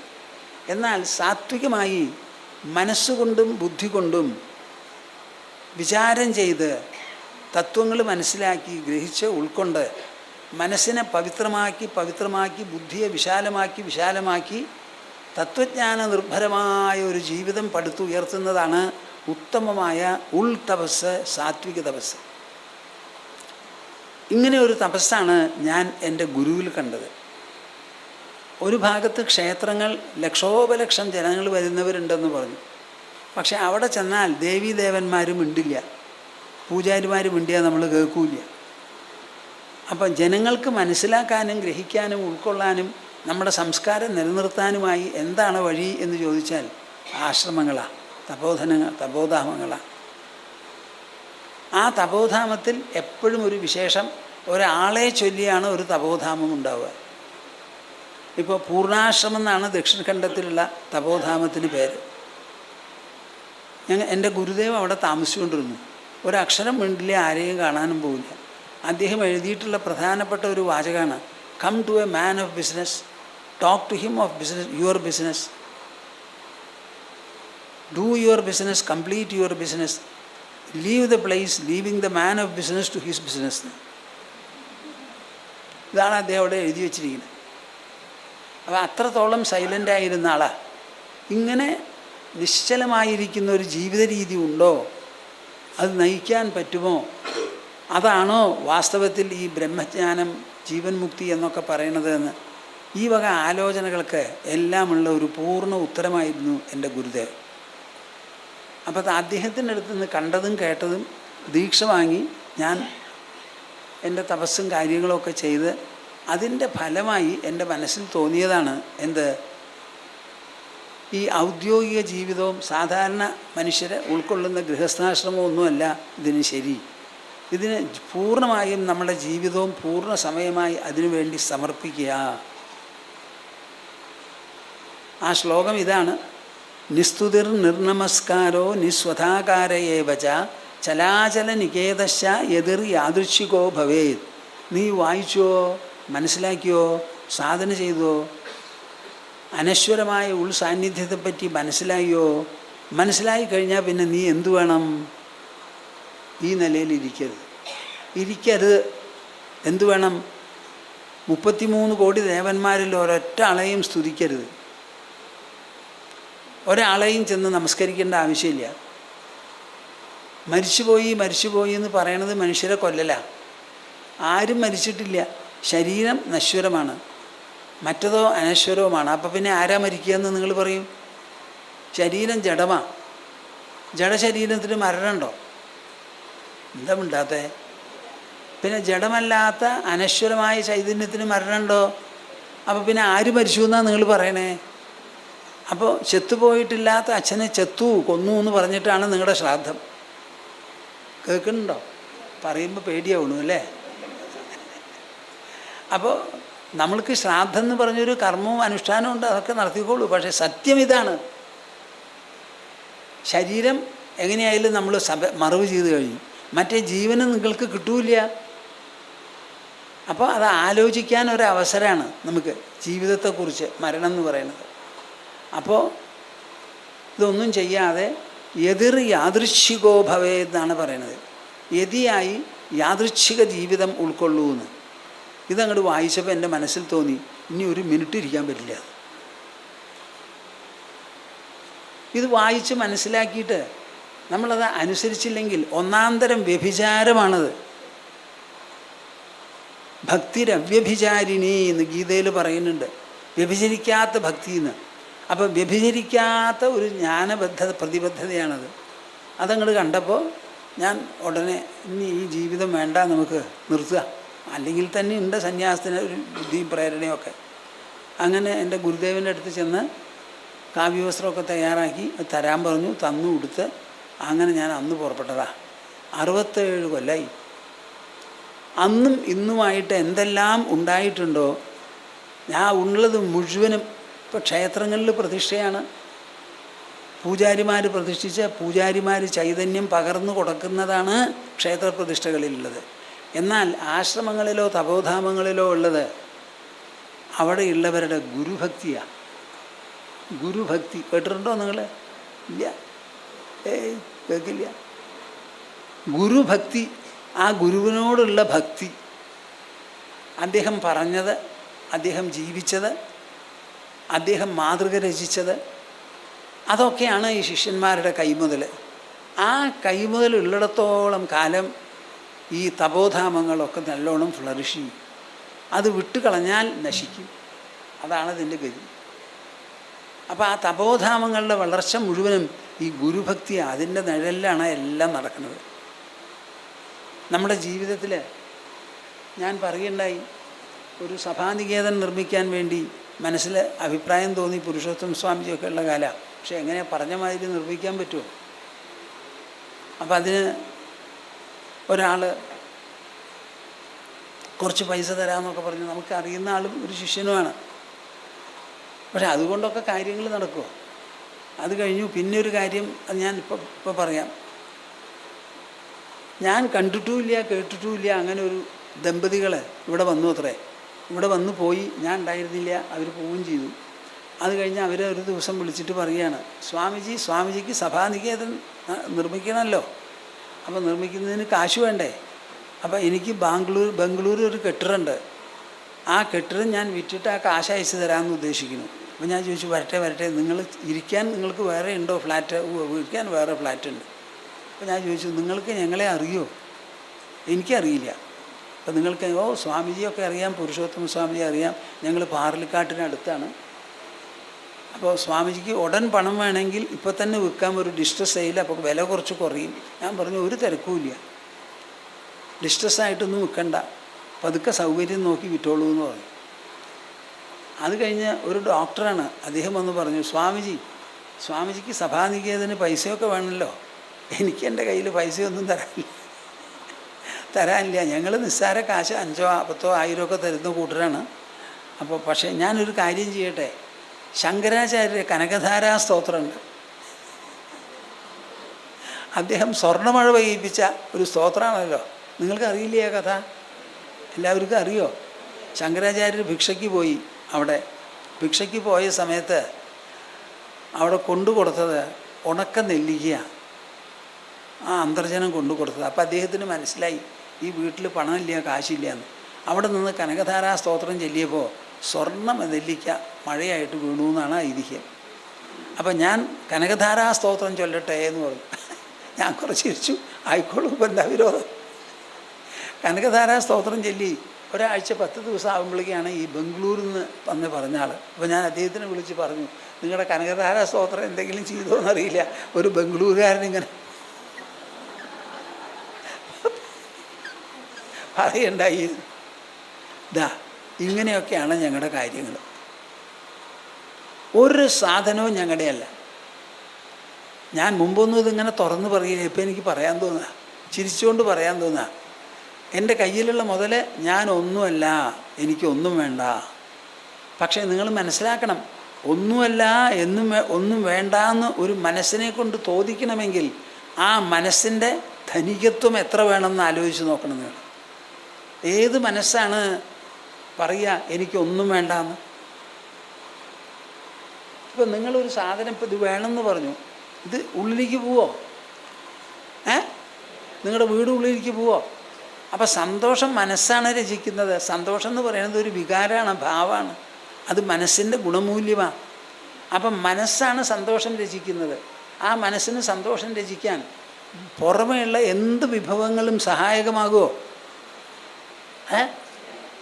അത് ഇല്ല എന്നറിഞ്ഞാൽ പറയാൻ എന്താ വിരോധം? എന്നാൽ പറയുന്ന എനിക്കൊന്നും വേണ്ടാന്ന് പറയുന്നപ്പാ. ഈ സമയത്ത് പറയണം, എന്നോട് പറയണം എനിക്കൊന്നും വേണ്ട. ഒന്നുകൊണ്ടും എനിക്ക് സന്തോഷം കിട്ടില്ല. സന്തോഷം കിട്ടുന്നത് മനസ്സാണ്. ആ മനസ്സ് എൻ്റെ ഉള്ളിലുണ്ട്. അപ്പോൾ എൻ്റെ മനസ്സിനെ സന്തോഷസമ്പുഷ്ടമാക്കാൻ ഞാൻ മാനസമായിട്ട് പരിശ്രമിച്ച് നേരിക്കോളാം. അതിനാണല്ലോ ഭക്തി. ഈ ഭക്തിമാർഗം വളരെ ലളിതമാണപ്പാ. ഞാൻ സുഗമമായിട്ടാണ് കണ്ടിട്ടുള്ളത്. ഒരു കുഴപ്പവും അതിലില്ല. പരമസന്തോഷം. ഭഗവാനോട് പറയൂ എന്തെങ്കിലും ആഗ്രഹം വന്നാൽ, അതേ ഒന്നിലോ ഈ ആഗ്രഹം നിറവേറ്റു, അല്ലെങ്കിൽ എൻ്റെ മനസ്സിനെ ആഗ്രഹമില്ലാതെയാക്കി തീർന്നു. ഏതായാലും കൊള്ളാം. ഒന്നിലോ നിറവേറ്റു, ഇല്ലെങ്കിൽ ഈ ആഗ്രഹം തന്നെ പോട്ടെ. എല്ലാം സൃഷ്ടിച്ചത് അങ്ങയാണല്ലോ. അങ്ങയുടെ വസ്തുക്കളെ കണ്ടിട്ടാണ് ആഗ്രഹം. അങ്ങ് സൃഷ്ടിച്ച ഞാനാണ് ആഗ്രഹിക്കുന്നത്.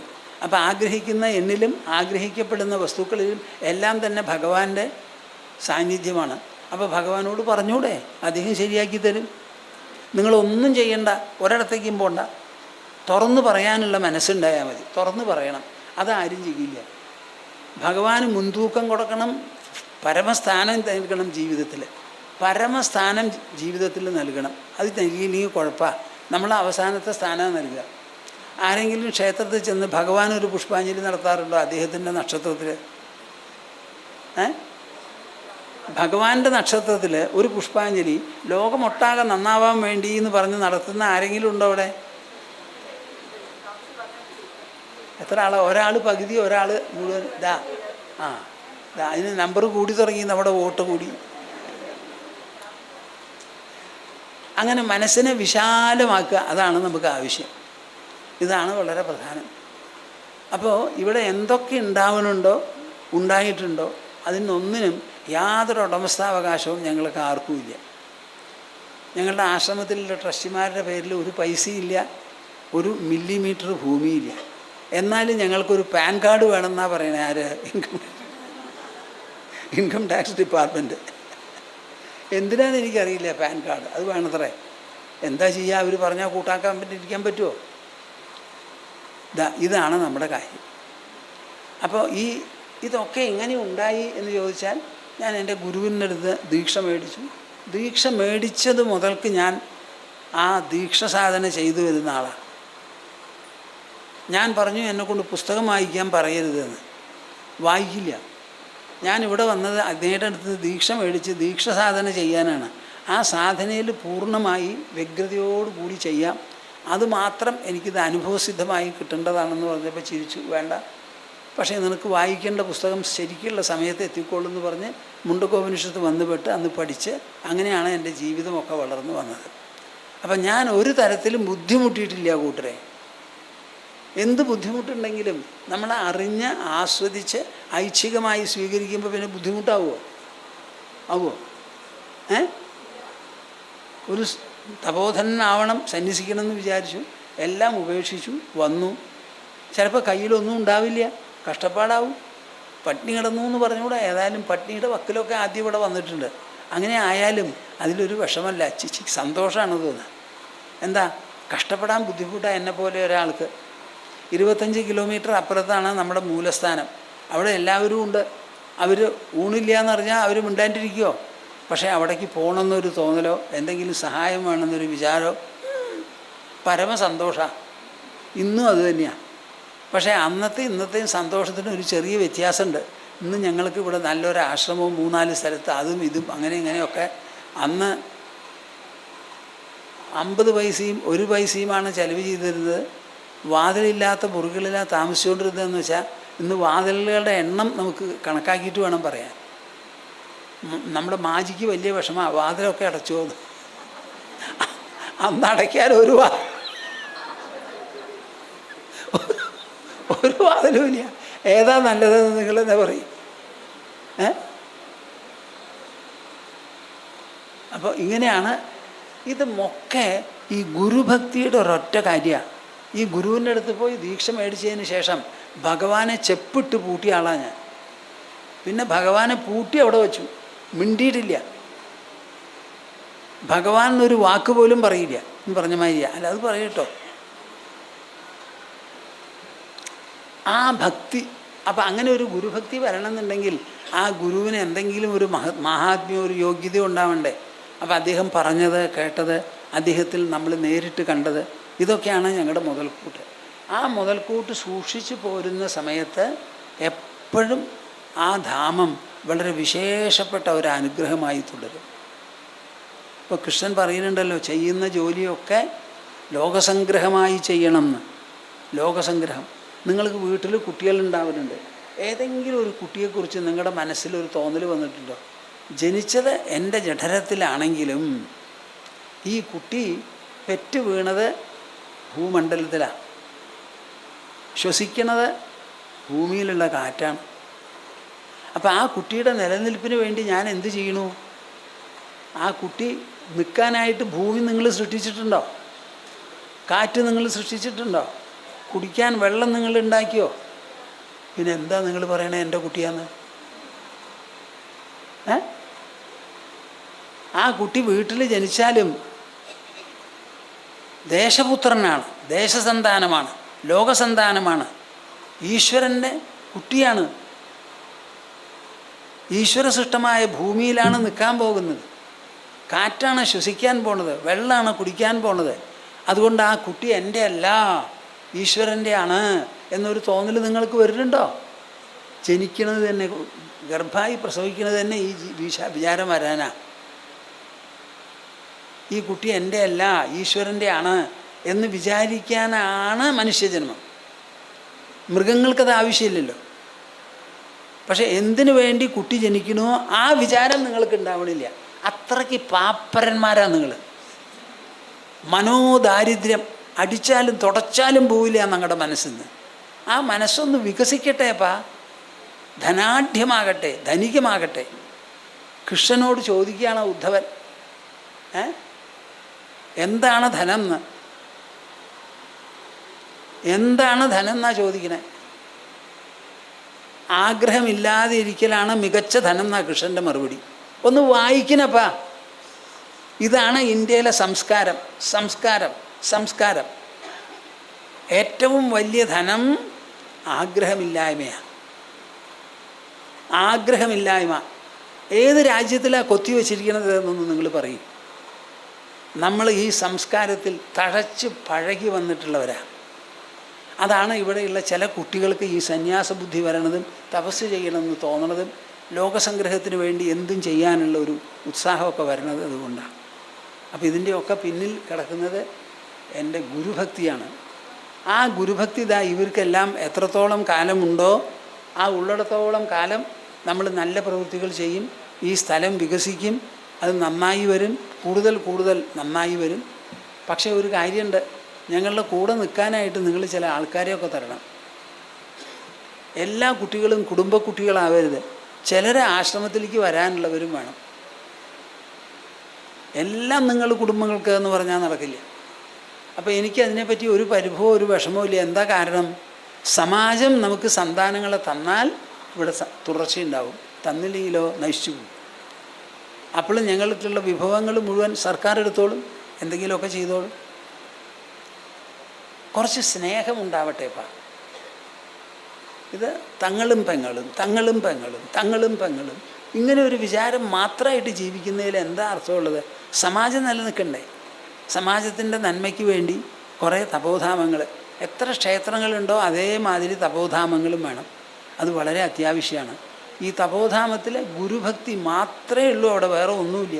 ഗുരുവിനെ കണ്ട് പഠിച്ചത്, ഗുരു ചൊല്ലിയത്, ഗുരു കേട്ടത്, ഗുരു എഴുതി വച്ചിട്ടുണ്ടെങ്കിൽ അതൊക്കെയാണ് നമുക്ക് പ്രമാണം.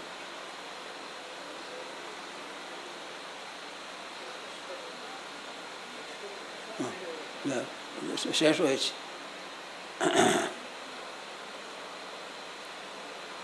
അതിപ്പോൾ 67 കൊല്ലം കഴിഞ്ഞു. 67ാമത്തെ കൊല്ലം മുഴുവനാവുകയാണ്. അപ്പം ഇന്ന് മുഴുവനായില്ലേ? അത് തിരിഞ്ഞു നോക്കുമ്പോൾ എന്താ പറയാനുള്ളത്? വളരെ വിശേഷപ്പെട്ടതാണ്. എൻ്റെ മനസ്സിൽ വന്നതാണ് ഞാൻ നിങ്ങളോട് പറഞ്ഞു. എല്ലാവരും നന്നായിരിക്കും. ഞാൻ മനസ്സാ എല്ലാവരെയും ആലിംഗനം ചെയ്ത് അനുഗ്രഹിക്കുന്നു.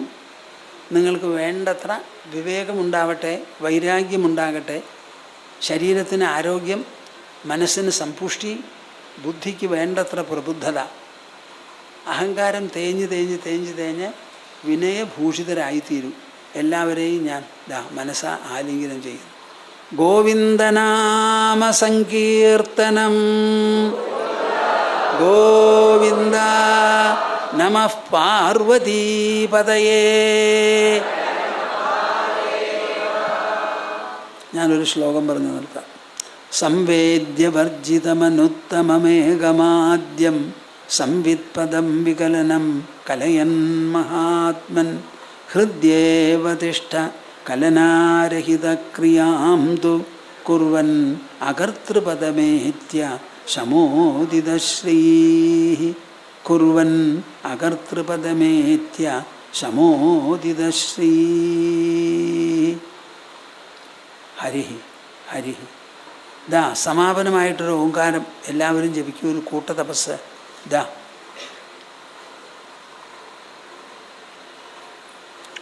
ഓ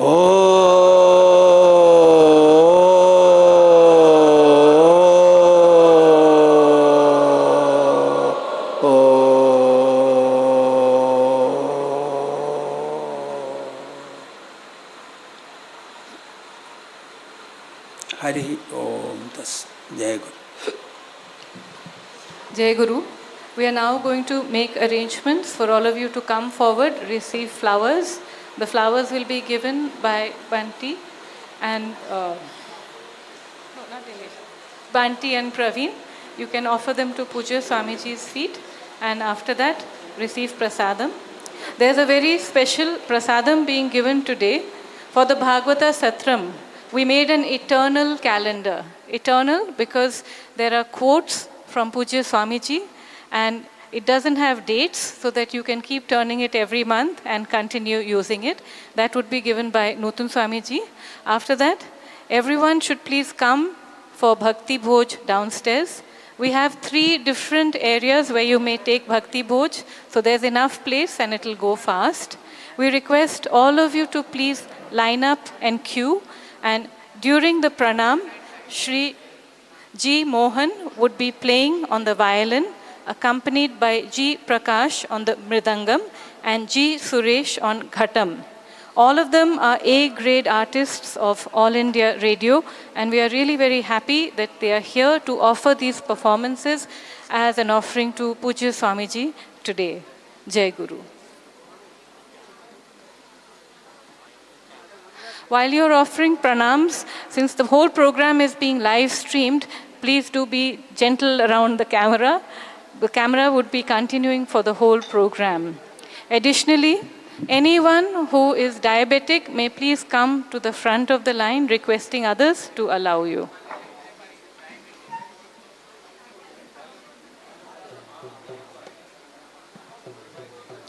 ഇനി അടുത്തതായി എല്ലാവർക്കും വരിയായി നിന്ന ശേഷം സ്വാമിജിയുടെ പാദങ്ങളിൽ പുഷ്പങ്ങൾ സമർപ്പിക്കാവുന്നതാണ്.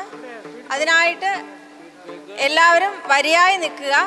എന്നിട്ട് പ്രവീണിൻ്റെ കയ്യിൽ നിന്നും ബണ്ടിയുടെ കയ്യിൽ നിന്നും പുഷ്പങ്ങൾ വാങ്ങിയ ശേഷം അത് സ്വാമിജിയുടെ പാദങ്ങളിൽ നമസ്കരിച്ചിട്ട് സ്വാമിജിയെ നമസ്കരിക്കാവുന്നതാണ്. അതിനുശേഷം നൂതൻ സ്വാമിജിയെയും മാജിയെയും നമസ്കരിച്ച ശേഷം താഴെ ഭക്തി ഭോജനമുണ്ട്, അവിടേക്ക് പോവാം. ആദ്യം ഡയബറ്റിക്സ് ഉള്ളവരോ പെട്ടെന്ന് ഭക്ഷണം കഴിക്കണം എന്നുള്ളവർക്ക് ആദ്യം വരിയിൽ നിൽക്കാവുന്നതാണ്. ഡയബറ്റിക്സോ മറ്റ് പ്രശ്നങ്ങളോ ഉള്ളവർക്ക് ആദ്യം വരിയിൽ നിൽക്കാവുന്നതാണ്.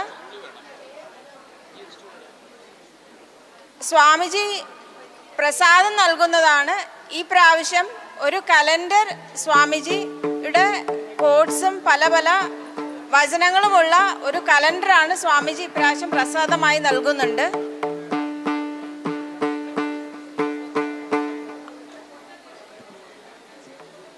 പിന്നെ ഭക്തി ഭോജനത്തിന് ശേഷം ഇങ്ങോട്ട് വരാവുന്നതാണ്. ഇവിടെ മോഹൻജിയുടെ നേതൃത്വത്തിൽ ഓൾ ഇന്ത്യ റേഡിയോയിൽ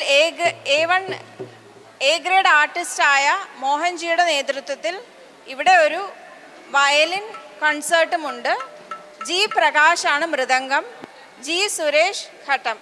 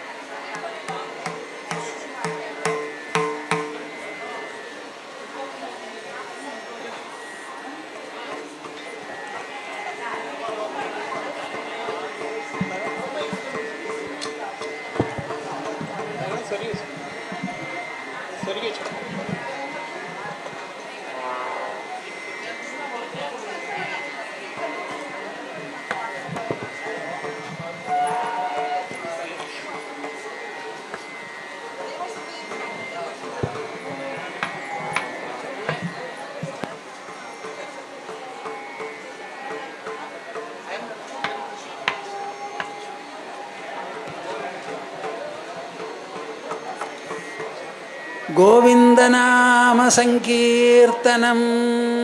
ഗോവിന്ദ ഗോവിന്ദ. ഞാൻ തന്നെ നിങ്ങളോട് പറയണമെന്ന് എൻ്റെ കൂടെയുള്ളവർ പറയണു. നിങ്ങൾ തരുന്ന സമർപ്പണങ്ങളുണ്ടല്ലോ. നമ്മുടെ ഓഡിറ്റർ അടുത്ത കാലത്ത് ആശ്രമത്തിൽ വന്നിട്ടുണ്ടായിരുന്നു. പുതിയതായിട്ട് സർക്കാരിൽ നിന്ന്, സെൻട്രൽ ഗവൺമെൻറ്റിൽ നിന്ന് ചില നിർദ്ദേശങ്ങളും നിർബന്ധങ്ങളും ഒക്കെ പുറപ്പെടുവിച്ചിട്ടുണ്ട്. അതിൻ്റെ ഫലമായി ഈ ക്യാഷ് ഓഫർ ചെയ്യുന്നതിന് ചില നിർബന്ധങ്ങളും കണിശങ്ങളും ഒക്കെ വെച്ചിട്ടുണ്ട്. നിങ്ങൾ എന്ത് സമർപ്പണങ്ങളുണ്ടെങ്കിലും അതിന് നിങ്ങളുടെ പേരും മേൽവിലാസവും പാൻ നമ്പറുമായിട്ട് ചേർത്ത് ഞങ്ങൾക്ക് തന്നാലേ അത് ആശ്രമത്തിൽ എടുത്ത കണക്കിൽ വരവ് വെച്ച് കാര്യങ്ങൾ ചെയ്യാൻ പറ്റുള്ളൂ. നിങ്ങളുടെ പേര്, മേൽവിലാസം, പാൻ നമ്പർ ഈ വർത്തമാനം ഇൻകം ടാക്സ് കമ്മീഷനെ അറിയിപ്പിച്ച് അവർ ഞങ്ങൾക്കൊരു സർട്ടിഫിക്കറ്റ് തന്നത് നിങ്ങൾക്ക് അയച്ചു തരാനുള്ള നിർബന്ധവും കൂടിയുണ്ട്. ഞങ്ങൾ സാധാരണ റെസീറ്റ് അയക്കുന്നത് പോരാന്നാണ് പറയണത്. മനസ്സിലായോ എല്ലാവർക്കും? നിങ്ങളുടെ പേര്, മേൽവിലാസം, പാൻ നമ്പർ ഈ 3 കൂട്ടം കാര്യം അത്യാവശ്യമാണ്.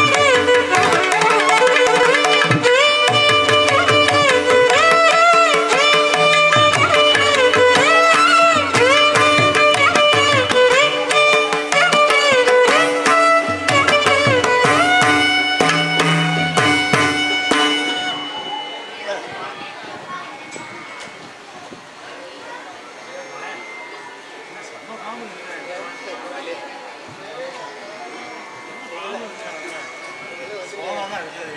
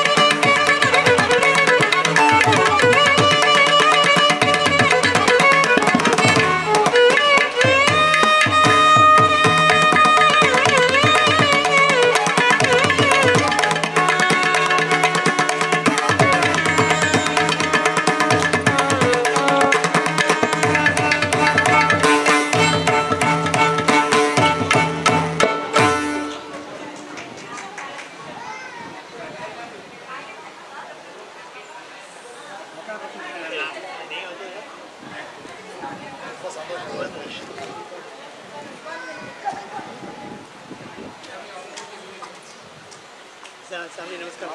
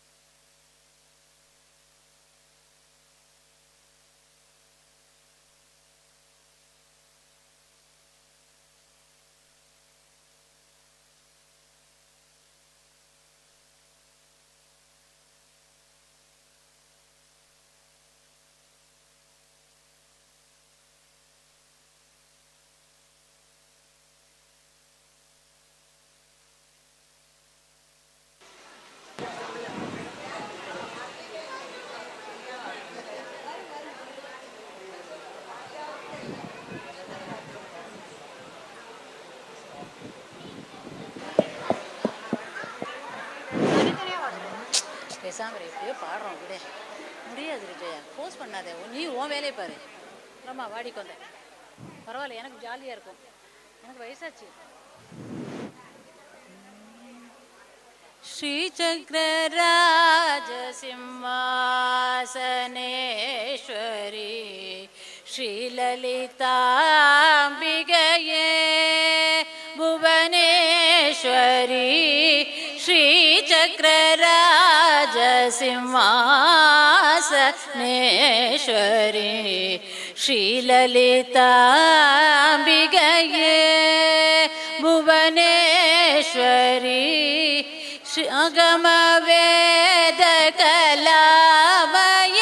आगमवेदकलामयरूपिणी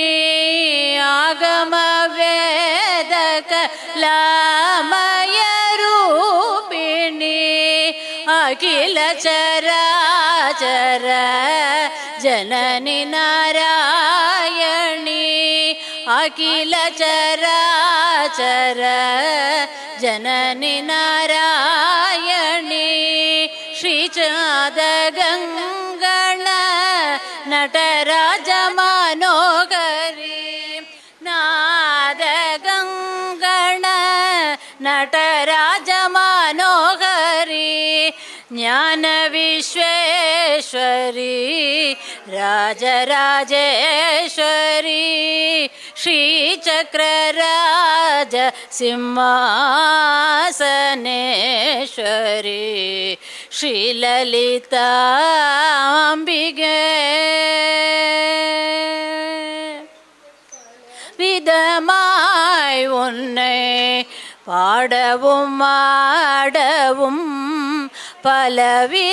பலவிதமாய் உன்னை பாடவும் ஆடவும் ஆடிக்கொண்டாடும் அன்பர் பதமல சூடவும்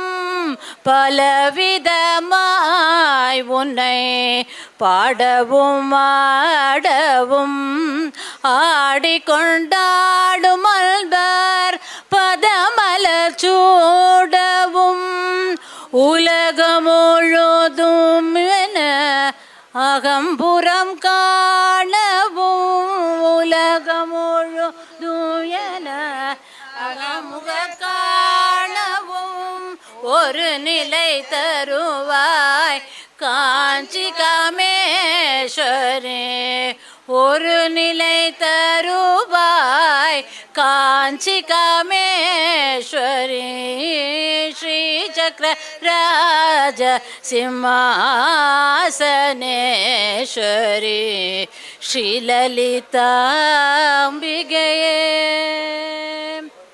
ஒன்று திரிந்த என்னை உத்தமனாக்கி வைத்தாய் உழன்று திரிந்த என்னை உத்தமனாக்கி வைத்தாய் ரிய பெரியோருடல் ஒன்றிட கூட்டி வைத்தாய் உயரிய பெரியோருடல் ஒன்றிட கூட்டி வைத்தாய் நிழலன தொடர்ந்து முன்னோர் கொடுமையை நீக்க செய்தாய் நிழலன தொடர்ந்த கொடுமையை நீக்க செய்தாய் நித்ய கல்யாணி பவானி பத்மேஸ்வரி நித்ய கல்யாணி பவானி பத்மேஸ்வரி श्रीचक्रराज सिंहासनेश्वरी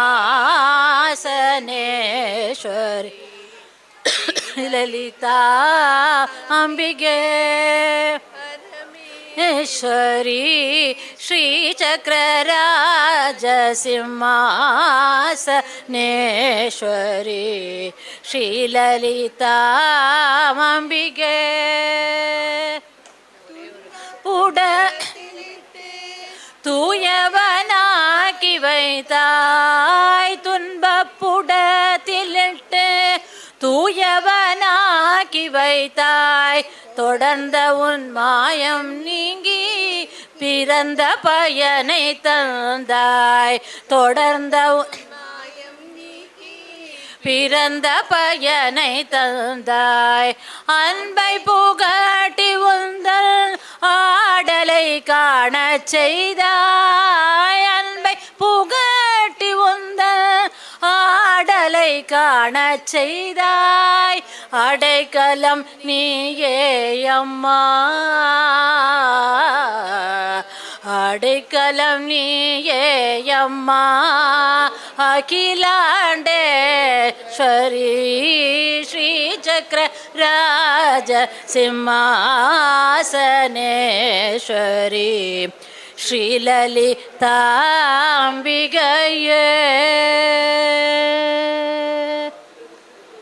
துள்ளுமத வேட்கை கணையாலே தொல்லைப்படும் நீல கடலாலே மெல்ல வரும் சோலை குயிலாளே மெய்யுருகோமாலை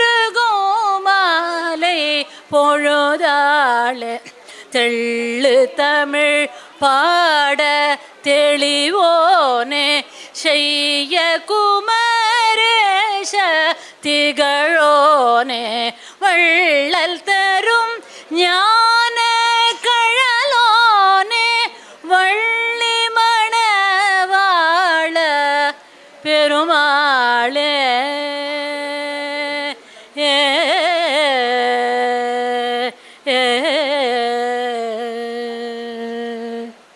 जय गुरु। हरे राम या हरे राम राम என்று हरे राम राम என்று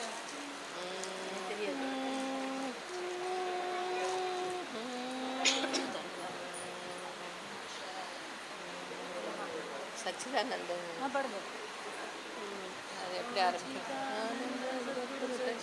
सच्चिदानंद सद्गुरु सच्चिदानंद सच्चिदानंद सद्गुरु सच्चिदानंद सच्चिदानंद सद्गुरु सच्चिदानंद सच्चिदानंद सद्गुरु सच्चिदानंद ओम गुरु जय गुरु सच्चिदानंद ओम गुरु जय गुरु सच्चिदानंद ओम गुरु जय गुरु सच्चिदानंद श्री ओम गुरु जय गुरु सच्चिदानंद सद्गुरु जय गुरु सच्चिदानंद ओम गुरु जय गुरु सच्चिदानंद श्री गुरु जय गुरु सच्चिदानंद सच्चिदानंद सद्गुरु सच्चिदानंद सच्चिदानंद सद्गुरु सच्चिदानंद सच्चिदानंद सद्गुरु सच्चिदानंद सच्चिदानंद सद्गुरु सच्चिदानंद ओम गुरु जय गुरु सच्चिदानंद ओम गुरु जय गुरु सच्चिदानंद ओम गुरु जय गुरु सच्चिदानंद ओम गुरु जय गुरु सच्चिदानंद श्री गुरु जय गुरु सच्चिदानंद श्री गुरु जय गुरु सच्चिदानंद सच्चिदानंद सद्गुरु सच्चिदानंद सच्चिदानंद सद्गुरु सच्चिदानंद ओम गुरु जय गुरु सच्चिदानंद ओम गुरु जय गुरु सच्चिदानंद ओम गुरु जय गुरु सच्चिदानंद गोविंद नाम संकीर्तनम गोविंद गोविंद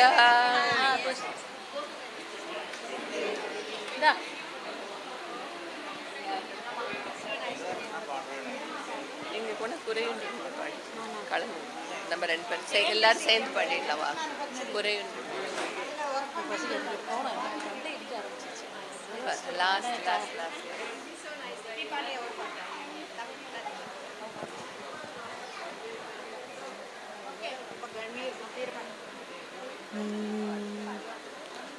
குறையொன்றும் இல்லை மறைமூர்த்தி கண்ணா குறையொன்றும் இல்லை கண்ணா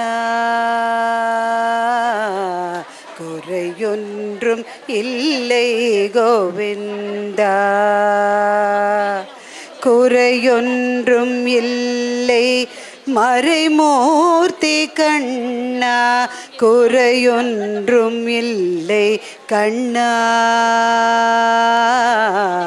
குறையொன்றும் இல்லை கோவிந்தா.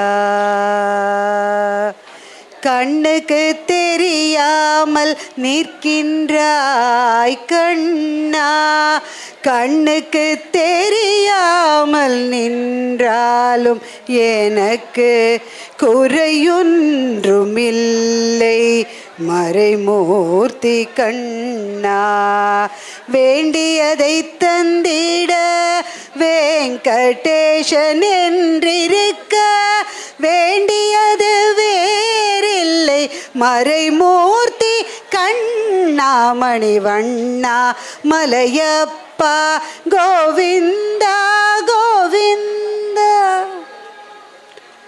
திரையின் பின் நிற்கின்றாய் கண்ணா, கண்ணா திரையின் பின் நிற்கின்றாய் கண்ணா.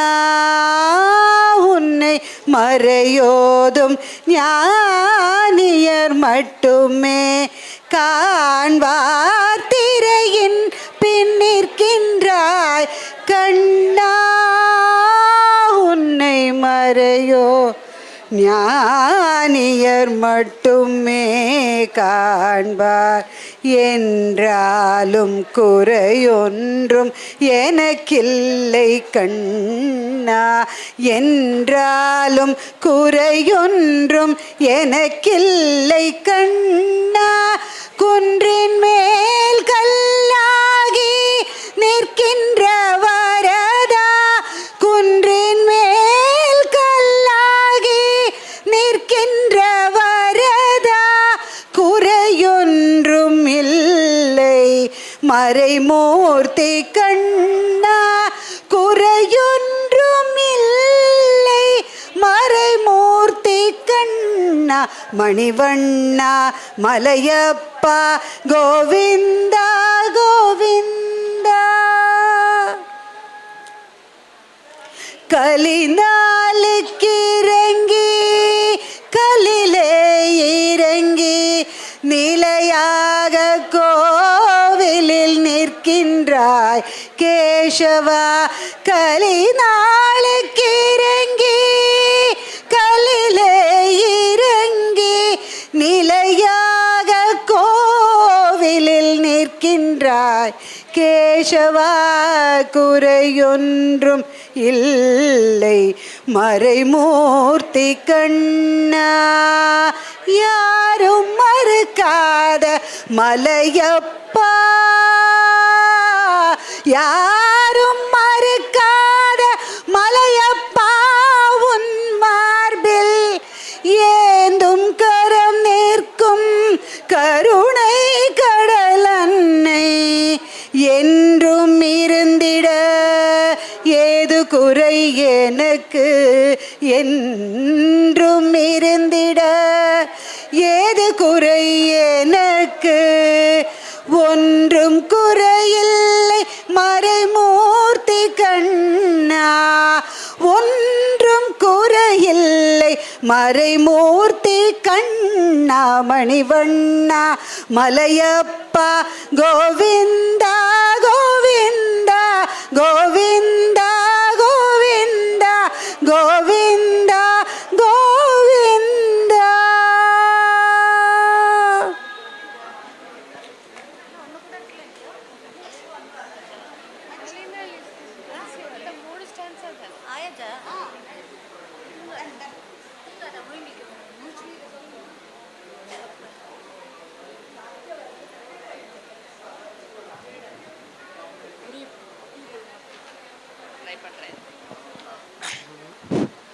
ஹரே ராம ராம என்று பாடிடுவோமே, ஹரே கிருஷ்ண கிருஷ்ண என்று பாடிடுவோமே.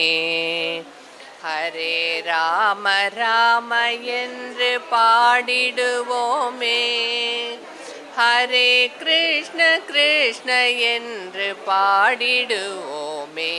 நாம் ஹரே ராம ராம என்று பாடிடுவோமே.